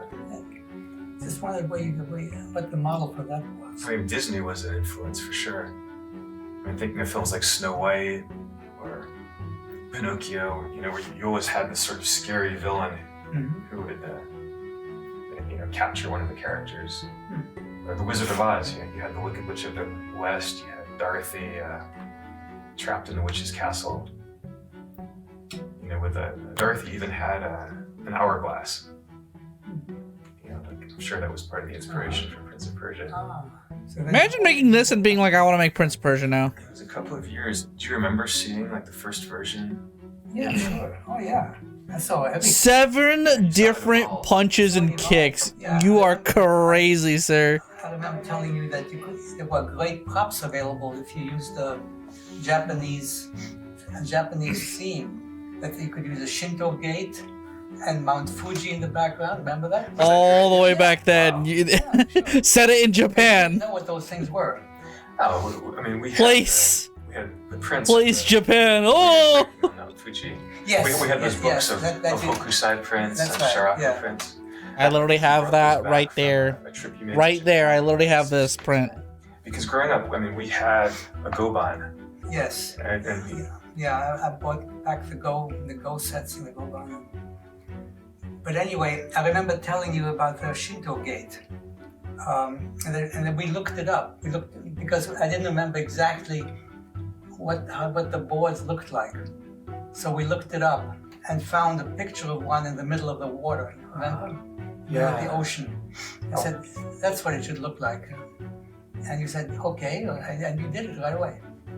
Yeah, I remember drawing that gate in perspective. Yeah. And when it scrolled onto the screen, because it was so big, it slowed down the animation. And then Mount Fuji was always visible in the background. Yes. It was kind of an illusion of animation because you couldn't really do scrolling on the Apple II. But there was this gate that had a repeating, a post. Yes. So it was really just one, a few bytes of Fuji graphics. was a static pop. Right, and the posts were like a mask over it. When they moved, it kind of gave the illusion that the whole camera was scrolling, even though really there was almost nothing on the screen that was animating. That's really funny.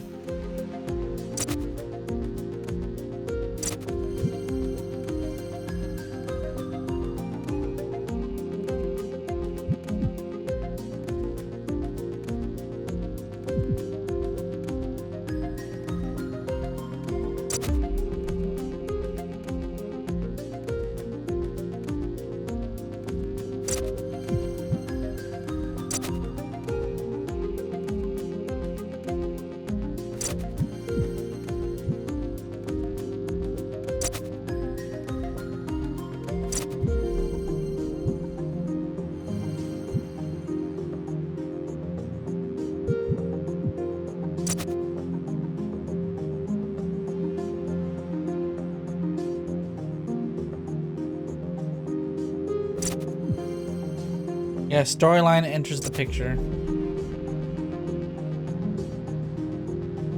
I've got a scenario. The game would now be a single-player adventure in which a lone Karateka invades a villain's hideout and rescues a beautiful maiden. Initially, Jordan envisioned the player deploying on an island by parachute and escaping by helicopter. The setting quickly moved to an ancient Japan with this early sketch.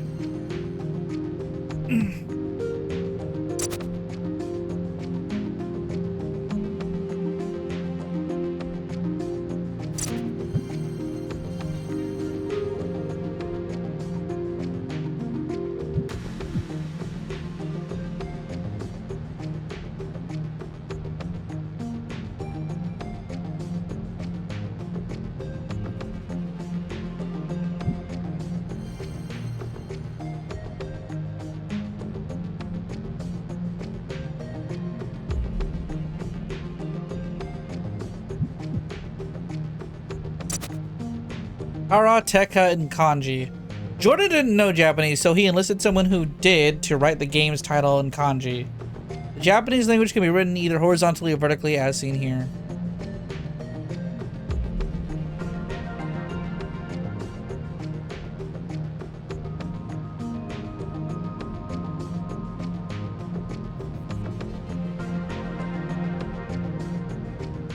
Just like, what the fuck is this printed on?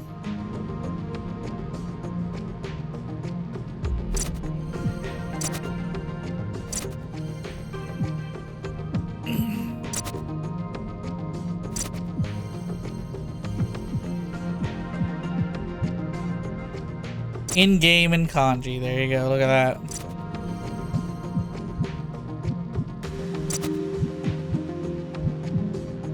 I'm so impressed he kept this journal all this time.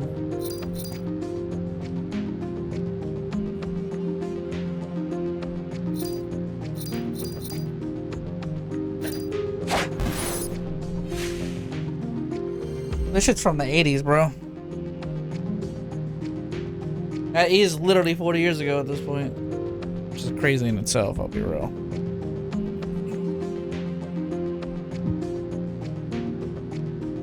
Francis Mechner, back then, his father.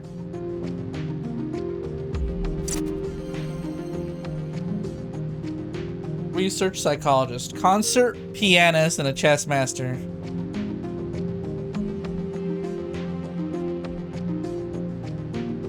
When his son was having trouble drawing realistic human movements, Francis suggested using animation techniques known as rotoscoping.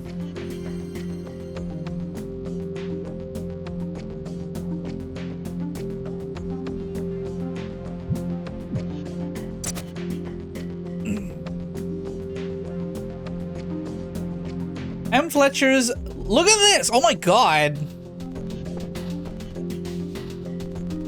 1917. The methods of producing moving picture cartoons. Rotoscoping.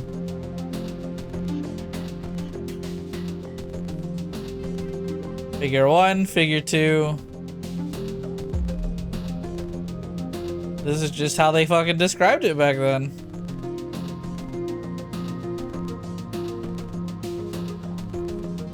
Yeah, the fucking camera. Once the frame is done. No, okay, so it's projecting the real film image from the projector onto the board, and then they're drawing off of it a light board. This is how they did layers before fucking digital layers.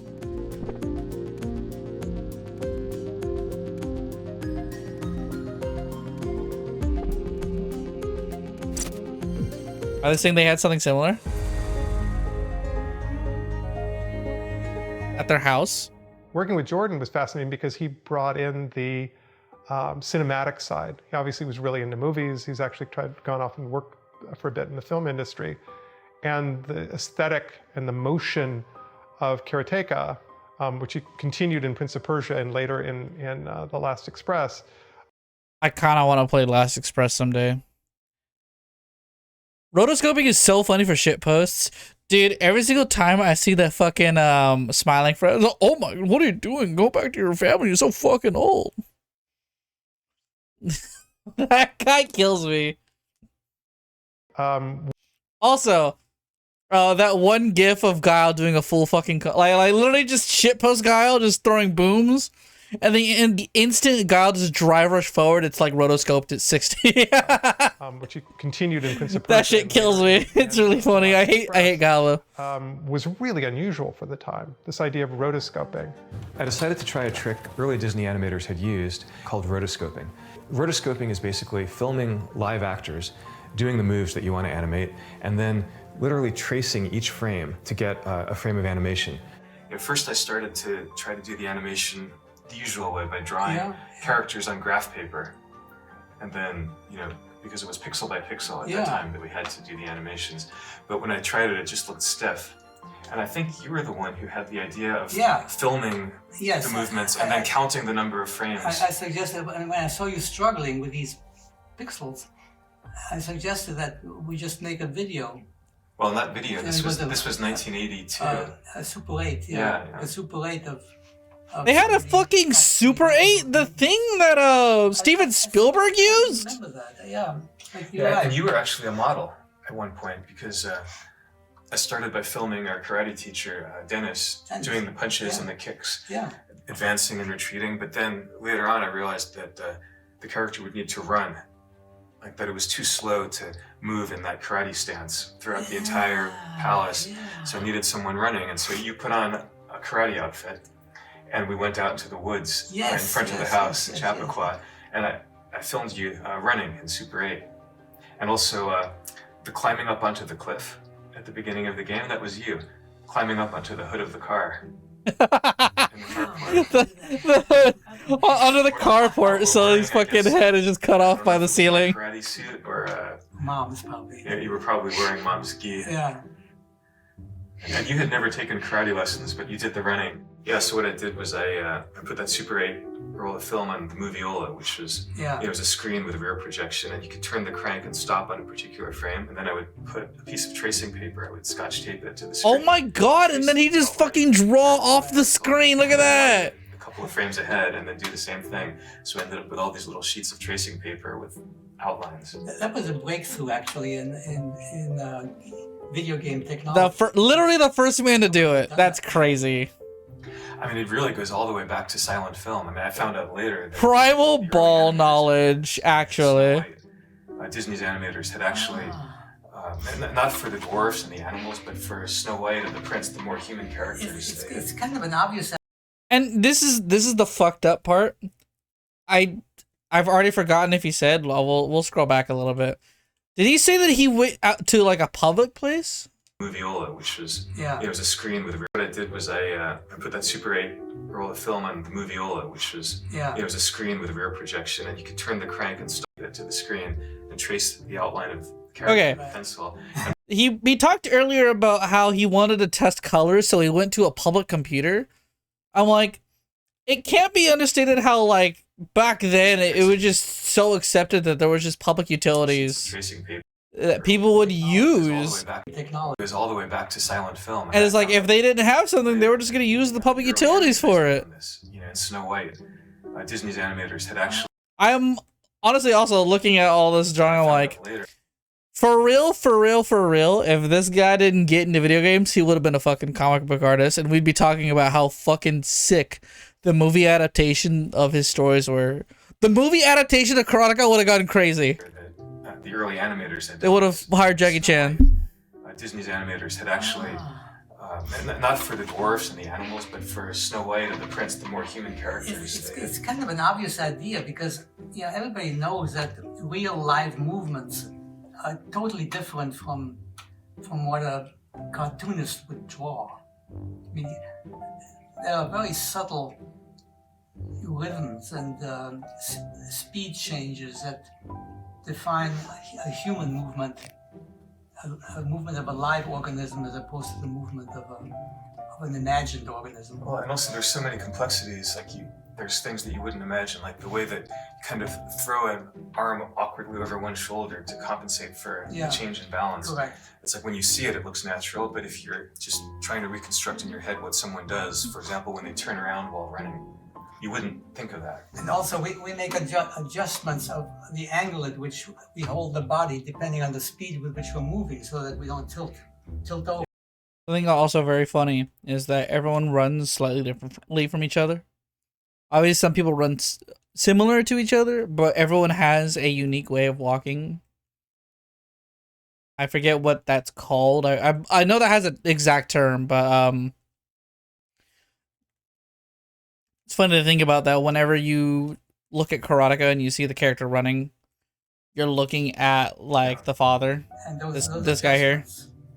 Are very critical to the realism of the... Specifically his run. A gate, yeah, the gate. There's a low kick, a middle kick, and a high kick. I know. And I remember the frame of the high kick. The fighter leans back, Yeah, and also the arm goes back, and that's something. It's. Yeah. I remember that because I had to, draw that frame and use it so many times. For 2 years, I was staring at that frame. But in the beginning, when I tried to do a frame of a high kick, it was more like idealized. Yeah. Didn't realize that the body would have to lean quite that far back. Fascinating. This took a very long time. It was an incredibly laborious process. It took me months to go through all these steps just to get to the point of doing the first animation test. But I can still remember. I can't stop laughing at head being cut off by carport. Moving across the screen. It was the illusion of life. It was everything I'd hoped for.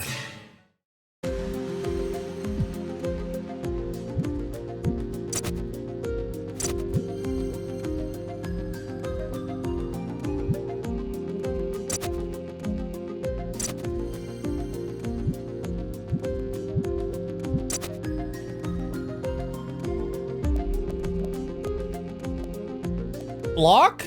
Wait, you can block in this game? No, you fucking can't. You're lying to me.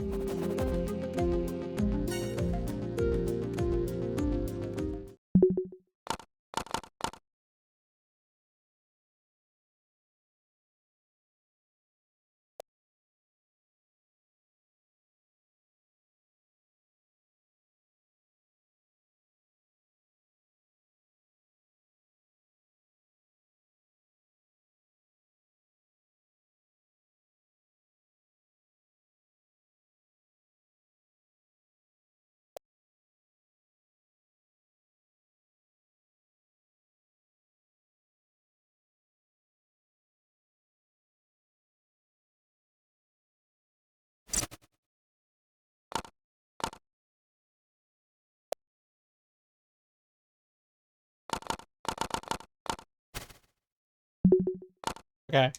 I was like, I'll honestly also Commodore 64.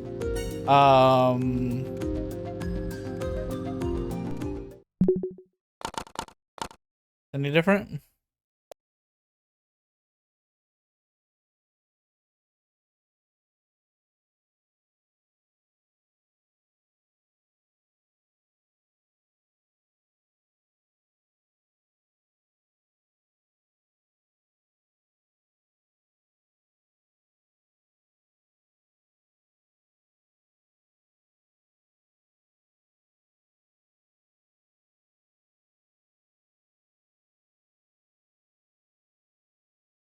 I don't see anything about guarding. I remember seeing it for the digital circus characters. We don't really see them run like that for characters building's purpose. Also, the music is way more fucking complex now.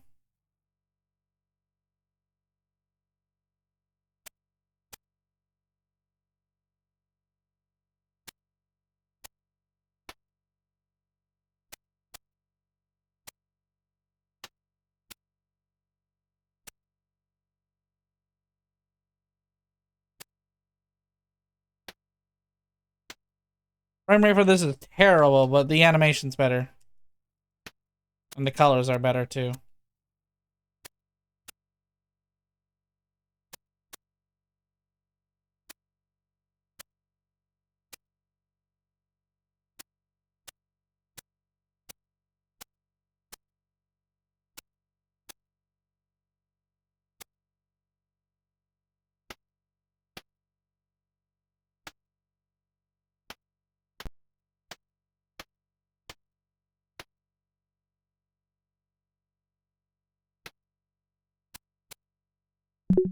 I'm like, yeah, that's fucking terrible. I'm curious. Enhanced frame rate. What does this do?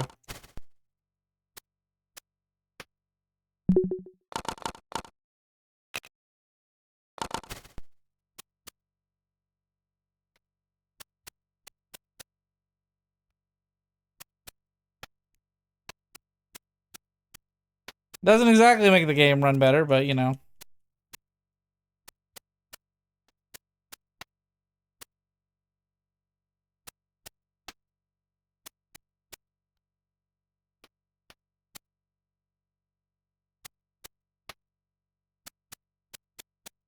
Come on, buddy.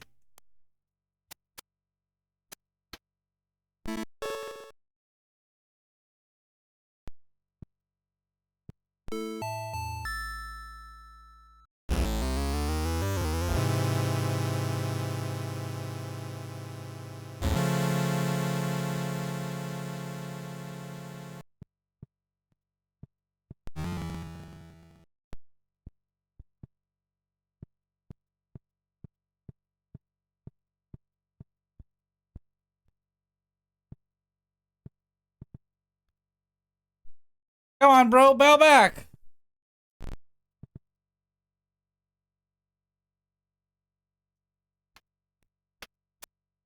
Alright, I'm getting distracted.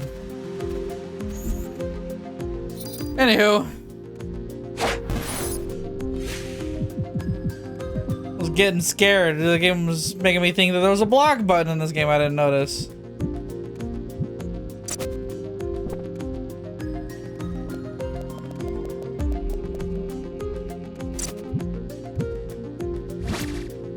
Ah.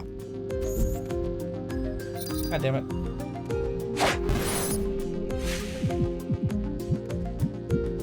Out chamber.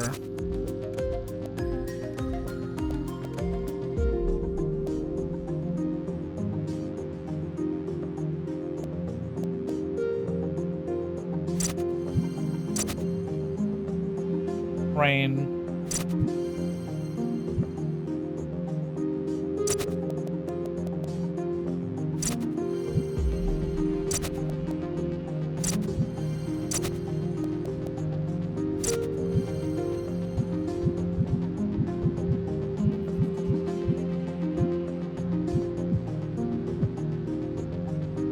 Finally, sprites.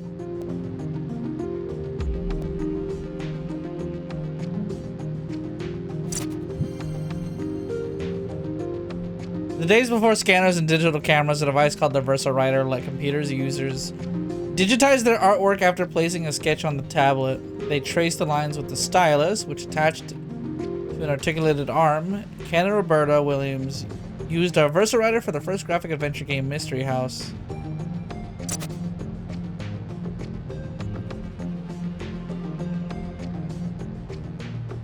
Huh. In the 1980s, the field was just so new, we made things up as we went along.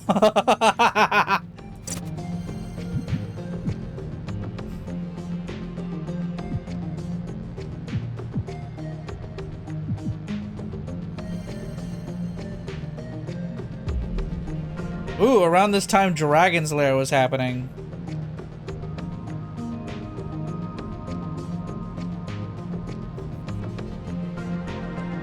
No! He's fucking Twitter depressed posting.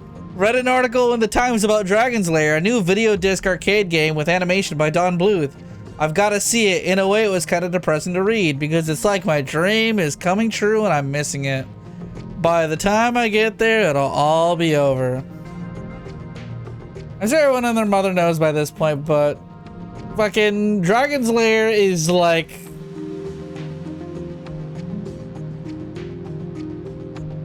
a quick time event fest for the entirety of the runtime.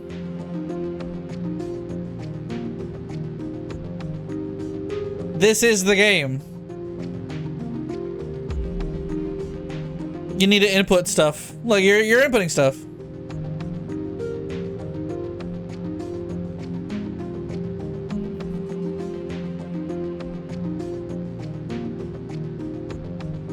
It's just a video file that like plays the bad ending if you don't input the thing.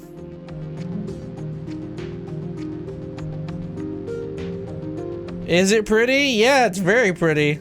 Look at this.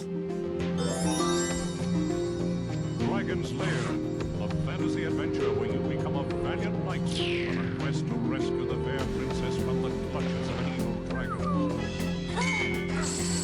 You control the actions of a daring adventurer fighting his way through the castle of a dark wizard who has enchanted with treacherous monsters and obstacles. In the mysterious caverns below the castle, your odyssey continues against the awesome forces that oppose your efforts to reach the Dragon's Lair. I was like, yeah, those are game over screens. Lead on, adventurer. Your quest. I think the window for actually getting the correct inputs is like some fucking 4 frames, something ridiculously short. They had to make it hard on purpose.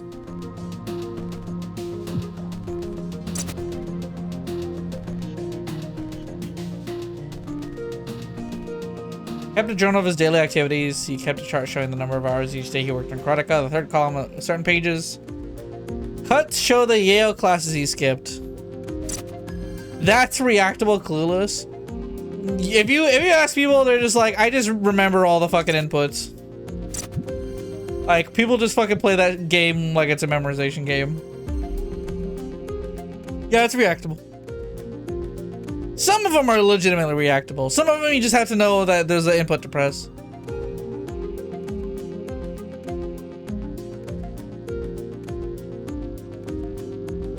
Gordon and his family filmed the second and final rotoscoping session for Karateka. Every step in this process has been preserved. We can see the entire journey from film to tracing to paper to rough sprites to clean in-game visuals today.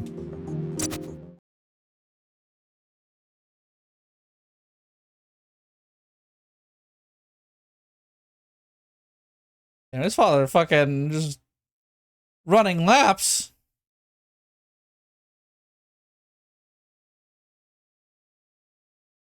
If you're wondering, the Super 8 footage is sped up.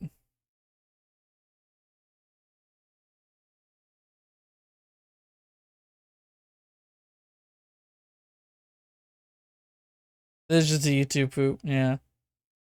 That was it? That was just a bunch of run cycles.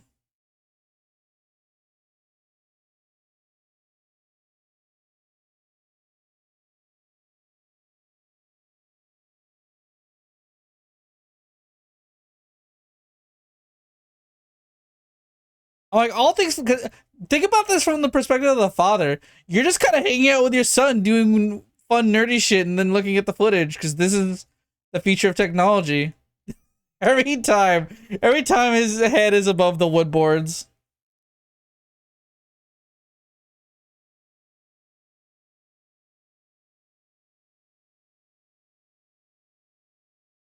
It's so funny. Super 8 footage never actually captures at the right speed. It always has to be slowed down.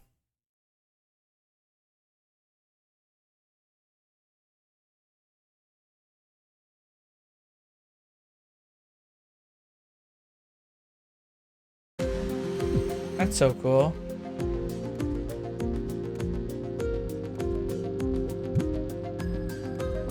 Also, this is funny to think about.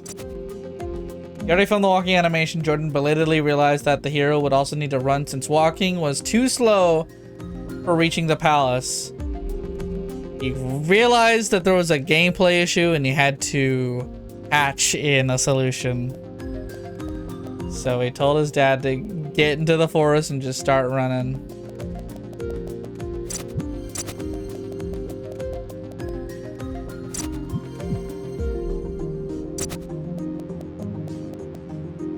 This frame in particular right here. Number 14.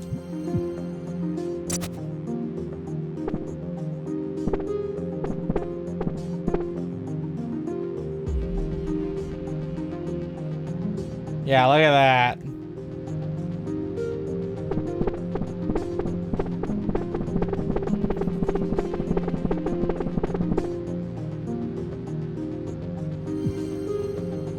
And here's the digitized sprites.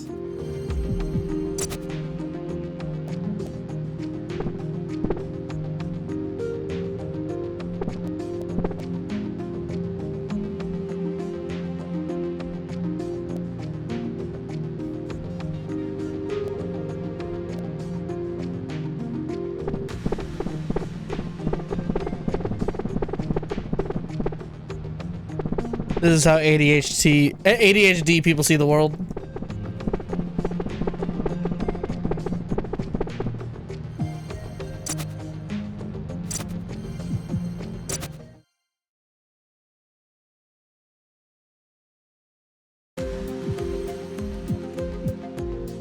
I just realized there is a fucking... This is gonna drive me insane.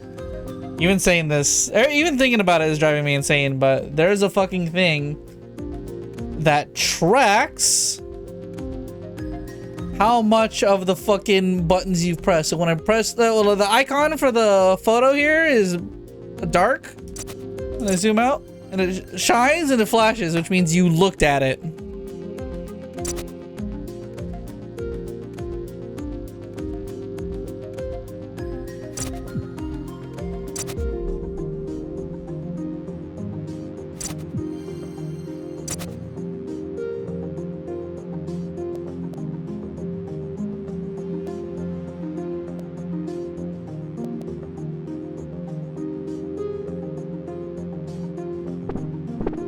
Yeah, there you go, look at that.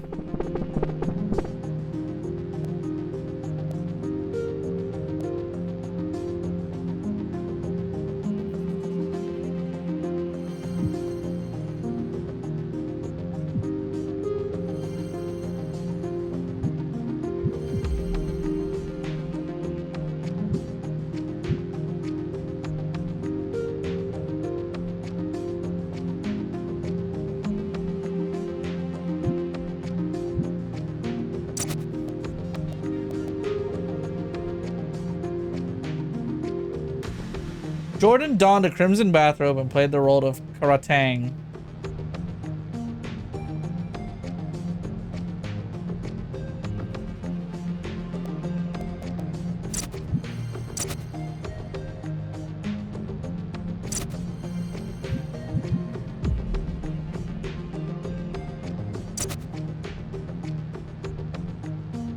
After a hard-fought game of Karateka, simply reaching the princess was no guarantee of success. In Jordan's original design, The player had to bow to the princess before she would extend her arms to embrace him.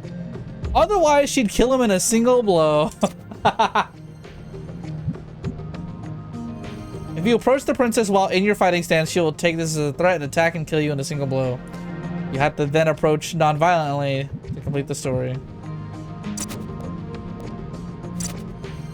So funny. Here's the real fucking, like, damn, this is advanced. Well, this is the apartment where we made the music 35 years ago, right? Right. And I sat right here. Right. It was. You sat. Where did you sit? There or here? Well, I don't remember. It's been 35 but years. But you had your laptop. It wasn't a It laptop. wasn't a laptop. Yeah. It was a computer. What was it? An It Apple. was an Apple II computer. The music that was there just on the Apple II was fantastic, and it just sort of like gave you a sense of, you know, like sort of a score, you know, happening during your game, and it was one of the most impactful as far as just remembering it as a total experience of a game that I've had in a long time. I remember with Karateka the music. Hello, Mr. Mortal Kombat. There wasn't a whole lot of it in the game, but there were a few, you know, tunes that played at key moments, and I remember the opening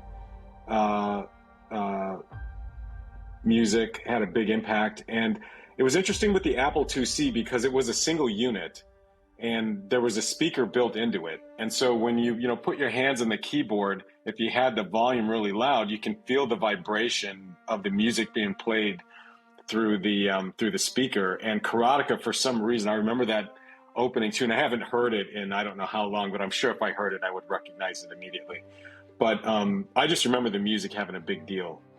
I knew from early Disney I'm animation. sorry. I'm pausing everything because I just looked at my phone because I'm getting sidetracked by an announcement. I'm pulling this up on YouTube right now. Speaking of fucking game dev,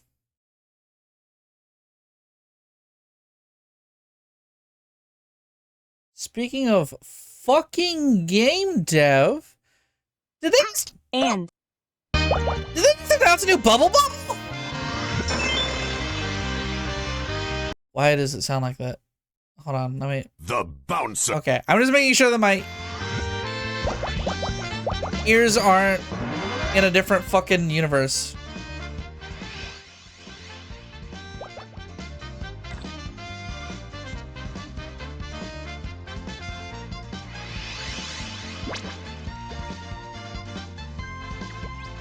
This is a new Bubble Bubble. What the fuck?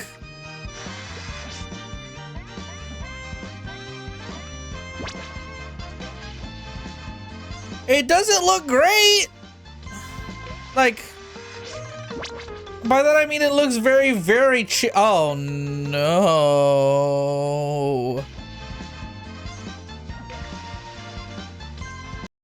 Look at that run animation. Look at him fucking just standing there because he hit up and it's supposed to be a grounded animation.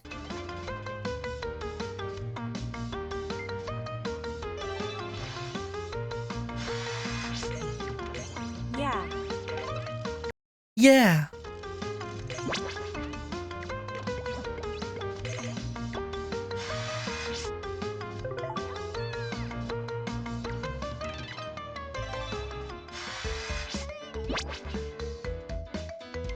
Oh, Woolen's back. Woolen from Custom Move 3.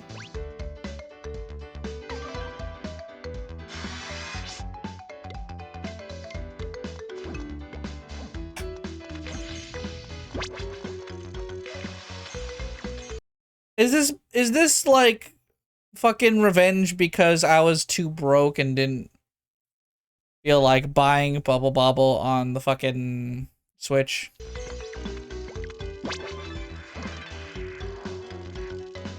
Is this revenge for being like, I'll wait for them to port this?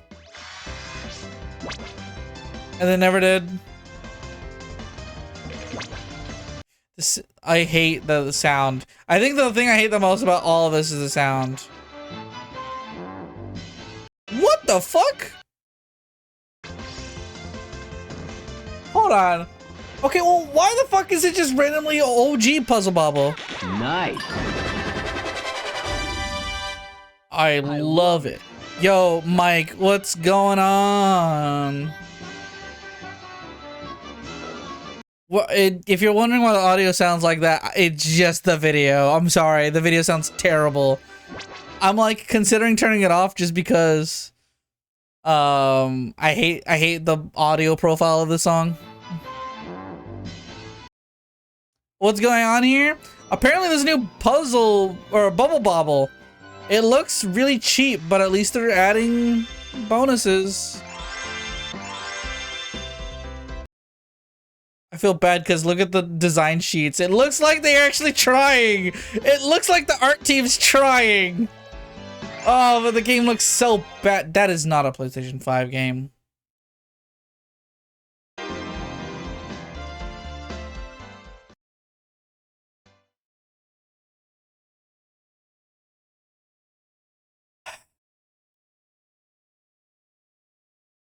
Captions look like this. Thank you, Sean Johnson.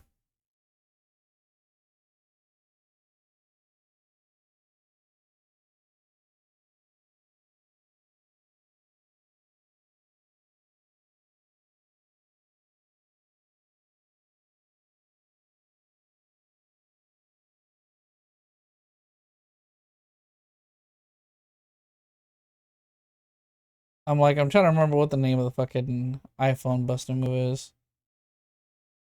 Or maybe it's just known as Puzzle Bobble. Yeah, Puzzle Bobble Journeys. Boy, that's really loud. This was just a few fucking years ago. Look at these designs. They're so good. Man, what happened?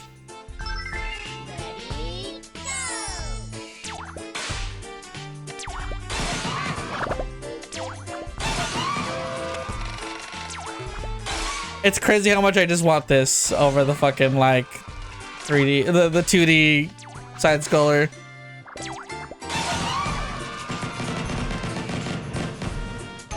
Mike, what were y'all up to today?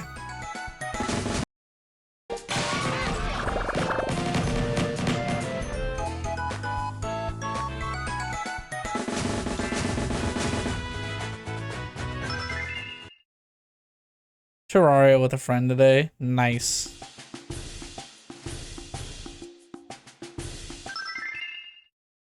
That music. Thank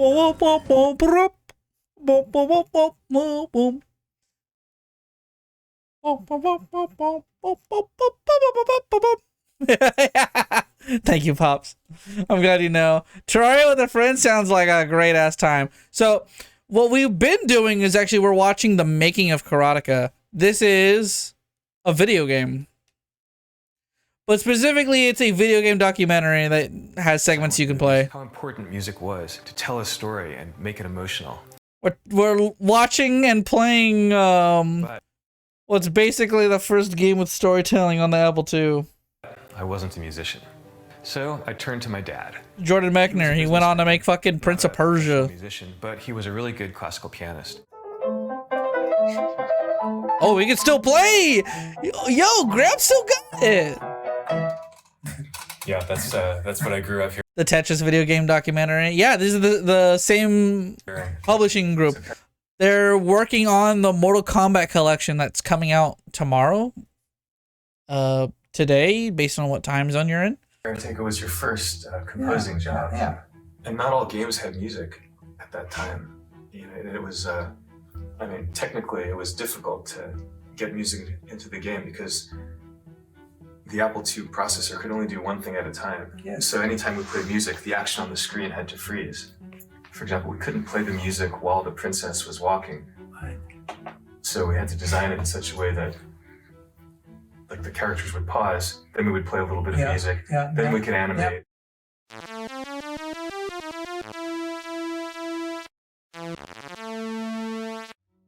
But it was worth it because the music added drama. Even That's the smart. idea of using music in a video game was novel at that time. I even observed to you that none of these games use music. They have clicks they had loud clicks and soft clicks, but and sometimes they had beeps, but they never had music. Yeah, that's right. On the Apple, it had a speaker that could only do beeps. We had that conversation. Can these beeps be turned into music? And then you explained to me that every beep had a range of Yeah, I wanna go through the Tetris documentary too someday. I need to get that first. So I, said, I well, don't why know not how much of the have a bonus I'm series gonna of be keeping or beeps how that much I'm just gonna put notes? down towards payments. And then you have music. Of course, when he agreed We'll to see. compose the music for Karateka, I'm not sure he really understood just how A lot of stuff I need to get done. limitations of the Apple II were. This was before sound cards. There is one memory location that if you accessed it, it would go. And that's what you had to make sound with. Yeah, that's how you made sound effects. That's how you made music. You just did that faster or slower. He'd write out the themes for Mariko and the hero and Akuma on sheet music, and I'd calculate the hexadecimal note values and type them into the computer. I remember playing the music back for him. You know, he'd say, "Well, this note here it's a little bit sharp," and I'd bring it down one, and he'd say, "Well, now it's a half tone too flat," and so I'd bring it up one, and then he'd say, "Well, now it's a quarter tone sharp," and I'd say, "Dad, you know, this is a computer. It's a number from 0 to 255. There's nothing in between." I was trying to remember. Do you? How did we talk about what kind of music to write? You know, were there any? Oh, I immediately said that you need the leitmotif, of course. That was a no-brainer. I mean that was clear. My man. He suggested using Wagner's leitmotif approach, also used in movies like Star Wars, in which each character is represented by a musical theme. Yeah. So I thought I was thinking of the Siegfried. Hold on. About a month ago, Mondo told me he was scared of these commercials as a kid, where people's heads transform. I told him that's what happens when you fuck with the occult. Then 2 weeks ago, Gushers made a horror film just like that. What the fuck?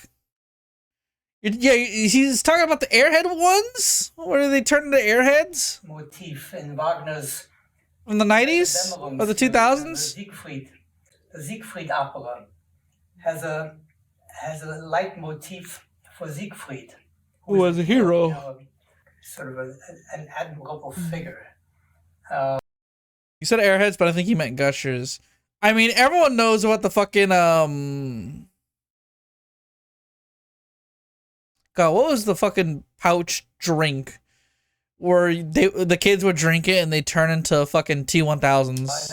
I wanted that for your hero in Karateka. So I was thinking that the Siegfried motif goes something Capri Sun. I'm like, everyone knows about Capri Sun horror.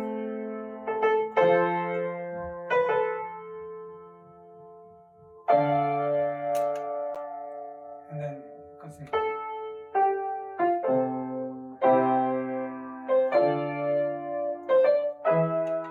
Like that. Yeah. So it was too long.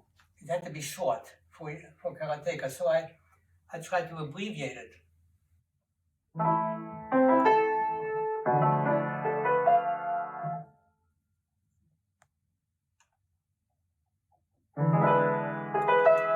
Like that. Yeah, except that I couldn't play notes simultaneously. Yeah, but okay, but like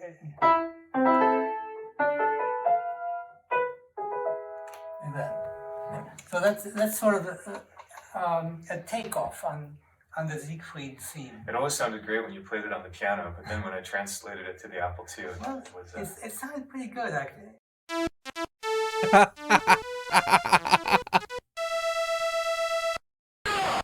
And then the Akuma theme. It has to be sort of a menacing.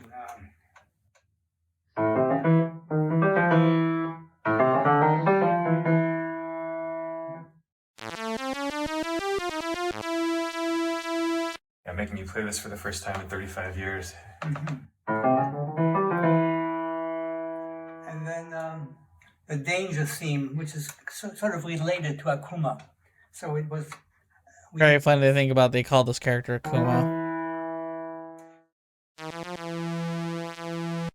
mean, that sounds like Wagner to me too. Was that inspired by Hunding's theme and Yeah, Die Walküre? exactly. The Hunding theme, right. I forgot that. And then the princess is.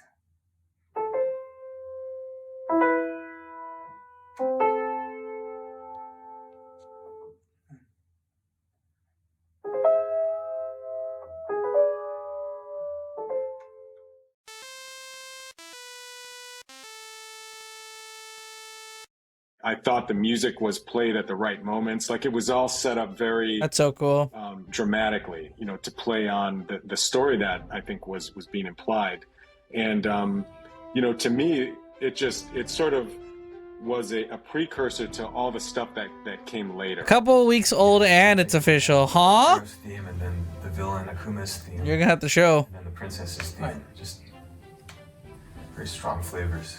Yeah, but you know, what Pops, are you in a Steam family? Is how new that idea was at that time. You know, the very idea, the very possibility of having music in a video game, where there are no notes available, where you can only have one beep at a time. Nope. Not obvious. Tell the reason that you heard there was room in the Steam family. For creating the mood, when you have characters sort of 40 pixels high, you don't have camera angles, you don't have lighting, but you want to show that this one is the villain and this one is the princess in distress.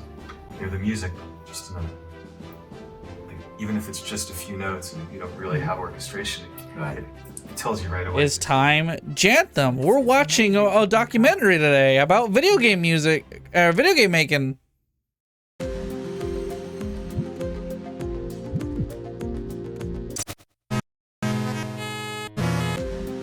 Karateka's groundbreaking musical score made extensive use of conceptual leitmotif, often used a great effect in opera and film. In this 15-minute audio experience, hosts and musicians Kirk Hamilton break down Karateka's unique musical soundscape, helping us more deeply appreciate its subtle genius.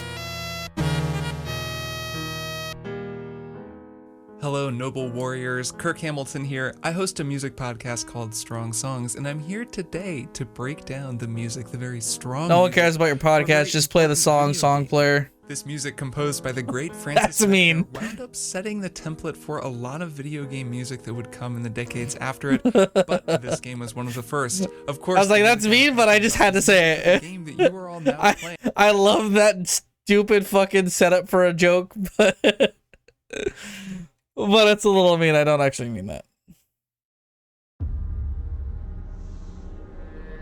Oh my god, Gushers is making a horror movie. What the fuck?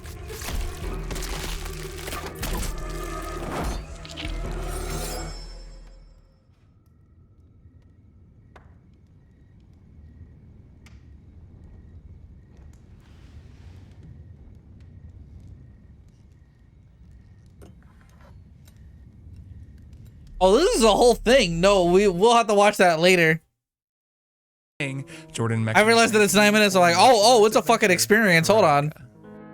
Karateka may seem like a simple game when you look at it and compared to most modern video games it is, but it was actually at the vanguard of a lot of pretty cool things, particularly with regard to narrative.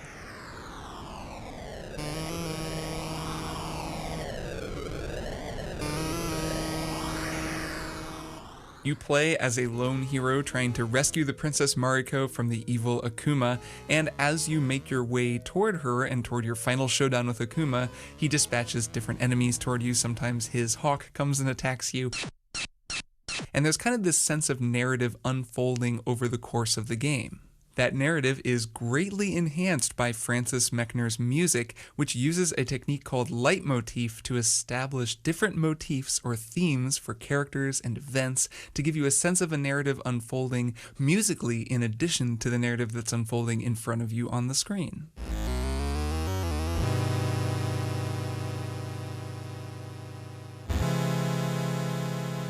Leitmotif is most commonly associated with the mid-19th century operas of Richard Wagner. That's why you will sometimes hear it referred to as Wagnerian leitmotif, though for our intents and purposes I'm mostly just going to call them motifs. Leitmotif is most commonly associated with the mid-19th century operas of Richard Wagner. That's why you will sometimes hear it referred to as Wagnerian leitmotif, though for our intents and purposes I'm mostly just going to call them motifs. So we're going to get into those motifs here, and I'm going to hopefully help explain how they're working musically, which will then explain how they're working in terms of the game's narrative and the sort of overall flow of Karateka, helping tell that story and build that narrative. My goal is that when you play the game after having listened to this, you'll have a kind of clearer sense of those motifs and how they're working in the service of the narrative, and that more broadly you'll have a better sense of leitmotif in general, because it's not just in this game, it turns up all over the place. It's a really cool concept, and it lets you kind of unlock Me when I'm going back to playing Undertale or going Deltarune. on in a lot of different art across the artistic spectrum. The music for Karateka was composed by Francis Mechner, Jordan Mechner's father, and if you're looking at the notes that are in this museum, you can see that Francis was actually really involved in a lot of the development of the game, and the music is an important part of the game, but he also just had a lot of input into the overall game, which is really cool because he just seems like a really cool guy. He was one of those true Renaissance What happens when you men. fuck He with was the a occult scientist, and kick that was on? kind of what he did professionally, but he worked with the Children's Television Workshop on Sesame Street. It's true. He was a Wait, painter, and he was also a what musician. was that? He Sesame was one of Street? those true Renaissance men. He was a scientist. Music is an important part of the game, but he also just had a lot of input into the overall game, which is really cool because he just seems like a really cool guy. He was one of those true Renaissance men. He was a scientist, and that was kind of what he did professionally, but he worked with the Children's Television Workshop on Sesame Street. He was a painter, and he was also a musician. He was a pianist, and a very good one. Not only was he one of the very first video game composers, he was also just a great concert pianist. What you're hearing right now is actually his performance of Chopin's Fantasy Impromptu, which is no joke on piano. I mean, I certainly can't play it, let alone this well.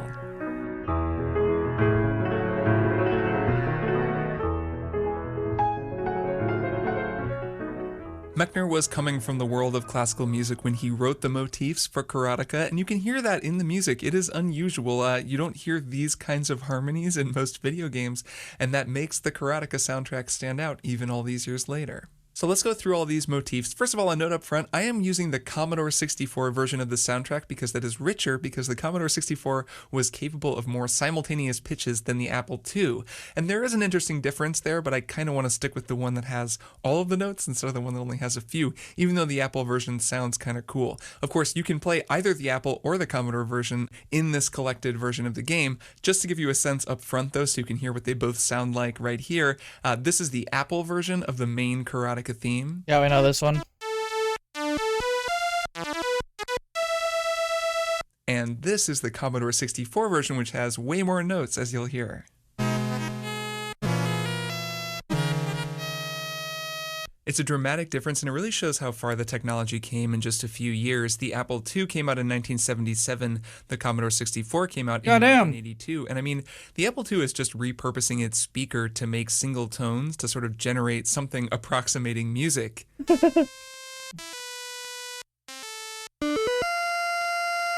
While the Commodore 64 had an onboard multi-timbral synthesizer, which means it could make multiple voices at once, it was designed to make music, and it gives a game composer so much more flexibility. Here's that same music on the Commodore.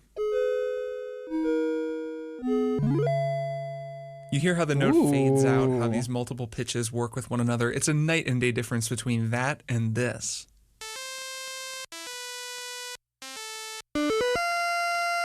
Now, I don't know if you noticed this, but the Commodore version is actually a little bit flat compared to the Apple version. That means the notes are a little bit lower. The Apple version is tuned to the A440 standard, which is the standard tuning for most instruments these days. The Commodore 64 version is a little bit flat. It's like, I don't know, 7 cents flat or something. So I have retuned my sampled piano so that I can play along with the Commodore version, and everything you're going to be hearing is a little bit under A440. So to those of you with perfect pitch listening to this, sorry.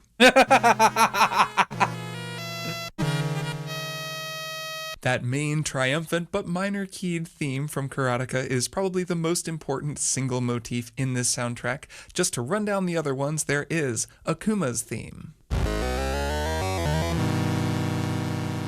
That's pretty cool. There's Mariko's theme, the captive princess theme.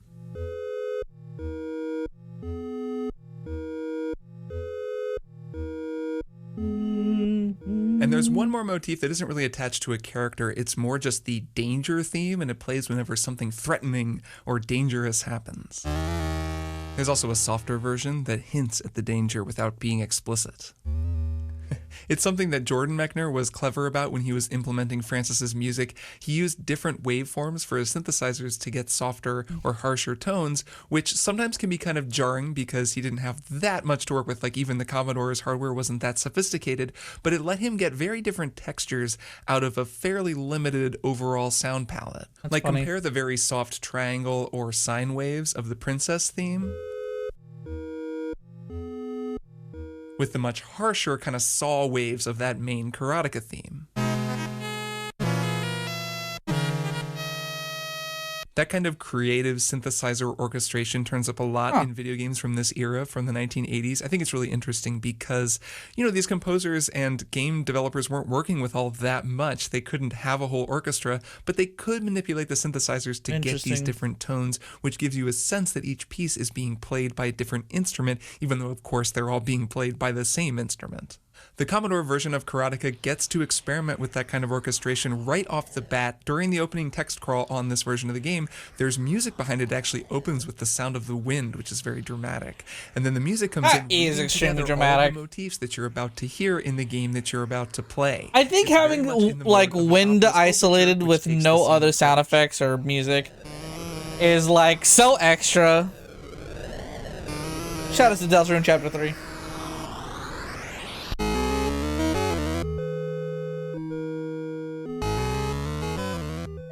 So even just in this short amount of time, you've actually heard all of the main motifs from the game mixed together to tell this condensed version of the game's story. For starters, there is that Karateka theme. This is also what you hear at the very beginning of the game when you first take control. This is the theme that you hear. So we're in the key of A minor, and what I think is interesting about this motif is that it's actually very unresolved. It's kind of jangly and vertical and intense, and it ends in a very unresolved place, which is kind of unusual. I think this game begins with a lot of tension, and even the main motif is very tense. We're in the key of A minor. That first chord is an A minor. I'd call the second chord a B half diminished over F, and the final chord is an E dominant seventh chord, which is very tense, and it wants to resolve back to the A minor, but it doesn't get to resolve. This motif actually ends on an unresolved 5 chord, which is a good way to make it just sound like it's going somewhere. It's a great way to begin an adventure because you don't begin on a resolution. You begin on some tension, which of course Karateka begins narratively in a very tense place. The melody that plays over those chords is also pretty intense. It's fairly strident, just these ascending arpeggios going through those 3 chords, and I really like that middle part of the melody in particular. Those last 2 notes are a B and an F, also known as a tritone. It's a very dissonant interval and just nice and crunchy. Just a little bit extra, but I actually like he played the sample fast on piano, and then like for the final segment of it, he played it slightly slower. I kind of like it like that in terms of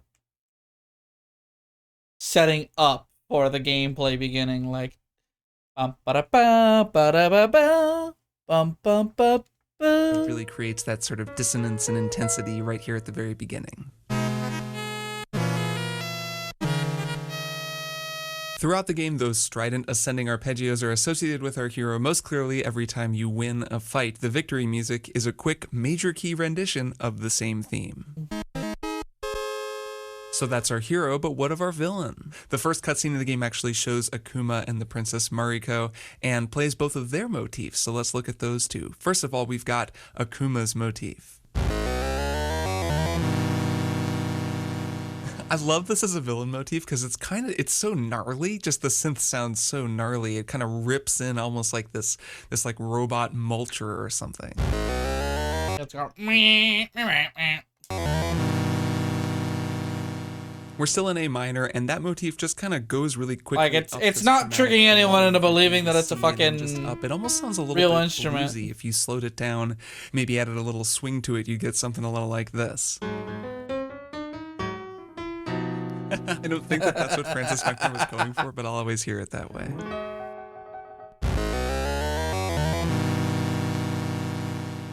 Immediately after Akuma's theme in the opening cutscene, we hear the princess's theme because he is there I like with this her, guy. putting her He's her putting in prison jokes in the cell. middle.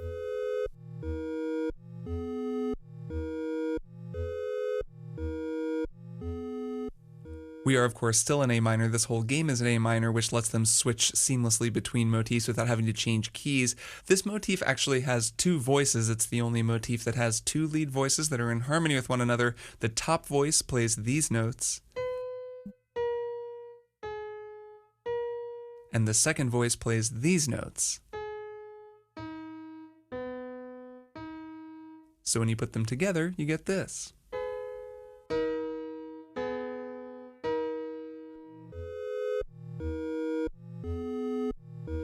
And as the door to her prison cell slams shut, we hear Karateka's final motif, the danger motif. The most straightforward motif in the whole game, this one plays whenever Akuma dispatches a new henchman to try to stop the hero.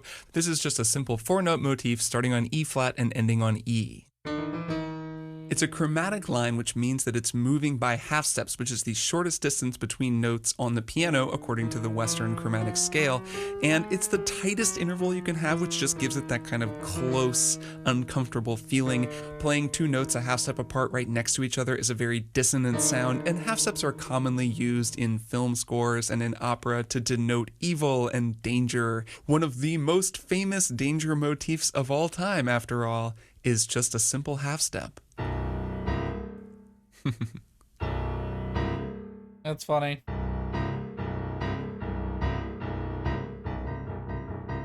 Okay, you get it. With those motifs established, Karateka basically just follows that formula throughout the entire run of the game. There's no background music, it's just motifs, and you can follow the story very clearly along with the motifs. Whenever we see Akuma, we hear some version of Akuma's motif. Whenever we see the princess, we hear some version of the princess's motif. Whenever Akuma dispatches an enemy, we hear the danger motif. Whenever we see the hero, we hear the heroic motif. With all of those motifs in your ear, you can go back to the intro music that plays during the text crawl in the Commodore 64 version, and you can hear how Francis Mechner wove all of the different motifs together very clearly. We start with the danger theme. Then Akuma's theme and the hero's theme play at the same time,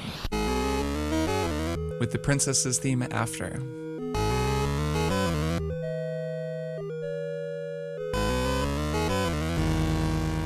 Something similar happens toward the end of the game. When the hero finally breaches Akuma's fortress, you hear a combined version of their two themes.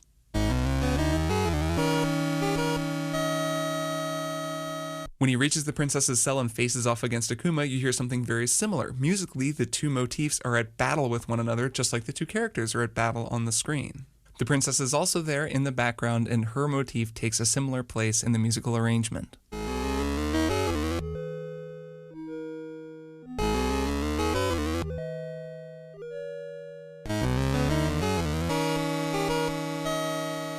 And if the hero can defeat Akuma and rescue the princess, when the two of them embrace, you hear a version of the princess's motif that is moved into A major, a much brighter and happier sound that turns those mournful, soft, rounded synths into something really lush and beautiful.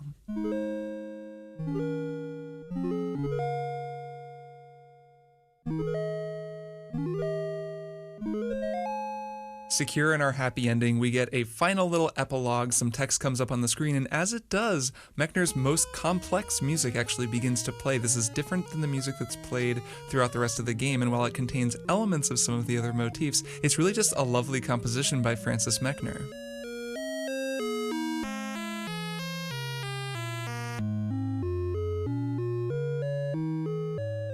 It's a contrapuntal composition, specifically a two-voice contrapuntal composition, which means that two different voices are moving in counterpoint with one another. You can picture it as kind of two different lines, two different melodies that combine together to create the harmony of the piece. The bottom melody is in the bass clef, and it's just kind of moving around, just nice and steady like this. And the top voice is up higher in the treble clef.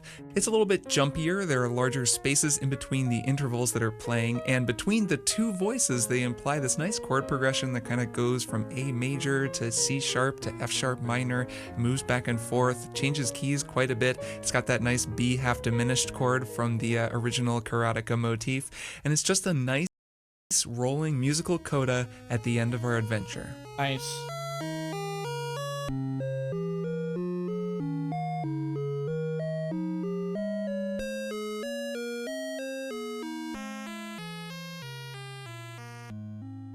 And those are the musical motifs that play out over the course of Jordan Mechner's Karateka.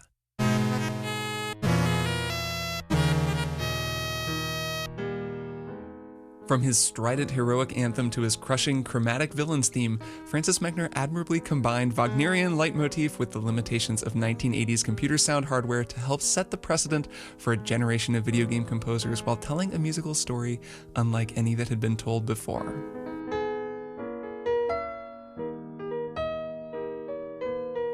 I hope you liked this audio explainer and that it gave you a new perspective on the music of Karateka. Thanks for listening and enjoy the game. Nice. Here's Jordan's original dating back May 1st, 1984. This is the version of Karateka that Jordan submitted to the publisher. Much shorter and simpler than the final game among other key differences. This is the prototype.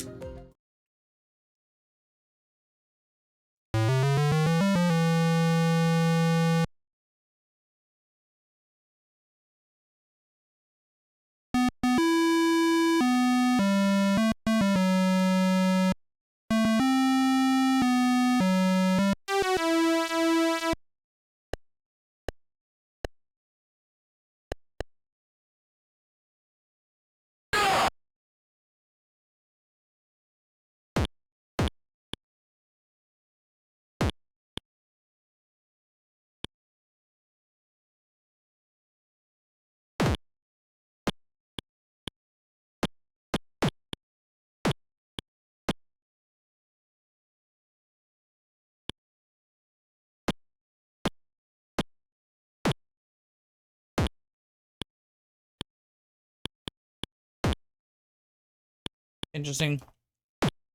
I do know a bunch of differences immediately.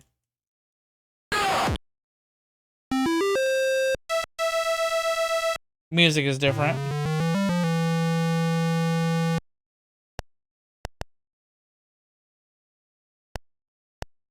Everything happens in this room.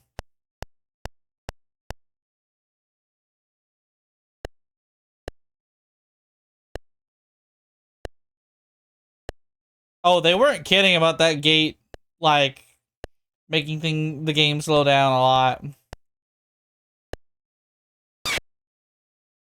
What, already? Get the fuck out of here!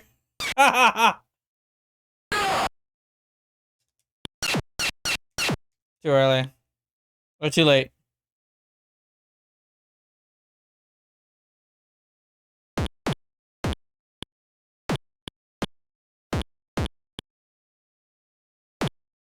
Oh my god, it's hard to escape kicks.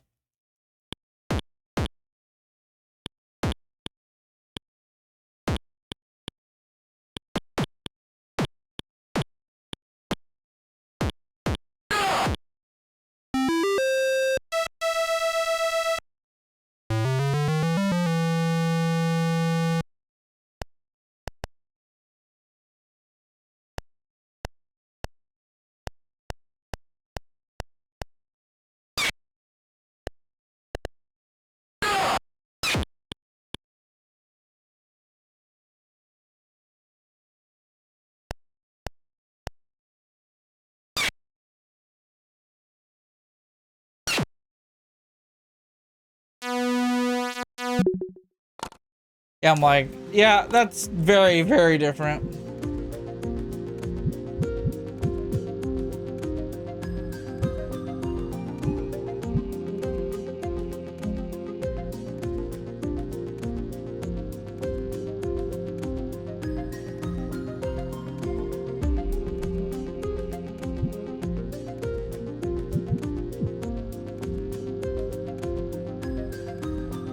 Broderbund's Rubber Room. Many of the games Broderbund published were created by independent developers. Broderbund's in-house staff helped polish them until they were ready for release. Douglas Carlston and designer Lauren Elliott discussed the process.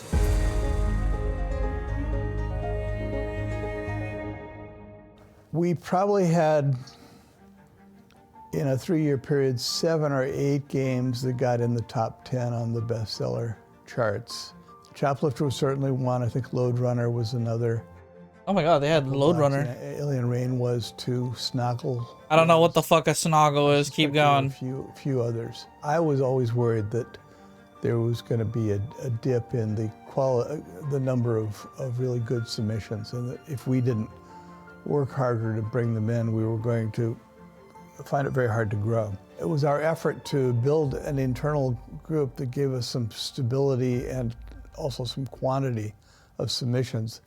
We decided that because we're having so much trouble getting engineers to come up with great ideas, that maybe we should separate the two. The fact that you can code doesn't mean that you can be effective in thinking of what to code. And some of our very best coders would complain to me they never had a creative idea in their lives. Somebody had to tell them what to do. So Gene and Lauren were brought in to do exactly that. I was an architect. I was moved to Sonoma County as an architect, and I had begun playing some of the games. At one point, I just drew up a number of games that I thought would be fun, and I just drove down to San Rafael and walked in the front door with no introduction and talked to the brothers, talked to Doug and Gary Carlson. Over one lunch, they looked at the drawings and said if I could convince the programmers to do some games for the drawings I had, I was welcome to join. And that was the end of that. I just walked in and I had to find my own desk. What a different fucking time, bro.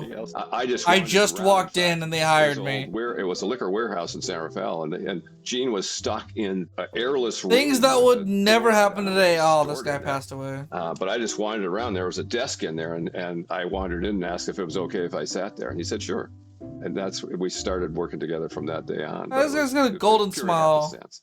Gene had worked for Imagineering down at Disney. He said he'd done 5,000 illustrations of Jiminy Cricket and so on. He worked back in an era when they drew the cells one at a time, right? A hand-drawn every animation cell. So he really knew that industry, and he knew Disney spent a lot of time getting the idea of a character, the sense of a character, obviously, in the movies. And that was something that the software industry did not have. It really did not have.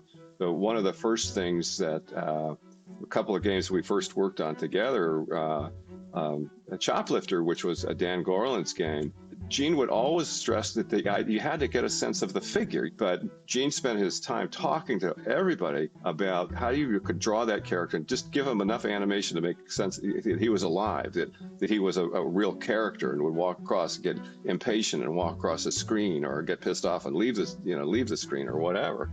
And he started doing that even before Jordan got there, but we worked on a number of things so that's what his sense was. His sense was bringing life, bringing a real character, bringing a real, real stories to the characters. They would throw them in what became known as the Rubber Room. They would throw them in the room with Gene and myself, and we just BS about the game, add things if we wanted to. It was all at the designers like Jordan. They're bouncing off the walls. He made all the decisions on it, but we would spent a lot of time on drawing things and talking about animation and everything else. But yes, I generally knew, all internal games and external ones that they eventually published came through the Rubber Room at some point. Okay, so let me ask you something. It's because from high school through college, basically, I was making these games, and I had the ambition of making a game that would be good enough to get published. Right. But that never really happened. It didn't happen with Asteroids. It didn't happen with Death Bounce. And then Karateka was the one that finally did. So I sent Berterbund Karateka on floppy disk, and they said, "This is great. We want to publish it." It was essentially a finished game. At least it had all the pieces together. I think he wanted to keep the whole thing under wraps and see if he could get it exactly right without any nudging or criticism or whatever.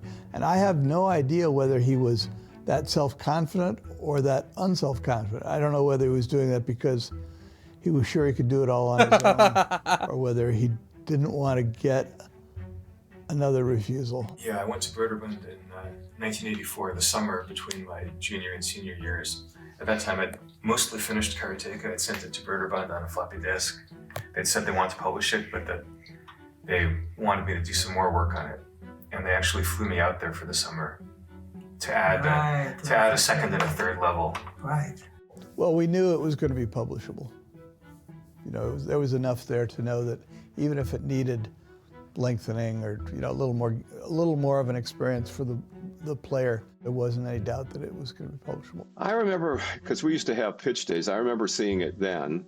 I remember when it was brought in, because a lot of times they would bring things in, and I think we would, on Friday afternoons, ideas would come in and everybody take a look at them. And I know Gene was enthralled with just the animation part of it, but Jordan had a real sense, a real interest in movies. I mean, and had taken a lot of inspiration from that. And he and Gene were very similar in that, right? They were both hardcore kind of movie people, and Gene knew all of the movies that Jordan would ever talk about.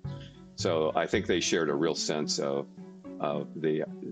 it was automatic. It was really easy for him, a real sense of the storytelling. They probably got along doing immediately. all the filming and then having rotoscoping, having to draw. And Gene, of course, had spent 20 years doing that, right? Effectively, just doing it by hand. And so he could tell.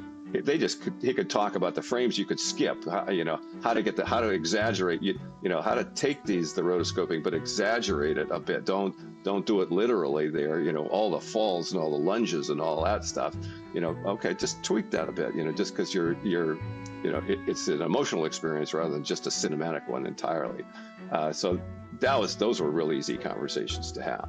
So those two, I think, had a good time talking about it. I was learning how to draw all that stuff and do the animation with Gene on it, and he was a great teacher on it. I tended to be more precise, and Gene tended to be more exaggerated. He tended to have lots of land and squish kind of things, where balloons would, how they land and flow out.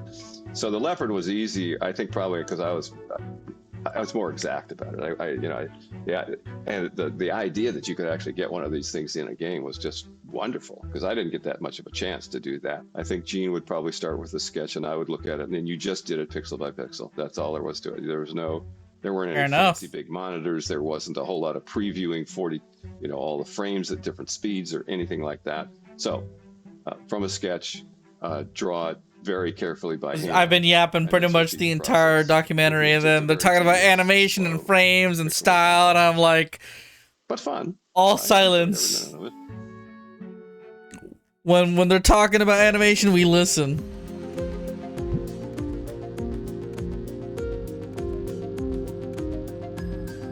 Passed away at 66 years old. God.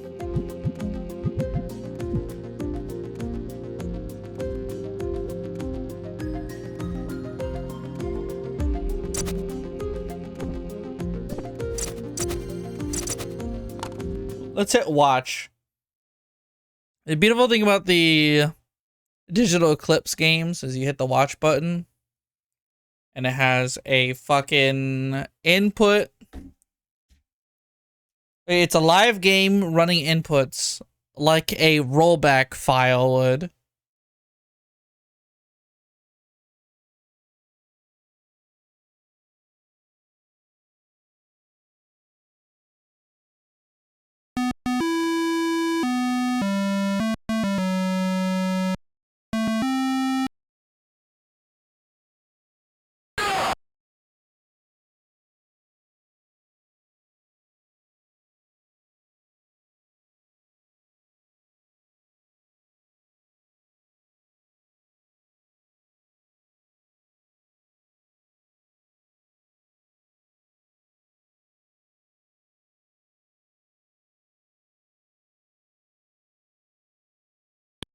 Okay, I'm just like, is there a reason why they're just standing there?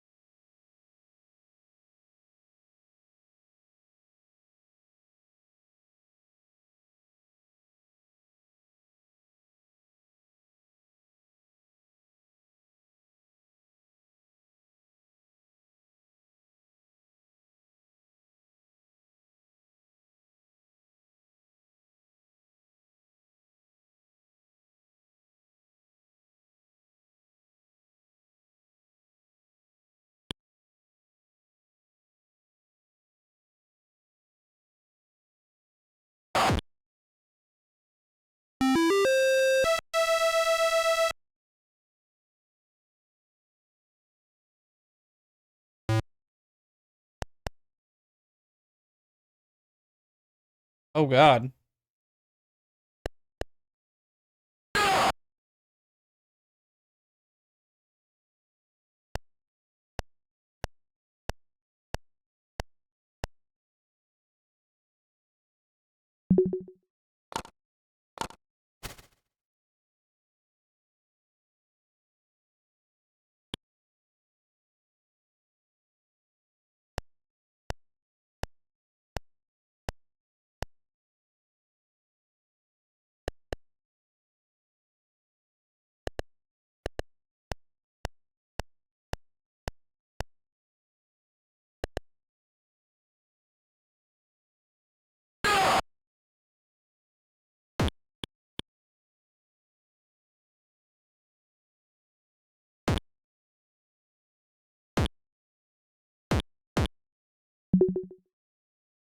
Like.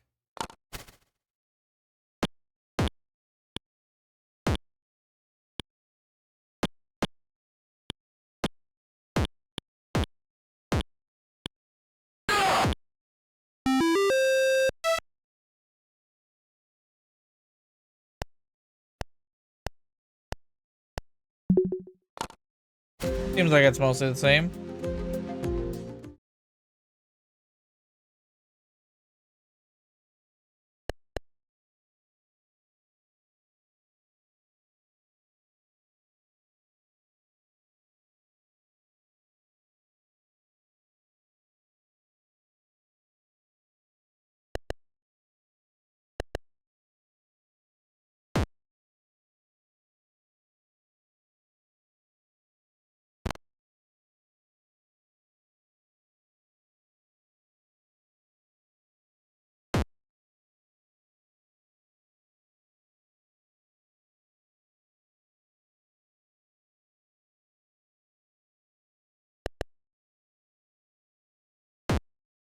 Like, why can I not run through this? I don't know what's going on there.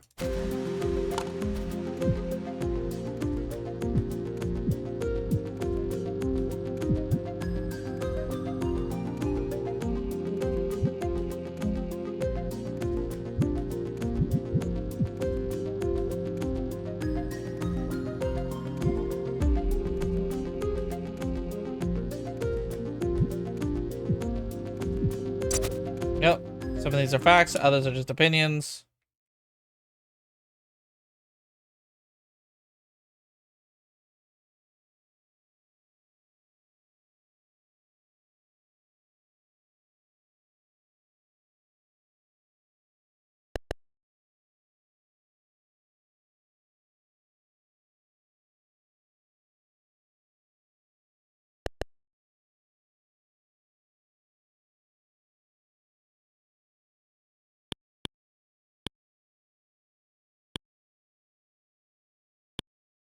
Hmm.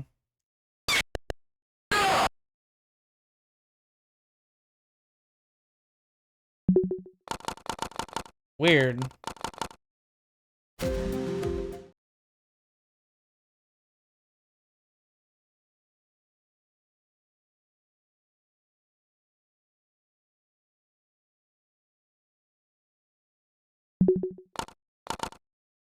I guess the thing just doesn't work. We were already playing Karateka floppy disk for Apple II version.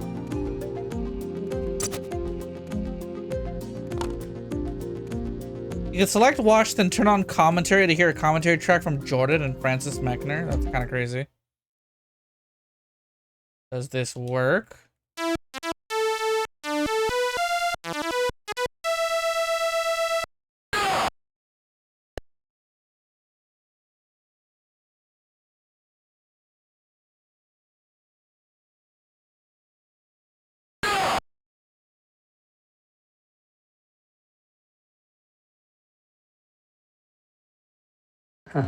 You just find out the hard way by if you run under that gate.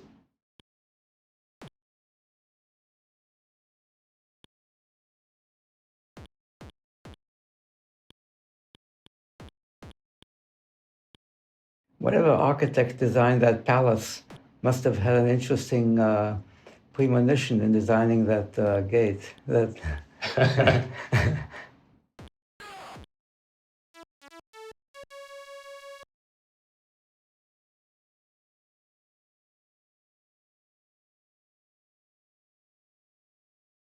Too bad.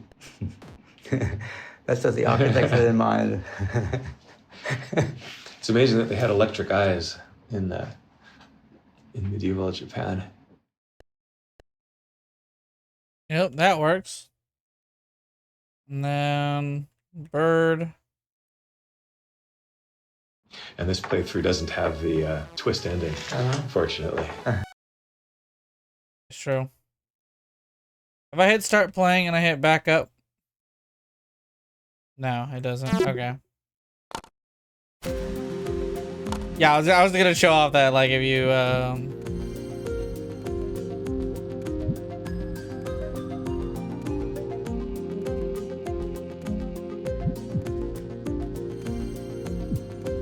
if you walk at her with the fighting stance, you just fucking get your ass beat.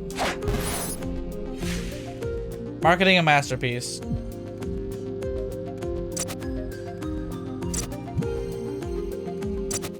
Pronouncing Karateka. Oh boy.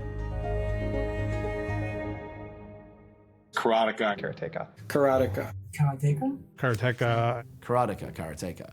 Karateka, and if it's Karateka, I've never heard that before. So maybe Jordan says it that way. I don't know, but I know we all said Karateka at the company. I think when I was a kid, I always said Karateka, because it's like you say karate and you just add the. I said Karateka, Let's talk yeah. about pronunciation. So here's the thing. In the 80s, TV didn't talk about games, and we didn't have the internet, so pretty much everybody pronounced the title of the game in their own way. A lot of people say Karateka or Karateka. He has 2008 Prince of Persia in the background. I see Prince of Persia, Sands of Time, top right. The Karateka poster in blue, right below that, next to his thermostat. In Japanese, there's no stress on any syllable, so it would be. I'm trying to look closely, but I believe that's the last train to the right of the thermostat. Something like that. I called it Karateka, but I've since found out that pretty much everybody pronounced it differently. So however you pronounce it is fine. Don't feel bad. It's all good.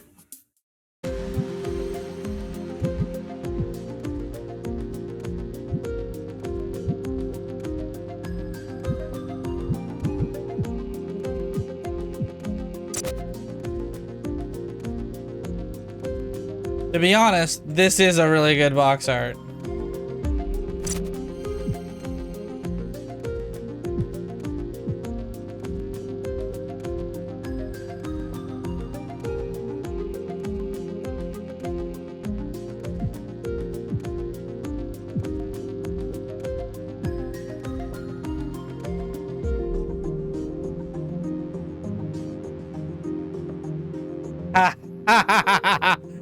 Oh boy, I wonder who that is. After the release of Karateka, Jordan began to receive fan letters. One praised his programming prowess on the Apple II. It came from a young game designer known as John Romero, who would go on to make Wolfenstein 3D and Doom. That's really, really funny.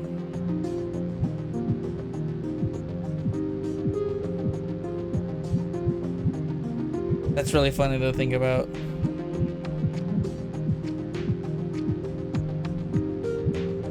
What is this? I first saw the game while in the high school at the. No, we'll leave the commentary off for now. The Wrath of Dude. Oh my god. This game looks crazy already.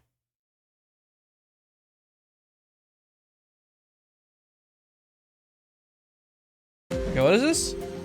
Some players took their love for Karateka even further in an unofficial fan project. Karateka 2, The Wrath of Dude was an animation for the Apple II. It retold the story of Karateka with over-the-top martial arts moves and exaggerated violence. In a pre-internet age, it was passed from fan to fan on copied floppy disks. Interesting.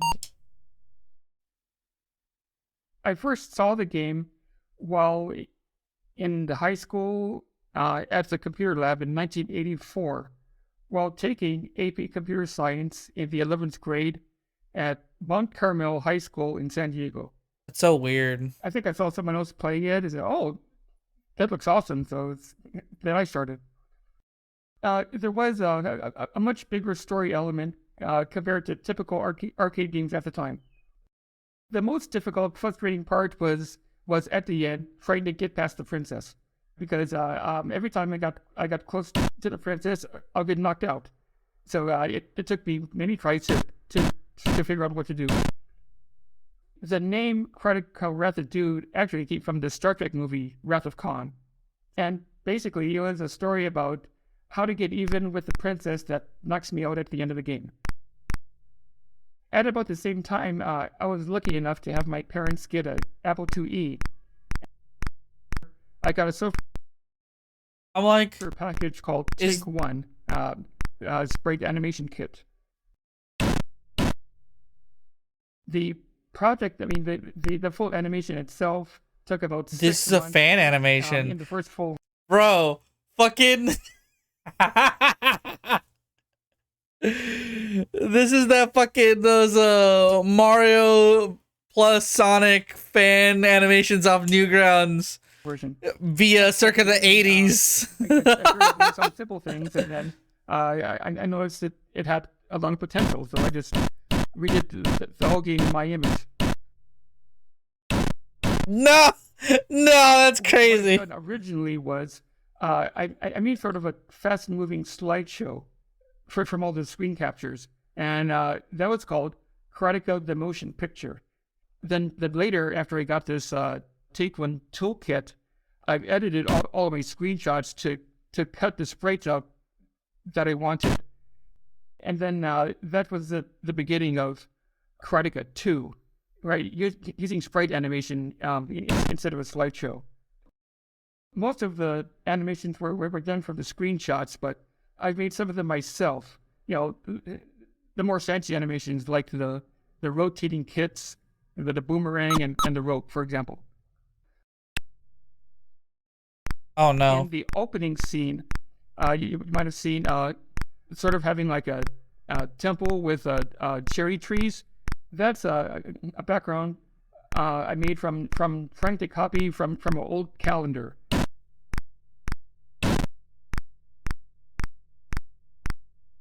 I wasn't really inspired by fan work, but I did watch a lot of low-budget kung fu movies at the time. And there was also an arcade game called Double Dragon, which had some very brutal moves that gave me some inspiration. And bro, fucking Super Mario Bros. Z. I submitted that as of the 80s, actually. It was supposed to be a programming assignment, but the instructor somehow didn't notice I wasn't doing any real programming. And then later, at a community college, I've submitted that as an assignment also, but instead of as a programming assignment, it was recorded with a video capture. Especially at the 11th grade, all of the classmates were just cracking up, especially after the awesome original version ending. However, my parents were not as impressed. People started asking for copies.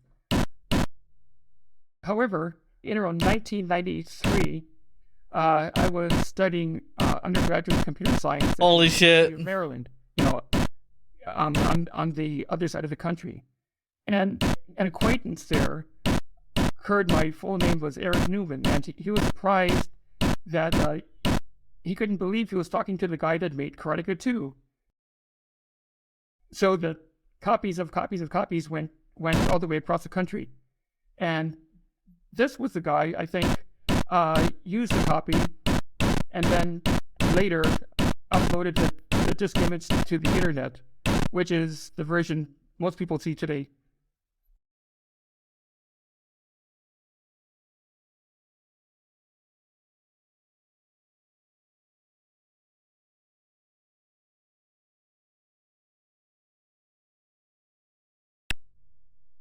I'm just overwhelmed. I mean, it was just a small thing I did in the mid '80s. So I'm just flattered and overwhelmed. I never realized it was this popular.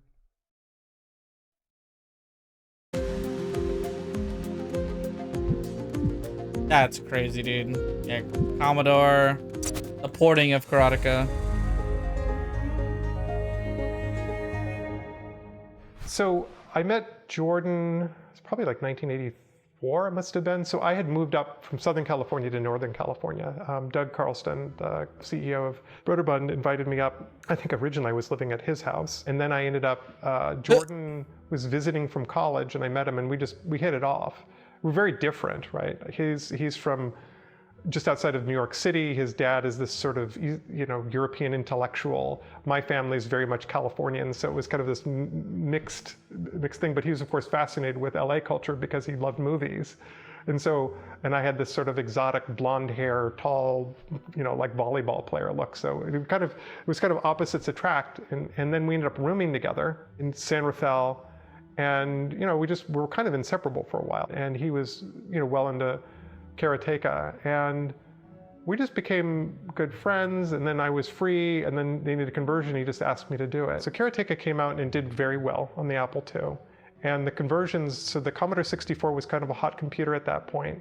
And the Atari was a little bit older and maybe not quite as popular, but it still was a Atari 80XL. And a conversion, particularly from Apple to the Commodore 64 and Atari, they had the same microprocessor, or roughly the same, but they ran the same code. And so the ports didn't take that long to do. So in some ways it's a very satisfying, very quick thing to do, except then you had to deal with the new graphics and you had to make it work better for those platforms. I think the most difficult things about porting Karateka, one was Jordan was very exacting. So that probably would be, and because the game in some ways is very ambitious. So there's a lot of assets and you had to keep motion smooth a certain way and the interactions had to be very responsive. I think actually the Commodore 64 itself was a real chore because the Commodore 64 wasn't as refined, it was much more complex in terms of what it could do than an Apple II. And that had been the previously most complex computer I'd ever worked with. And it wasn't quite as refined as the Atari in terms of how the hardware would function. And so I found very often it would do things that were not totally predictable. And a lot of people had frustration with it. I think part of it is because the engineering of the Commodore 64 wasn't quite as good. So it was a frustrating platform to work on. And I think the reason why people worked on it is because it was so incredibly popular, because it was so cheap. It was a $100 computer that did an amazing amount of things. But that to me was the most challenging. So the Commodore 64 had only one button. So for punch and kick, which was on the Apple, you had two different buttons, so you could do punch and kick separately. On the Commodore 64, we had only one button. And I believe it was Jordan who came up with the idea of a short press to do a punch and a long press to do a kick. I kind of have that memory. And it seems like Jordan to come up with that. And ultimately would have to pass muster with Jordan anyway. You're trying to fit, it's not exactly a square peg into a round hole, but there are certain design compromises. And very often you have to reinterpret intent. Fortunately, Jordan was around.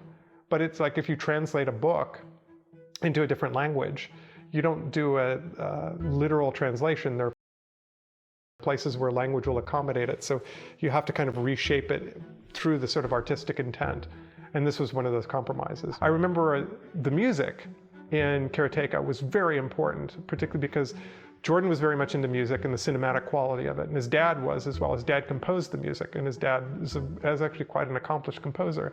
And on the Apple II, it didn't have the audio capability. It was single voice, and you had to kind of simulate through square wave stuff, try to modulate it. But on the Commodore version, he made it much richer. And so the music was, I believe, largely recomposed for the platform. I think the same theme that played at the beginning of the game was part of it, but he filled it out all over the place. Yeah, I finally got to play it how father Francis closer to what it wanted to sound like himself. And so I'd get these bulk shipments of notes that I'd have to figure out, and there were more cues put into where the sound would happen.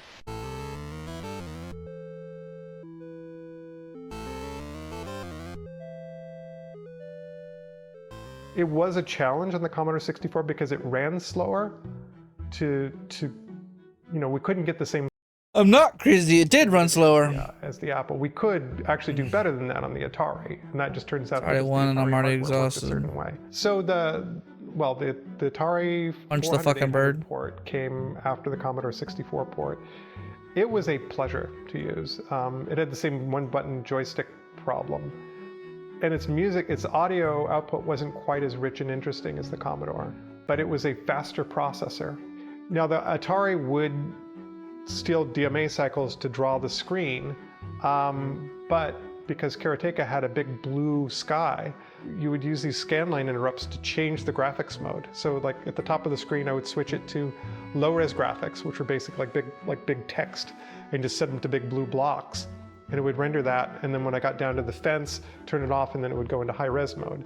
And so what that did is it probably ran at like 1.4 megahertz, so it's probably 40% faster, so it could be smoother. So in the Apple version, it would go fast and slow depending on how many things were rendering on the screen. But on the Atari, it was more likely to be at the right speed and feel more fluid, like as things were, like big objects were scrolling by.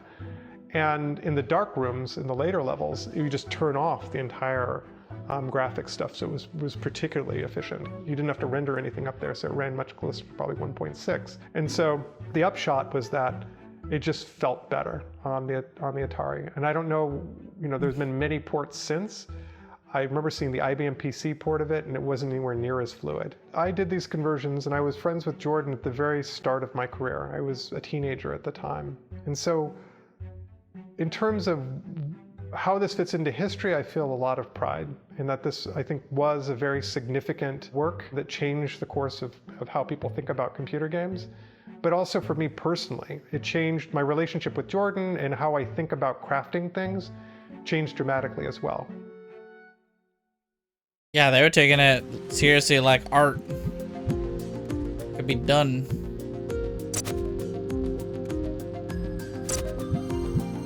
Karateka on tape, much more popular worldwide than Apple II.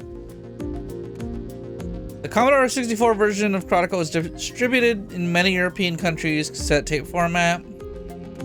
Flyer advertising the Spanish.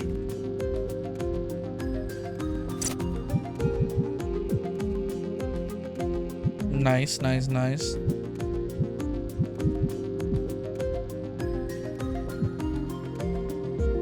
Atari 8-bit.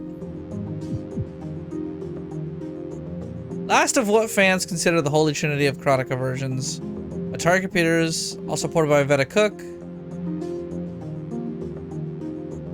Best port in a while.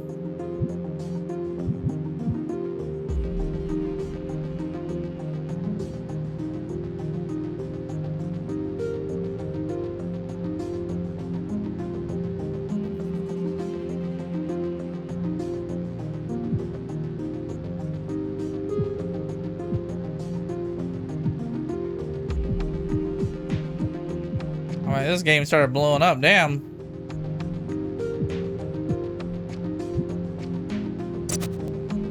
They got it working on IBMs? That's crazy.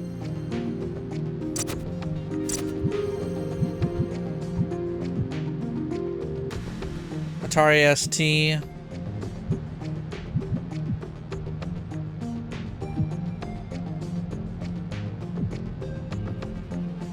Karateka goes to Japan on the NES.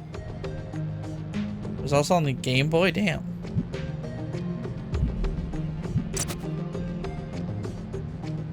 Oh, geez, look at this thing. Well, impressive either way.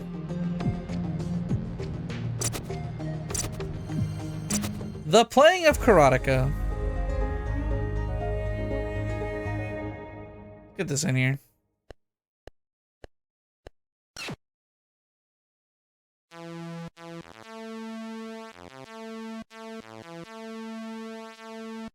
Yeah, it was pretty hard.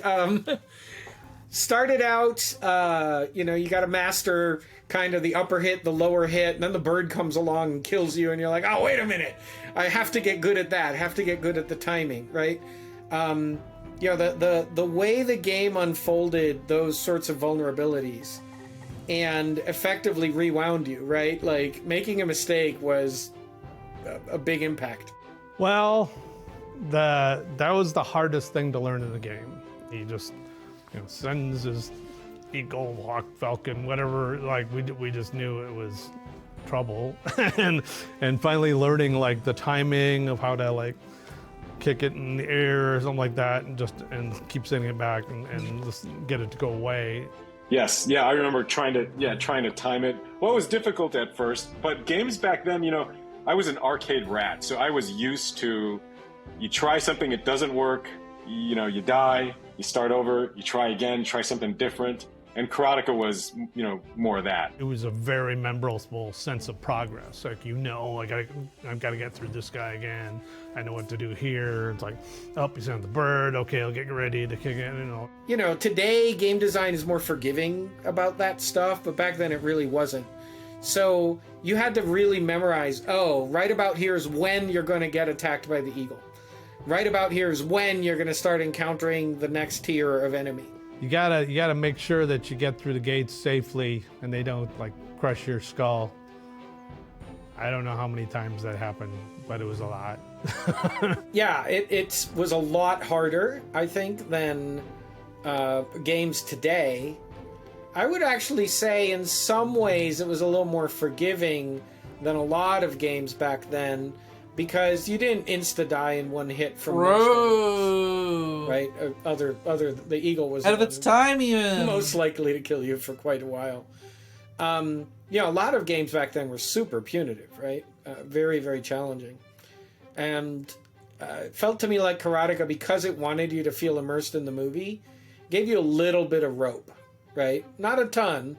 To me, the magic of games of that era was exactly that they gave you just what you needed, and then as a player you kind of filled in the blanks, like you used your imagination, and that had a big impact on me with Karateka, and that's something I carried with me into Mortal Kombat, was exactly that. It's like, hey, this is an arcade game, there's not a whole lot of place to tell stories, so we better take every advantage that we can to kind of set these things up so that the player has the tools that they need to kind of fill in blanks. You really felt the beats of the story and the beats of the action as you march through the game, and I mean there's so many like cool things, the cinematic scrolling, so you have like a mountain in the background, and the gates you're getting through, and like I think about just the sky in that game as something that it served almost as a character, because the way the backgrounds framed you was very intentional feeling. It wasn't just random tree every, fixed distance, right? Which again is what most of those games would have done. Tree, screen, tree, right? Instead you had a real sense of framing to it. It felt like still shots or photo shots. And so you got a sense of you being like the protagonist, but like the antagonists are approaching you, and it takes a little while to get to them, and that cross-cutting technique just gives you a sense of tension that builds and builds and builds, and then you're facing them like it's super effective. And it was like, again, another shocking choice to sort of use the language of cinema to convey like approach. That's like a simple thing, but it's a really powerful thing. You had to, gosh, I'm flashing back now. You had to pay attention to where that guy was, because if it cut away to the enemy and he was coming at you from one direction, you're moving in that direction. If you kept going full tilt, odds were pretty good you'd slam right into him and get in trouble. So you actually had to remember, oh wait, he's coming. I'm going to want to slow down and give him a chance to kind of mosey in when we get close enough, right? Just to have a better tactical position. So it wasn't just that we cut away for story. It actually cued important gameplay things and gave you an opportunity to strategize a little. You really had to think about that, and it was very much a learn by failing kind of process, which of course leads all the way up to the ending, which has one of the biggest twists that way ever. Let me tell you the story of the entire Apple II gaming community hating Jordan Mechner. The way the game worked is you essentially could be in combat stance or not. And you did move in and out of combat stance pretty regularly because you wanted to be able to sprint versus, you know, edge forward.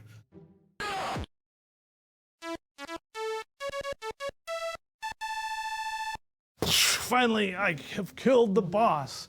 You run into the room and there's a princess there. So, of course, what we did was we edged in and we got close and wham. She killed us because she thought we were one of the villains. As frustrating as that was for me the first time I got kicked in the face by her, the chance to kind of do it all over again and figure out, okay, what did I do wrong? If you come in a non-aggressive way, it's very different. So you have to play the whole thing again and then walk up to her. And then she's cool, thanks for saving me and all that stuff. But the moment of shock on my face when like I was just taken out with one hit is like, whoosh, you know, it's like, what? Today we'd call it a cutscene, but it's a seamless one. You were in control and then suddenly the game takes over and you're not in control and it's perfectly seamless. If anything, my one regret with the game was always that I wanted there to be a little bit more right after that final hug. You know, it goes pretty quickly sort of into rolling the end. And I always wish there were a little more, that the story didn't just stop. It really affected me as far as, you know, like how much of a sort of a feeling of a story experience you could have in a game. And like you could feel emotions even, you know, being mad that something happened in the game. Like all those were, like everything was just kind of fun. And so like that led me to love like character-based games and story. I think it's one of the foundational experiences that made me want to make, you know, an Acronox, an epic RPG, or made me want to like. You made an Acronox? That's the fucking parody RPG. Sure, more. I want to play that for the stream sometime. More bold characters and more story content in games. Just. It's like a Western turn-based RPG cyberpunk thing. It's really funny. It was like, it felt like a new thing and a new way to tell stories.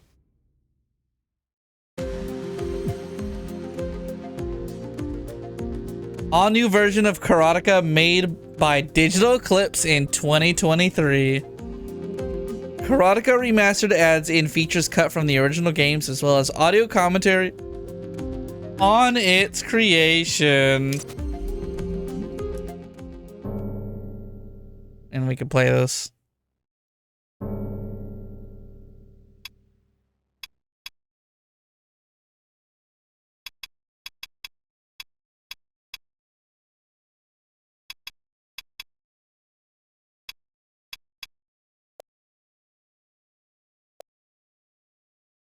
Game ends with a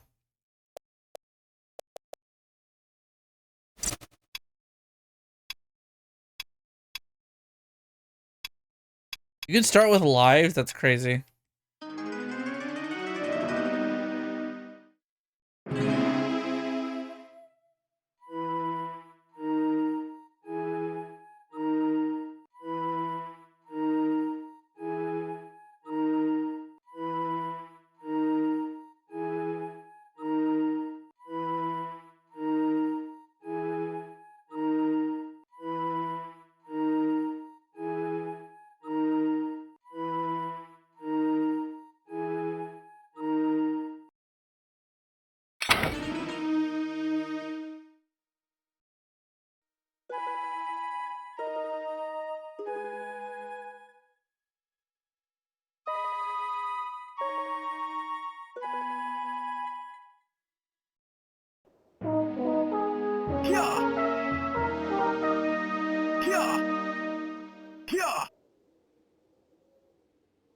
There you go.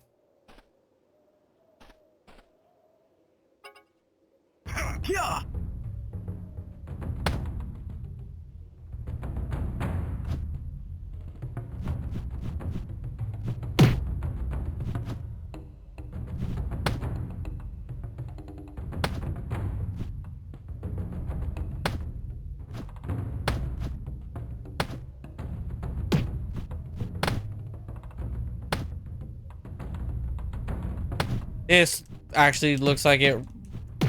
This plays really well.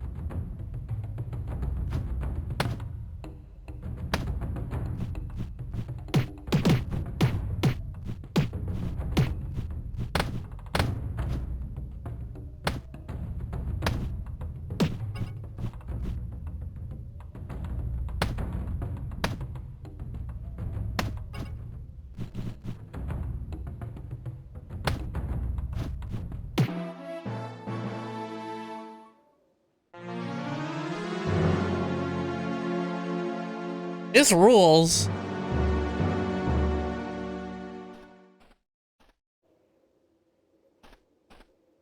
It's weird. I don't think they're gonna talk about the Karateka port that came to PS3. I might need to download that sometime.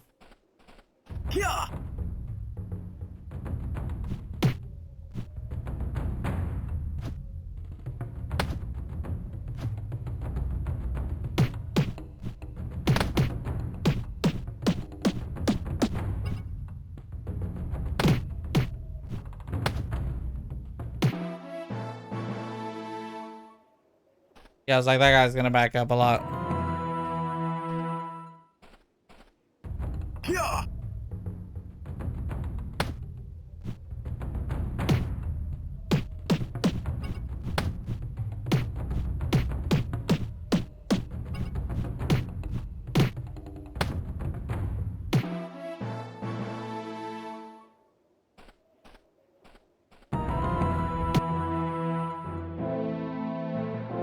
Boy!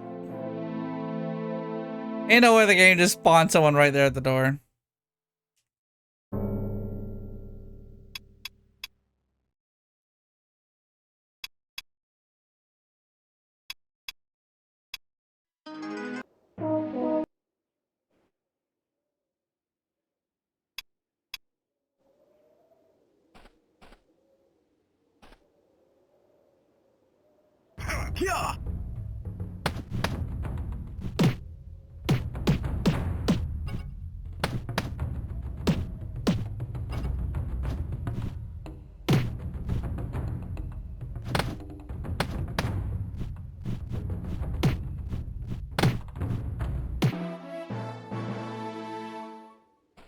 Yeah, let's go.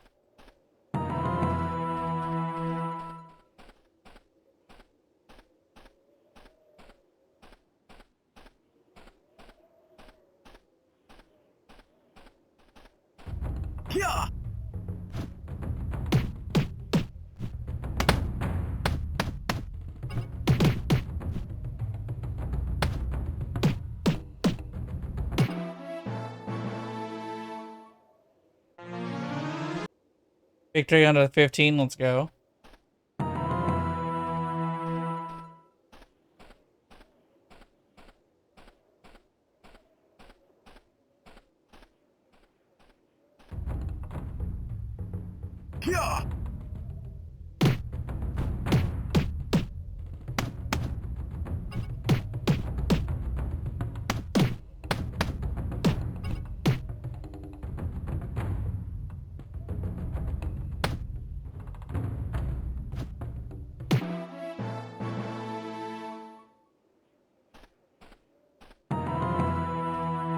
Here we go.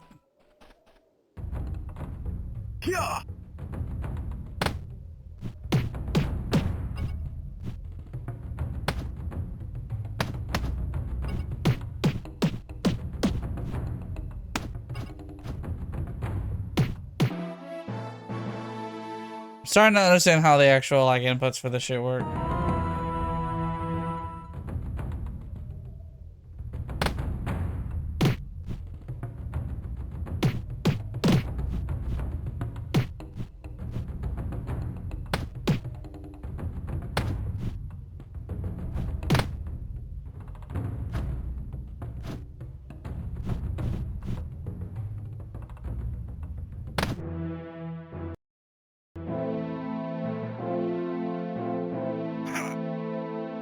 Not having the ability to fucking save state is killing me.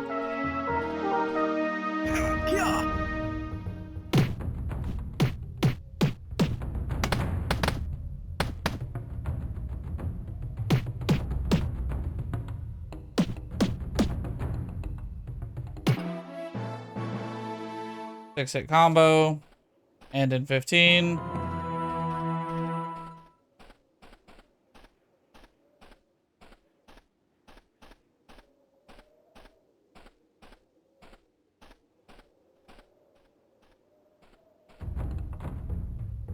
Yeah.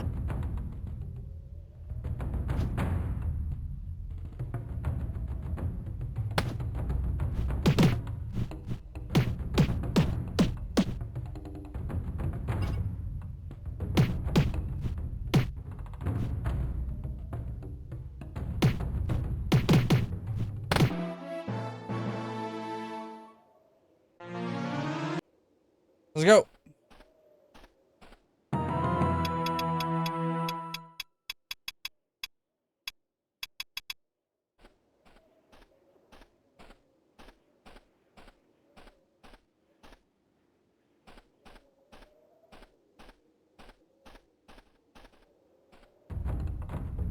Yeah.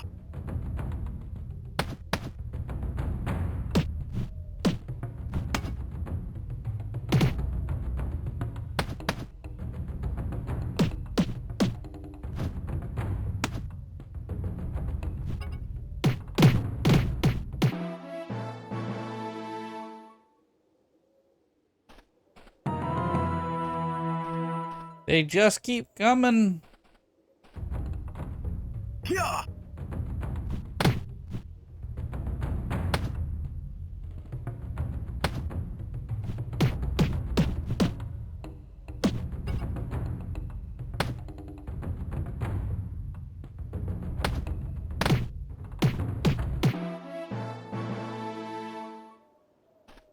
Would love to not get fucking Yeah. stuck at the entrance, basically. Yeah. Yeah.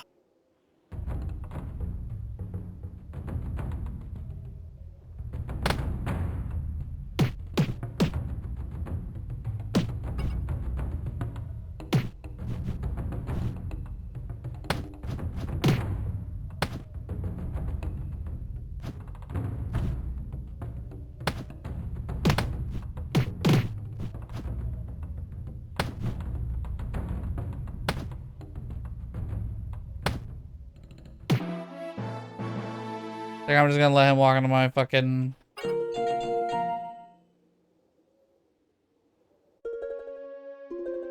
He's gonna walk into my kicks. Yeah.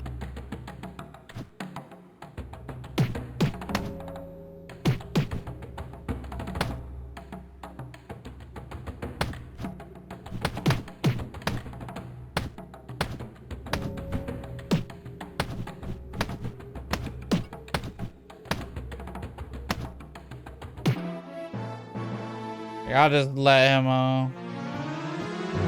do what he wants.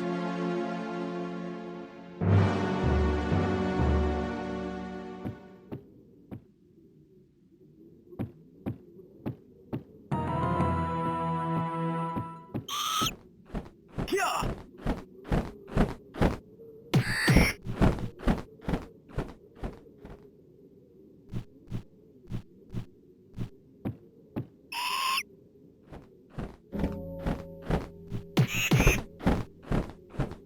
Amber.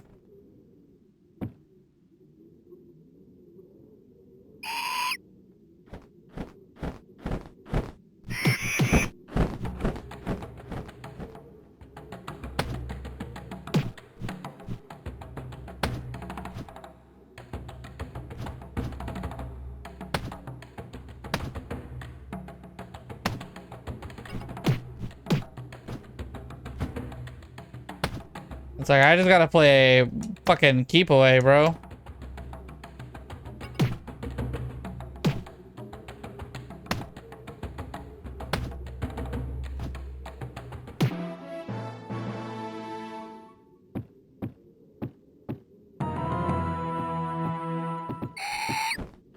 Yeah.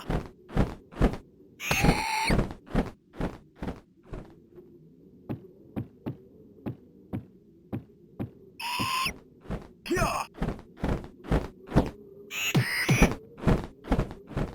Damn this fucking bird. Yeah.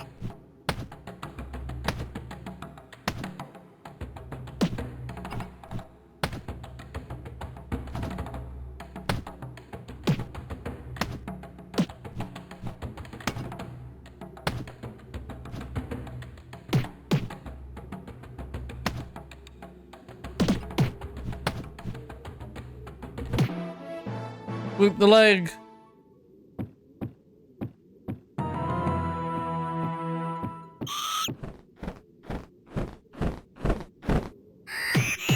Almost got it. Yeah.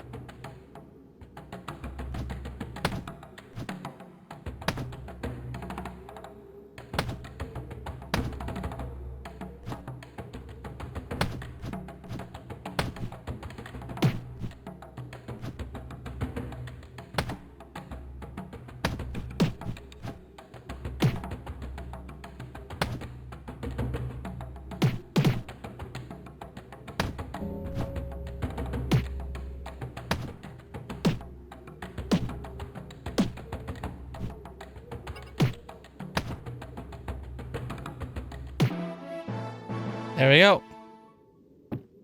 Bird's gonna come at me again.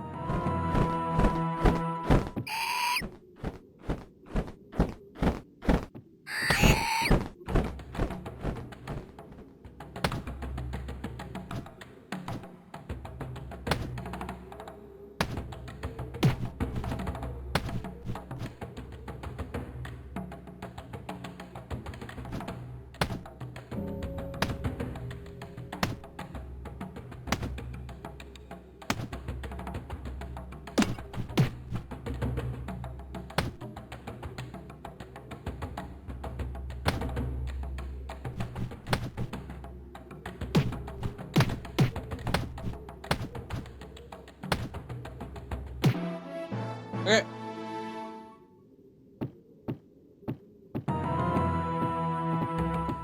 Yeah. I don't know how to get past the gate.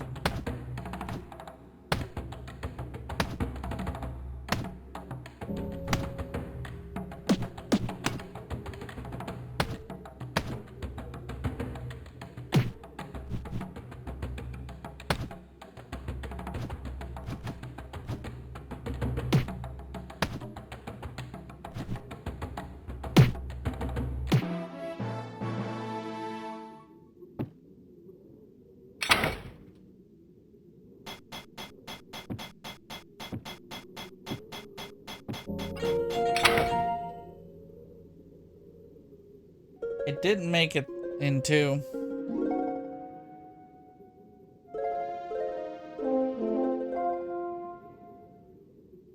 She's starting to believe.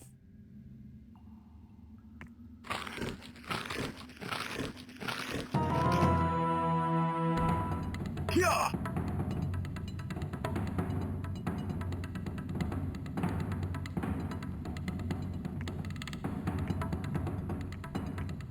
Yeah.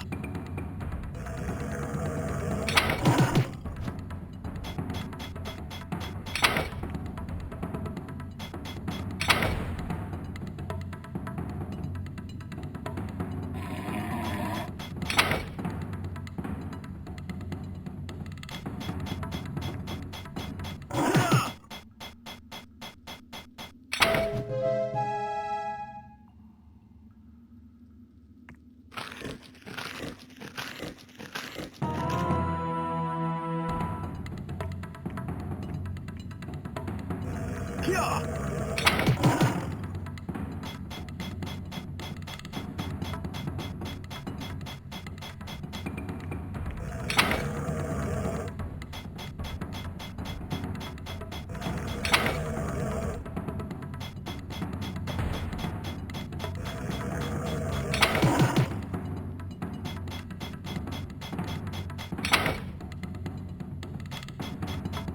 Looney Tunes death for real.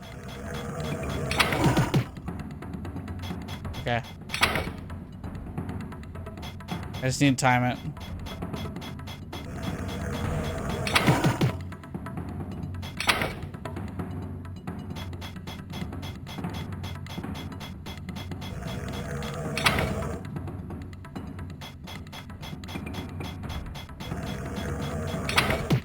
Oh no, okay.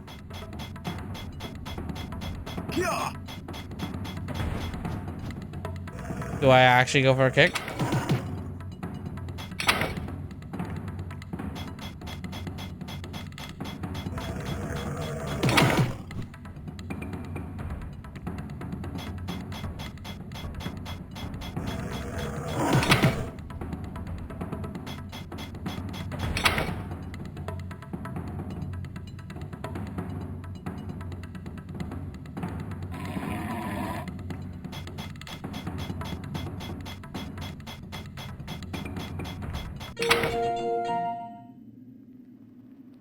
Oh. Interesting.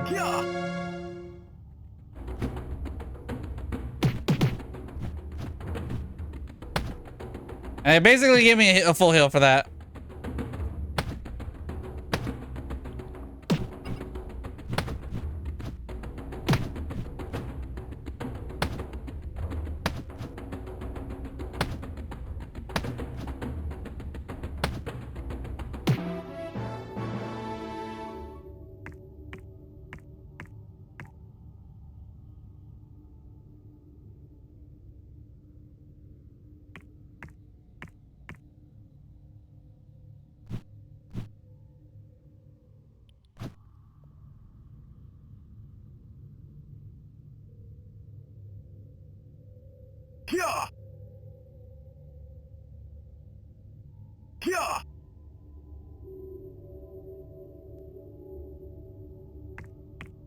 Hmm.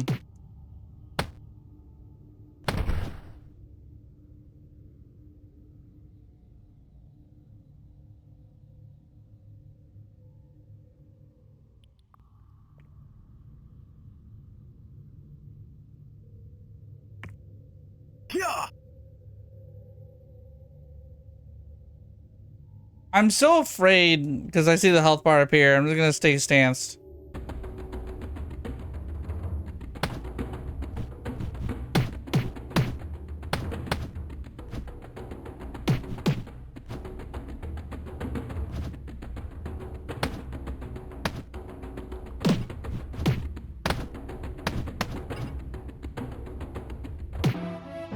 I will say that now this game actually like is running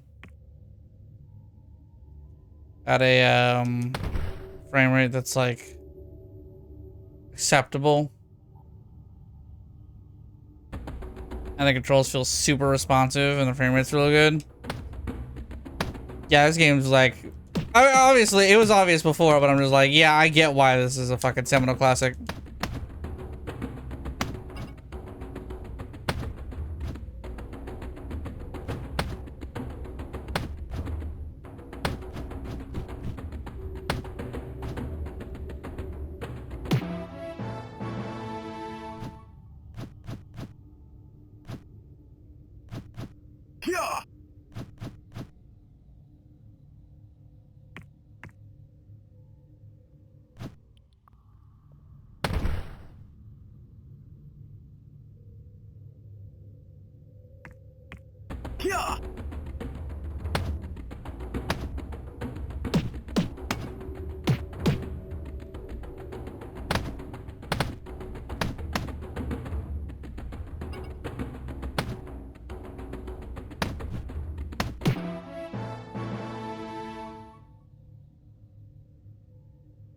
Yeah, because there's like animation clarity now. You fuckhead.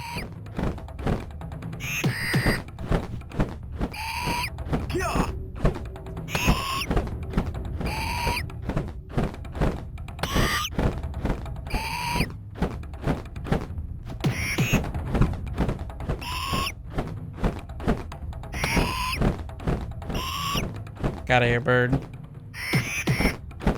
Get out of here, bird.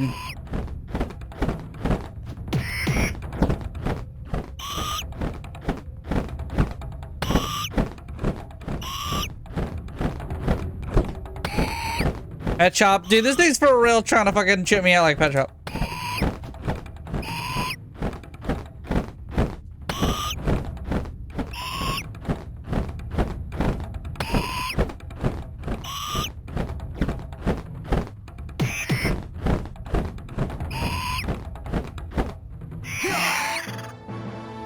Yo, that thing fucking exploded.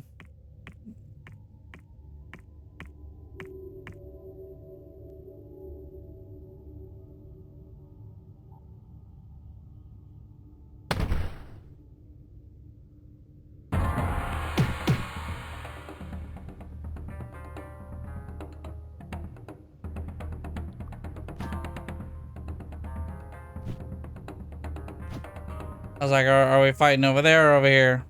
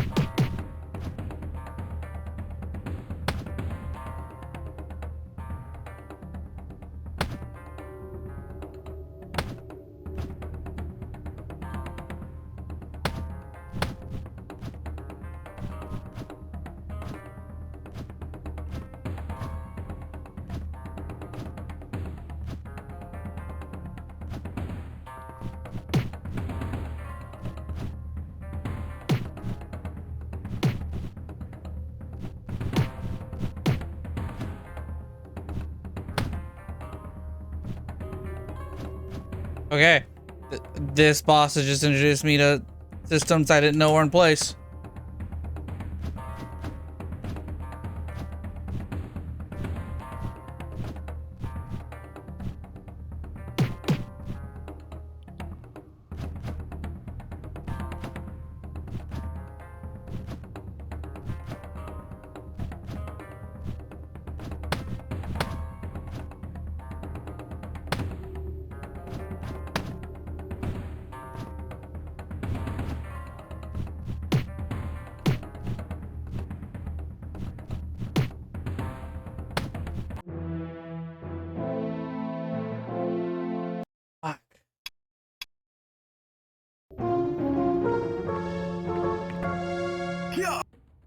Actually, I should stop. It's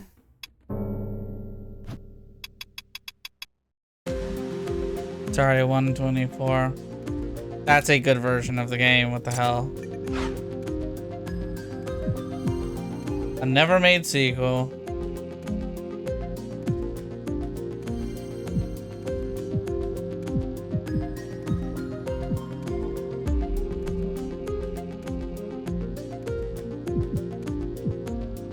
Player 2? Karateka follow-up. The pair would adventure together. Interesting.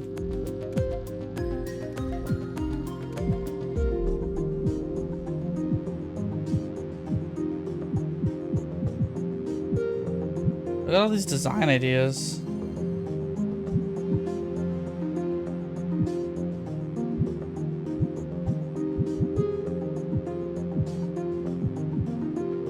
Oh, there it is. In 2012, Jordan worked with a small team at Liquid Entertainment to produce an all-new version of Karateka for PC. This is the fucking game. I actually like this one a lot. It's very much a different thing. It's a rhythm fighter. It's a little weird. But yeah, basically all these dudes have mix-ups and shit, and you have to pay attention to the music to know what attack sequence they're using. Some of them are really fucking long too.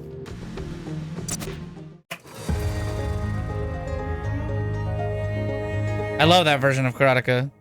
So when I thought that game was really smart. Published, I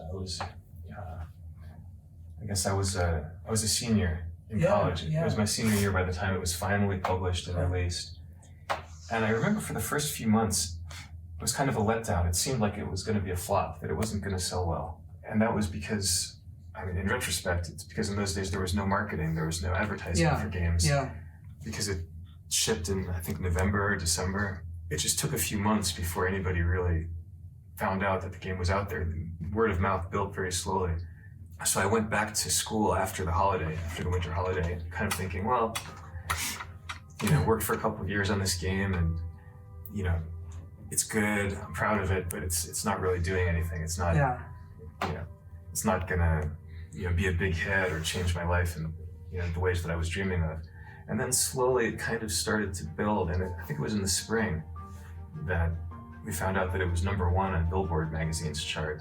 And then the first big check arrived, and it was like, it wasn't just more than I had ever earned by my own efforts before. It was like it paid for my tuition for that year. I spent 3 or 4 years making Prince of Persia. That whole time I was living. Yeah, they were making a platformer, and instead of being a Karateka sequel, it ended up being Prince of Persia. Now because everyone has to, right? Story is, in most games, considered like a mandatory aspect. Jordan predates all of that. I think he really was one of the early pioneers of like, yeah, story and video games can go together and they can complement one another, and the game's more interesting because it has a story. I think he was one of the first people to really push that idea. He was always willing to work with other people and wanted to have creative control, but he saw them more like movies. He saw it being a collection of talents, and that didn't bother him at all. I think it's obvious now that that's where everything was going. If you look at all the huge sellers now, they all have the movie metaphor. And I think Jordan not only saw that, but knew how to do that, or was willing to learn how to do that long before most others did. Yeah, I think the big thing about Jordan first is he's multidisciplinary, and I think that's one of the things that all the top designers, when you go back and you look at who are the people who've really kind of rerouted the course of video game history, it tends to be people like that who either have come from other fields or have significant training in other fields and are able to do mashups with what video game potential is. Jordan's kind of a quintessential example of that, right? When you look across the kind of the history there, right?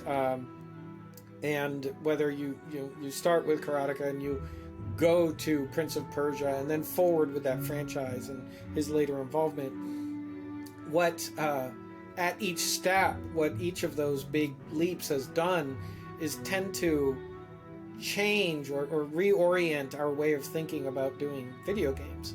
And I think that comes because he isn't just coming at it as, oh, I can make a video game, right? He's coming at it as, I can make a work and I can bring to this work things from other disciplines, other parts of life, other craftsmanship, other skill sets. You know, just the fact that he documented what he was doing in the way he did is deeply unusual. That isn't the mode that most people work in. He's a super smart guy who brought to bear tools that most game devs just didn't have. And that's what led him to be able to create things that most game devs at the time couldn't make. I didn't know who he was. I didn't know his age. But I remember the beginning of the game, it was, a game by Jordan Mechner, came up on the screen. And so it's like, I didn't know who Jordan Mechner was, but I wanted to be like Jordan Mechner. It's like, I want to make a game. I have stories to tell, I can make pixels. Well, what did you think of True. this time, 1980, 81, 82? I thought it was one of the huge applications of computers. Any futurist could look ahead and see that the computer, even though it was a very primitive thing at that time, that it would revolutionize the world. I mean, everybody saw that, but not the degree to which it did. There was a 5-year period where Karateka was it. It was the model. And I think what's amazing about that is that, the pace at which innovation was happening back then, the pace at which ideas were blooming, 1 year then was like 5 years now, right? So that means it kind of really stuck out as a precursor of everything that games would be. I kind of expected that computer games would become important, but that wasn't influencing me in how I related to you. I wasn't thinking of it as a business thing. I just thought of it as one of your passions that should be developed to the full, pursued to its logical conclusion. It's my fucking goat. So you were interested in these computer games just because I was interested in them? Yeah. Oh, entirely. I mean, I had no interest in them. These things fucking suck. Oh, my son loves them? I love them now. 100 years from now, people are going to look back at Karateka and they're going to see the very beginning of what by then will be a vibrant interactive medium that has evolved far beyond film, far beyond what we know today, because it had humanity. It borrowed elements from film that made film relevant to most people, not just geeks, right? About people and stories and about emotion. One reason that video games are so popular is because of the emotions they evoke. And prior to that, prior to Jordan, so much of it was about violence or satisfaction or the tension. And this is the first game I had ever seen where somebody fell in love. It's not that we didn't have really big swings at storytelling. We did, right? Like some of the stuff that was happening in the Infocom games in plain text was huge, just really big swings. But they weren't graphical, they weren't visual, right? And I think what Karateka really brought to the table was sort of filmic language in a bunch of ways. The shot framing, the crawl, scene setup, cross cuts, seamless integration of action and drama, All of those things are, to my mind, what Karateka really laid the groundwork for. I think that Karateka will stand the test of time as one of the most elegant, the most cinematic, and most carefully crafted game experiences that's ever been done.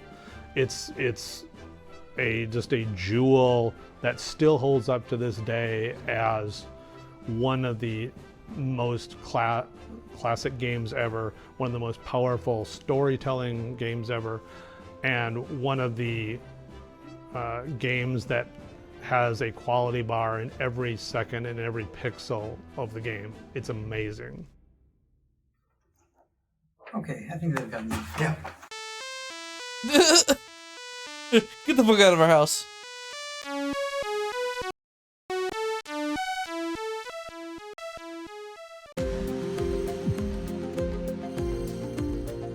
Karateka 2 never came to be. The initial design led to Jordan's hit series Prince of Persia. That's another story.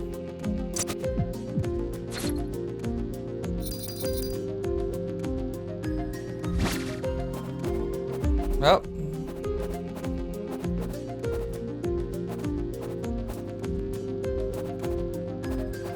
Crazy. The fact that there's 2 finished games here is kind of sick, though. Well, you can play the original trio versions of Karateka. Karateka Remastered 2023. Death Bounce Rebounded 2023. That's kind of sick. So it's a full documentary and 2 finished games.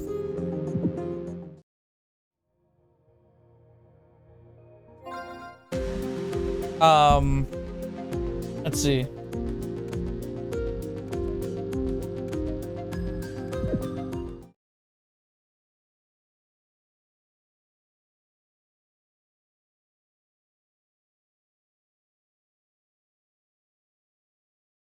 And just so that y'all can see what it looks like.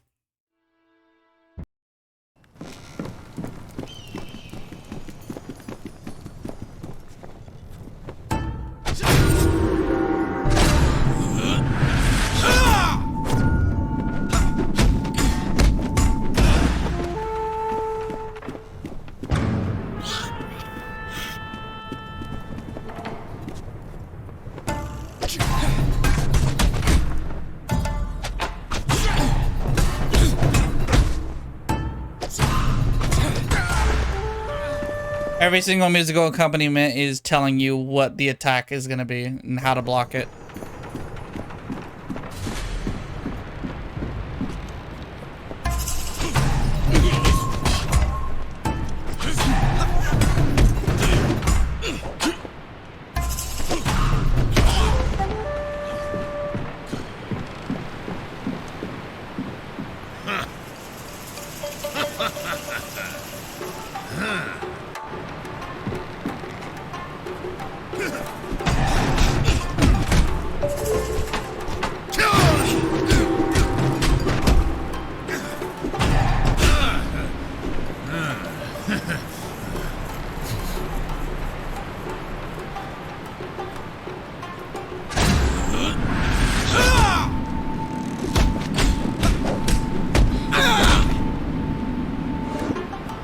I think that's Yuri Lowenthal too.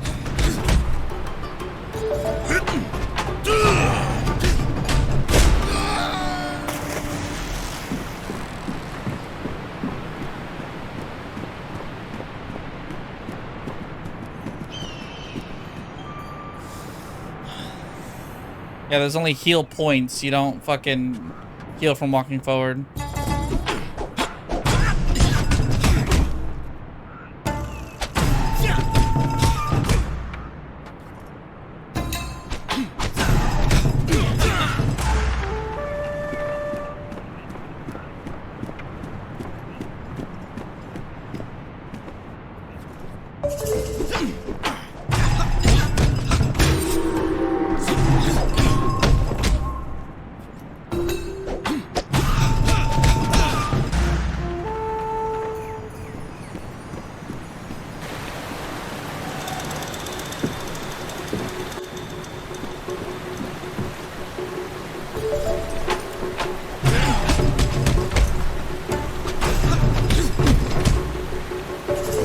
basically, if you die with this guy, then another person comes to try to save the princess. And if that guy dies, then a big guy you control, and he's got like twice as much health, etc., etc.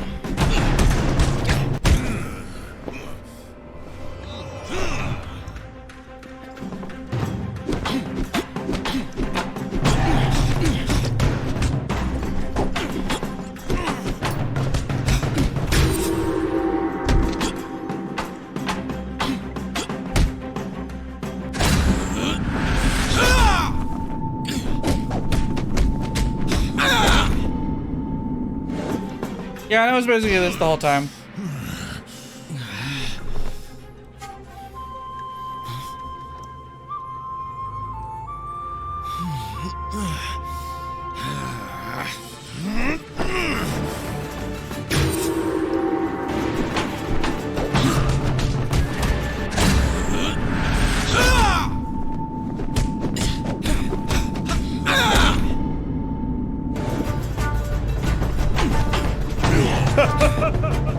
You see that?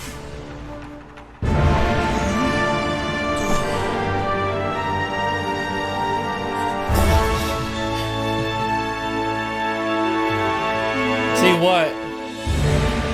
Yeah, I guess it wasn't real.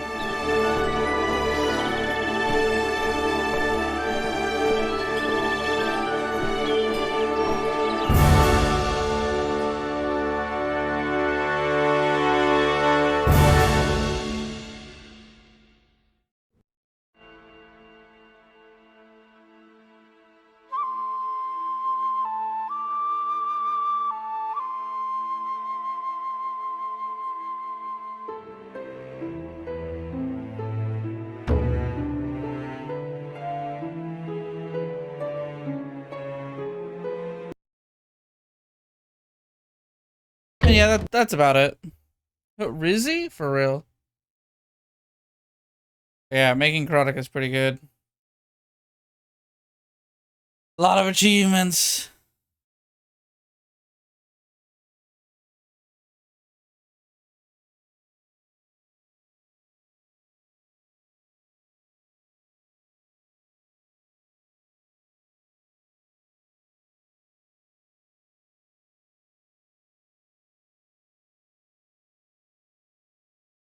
Work in progress, hit the target. Karateka Master, Bounce Master.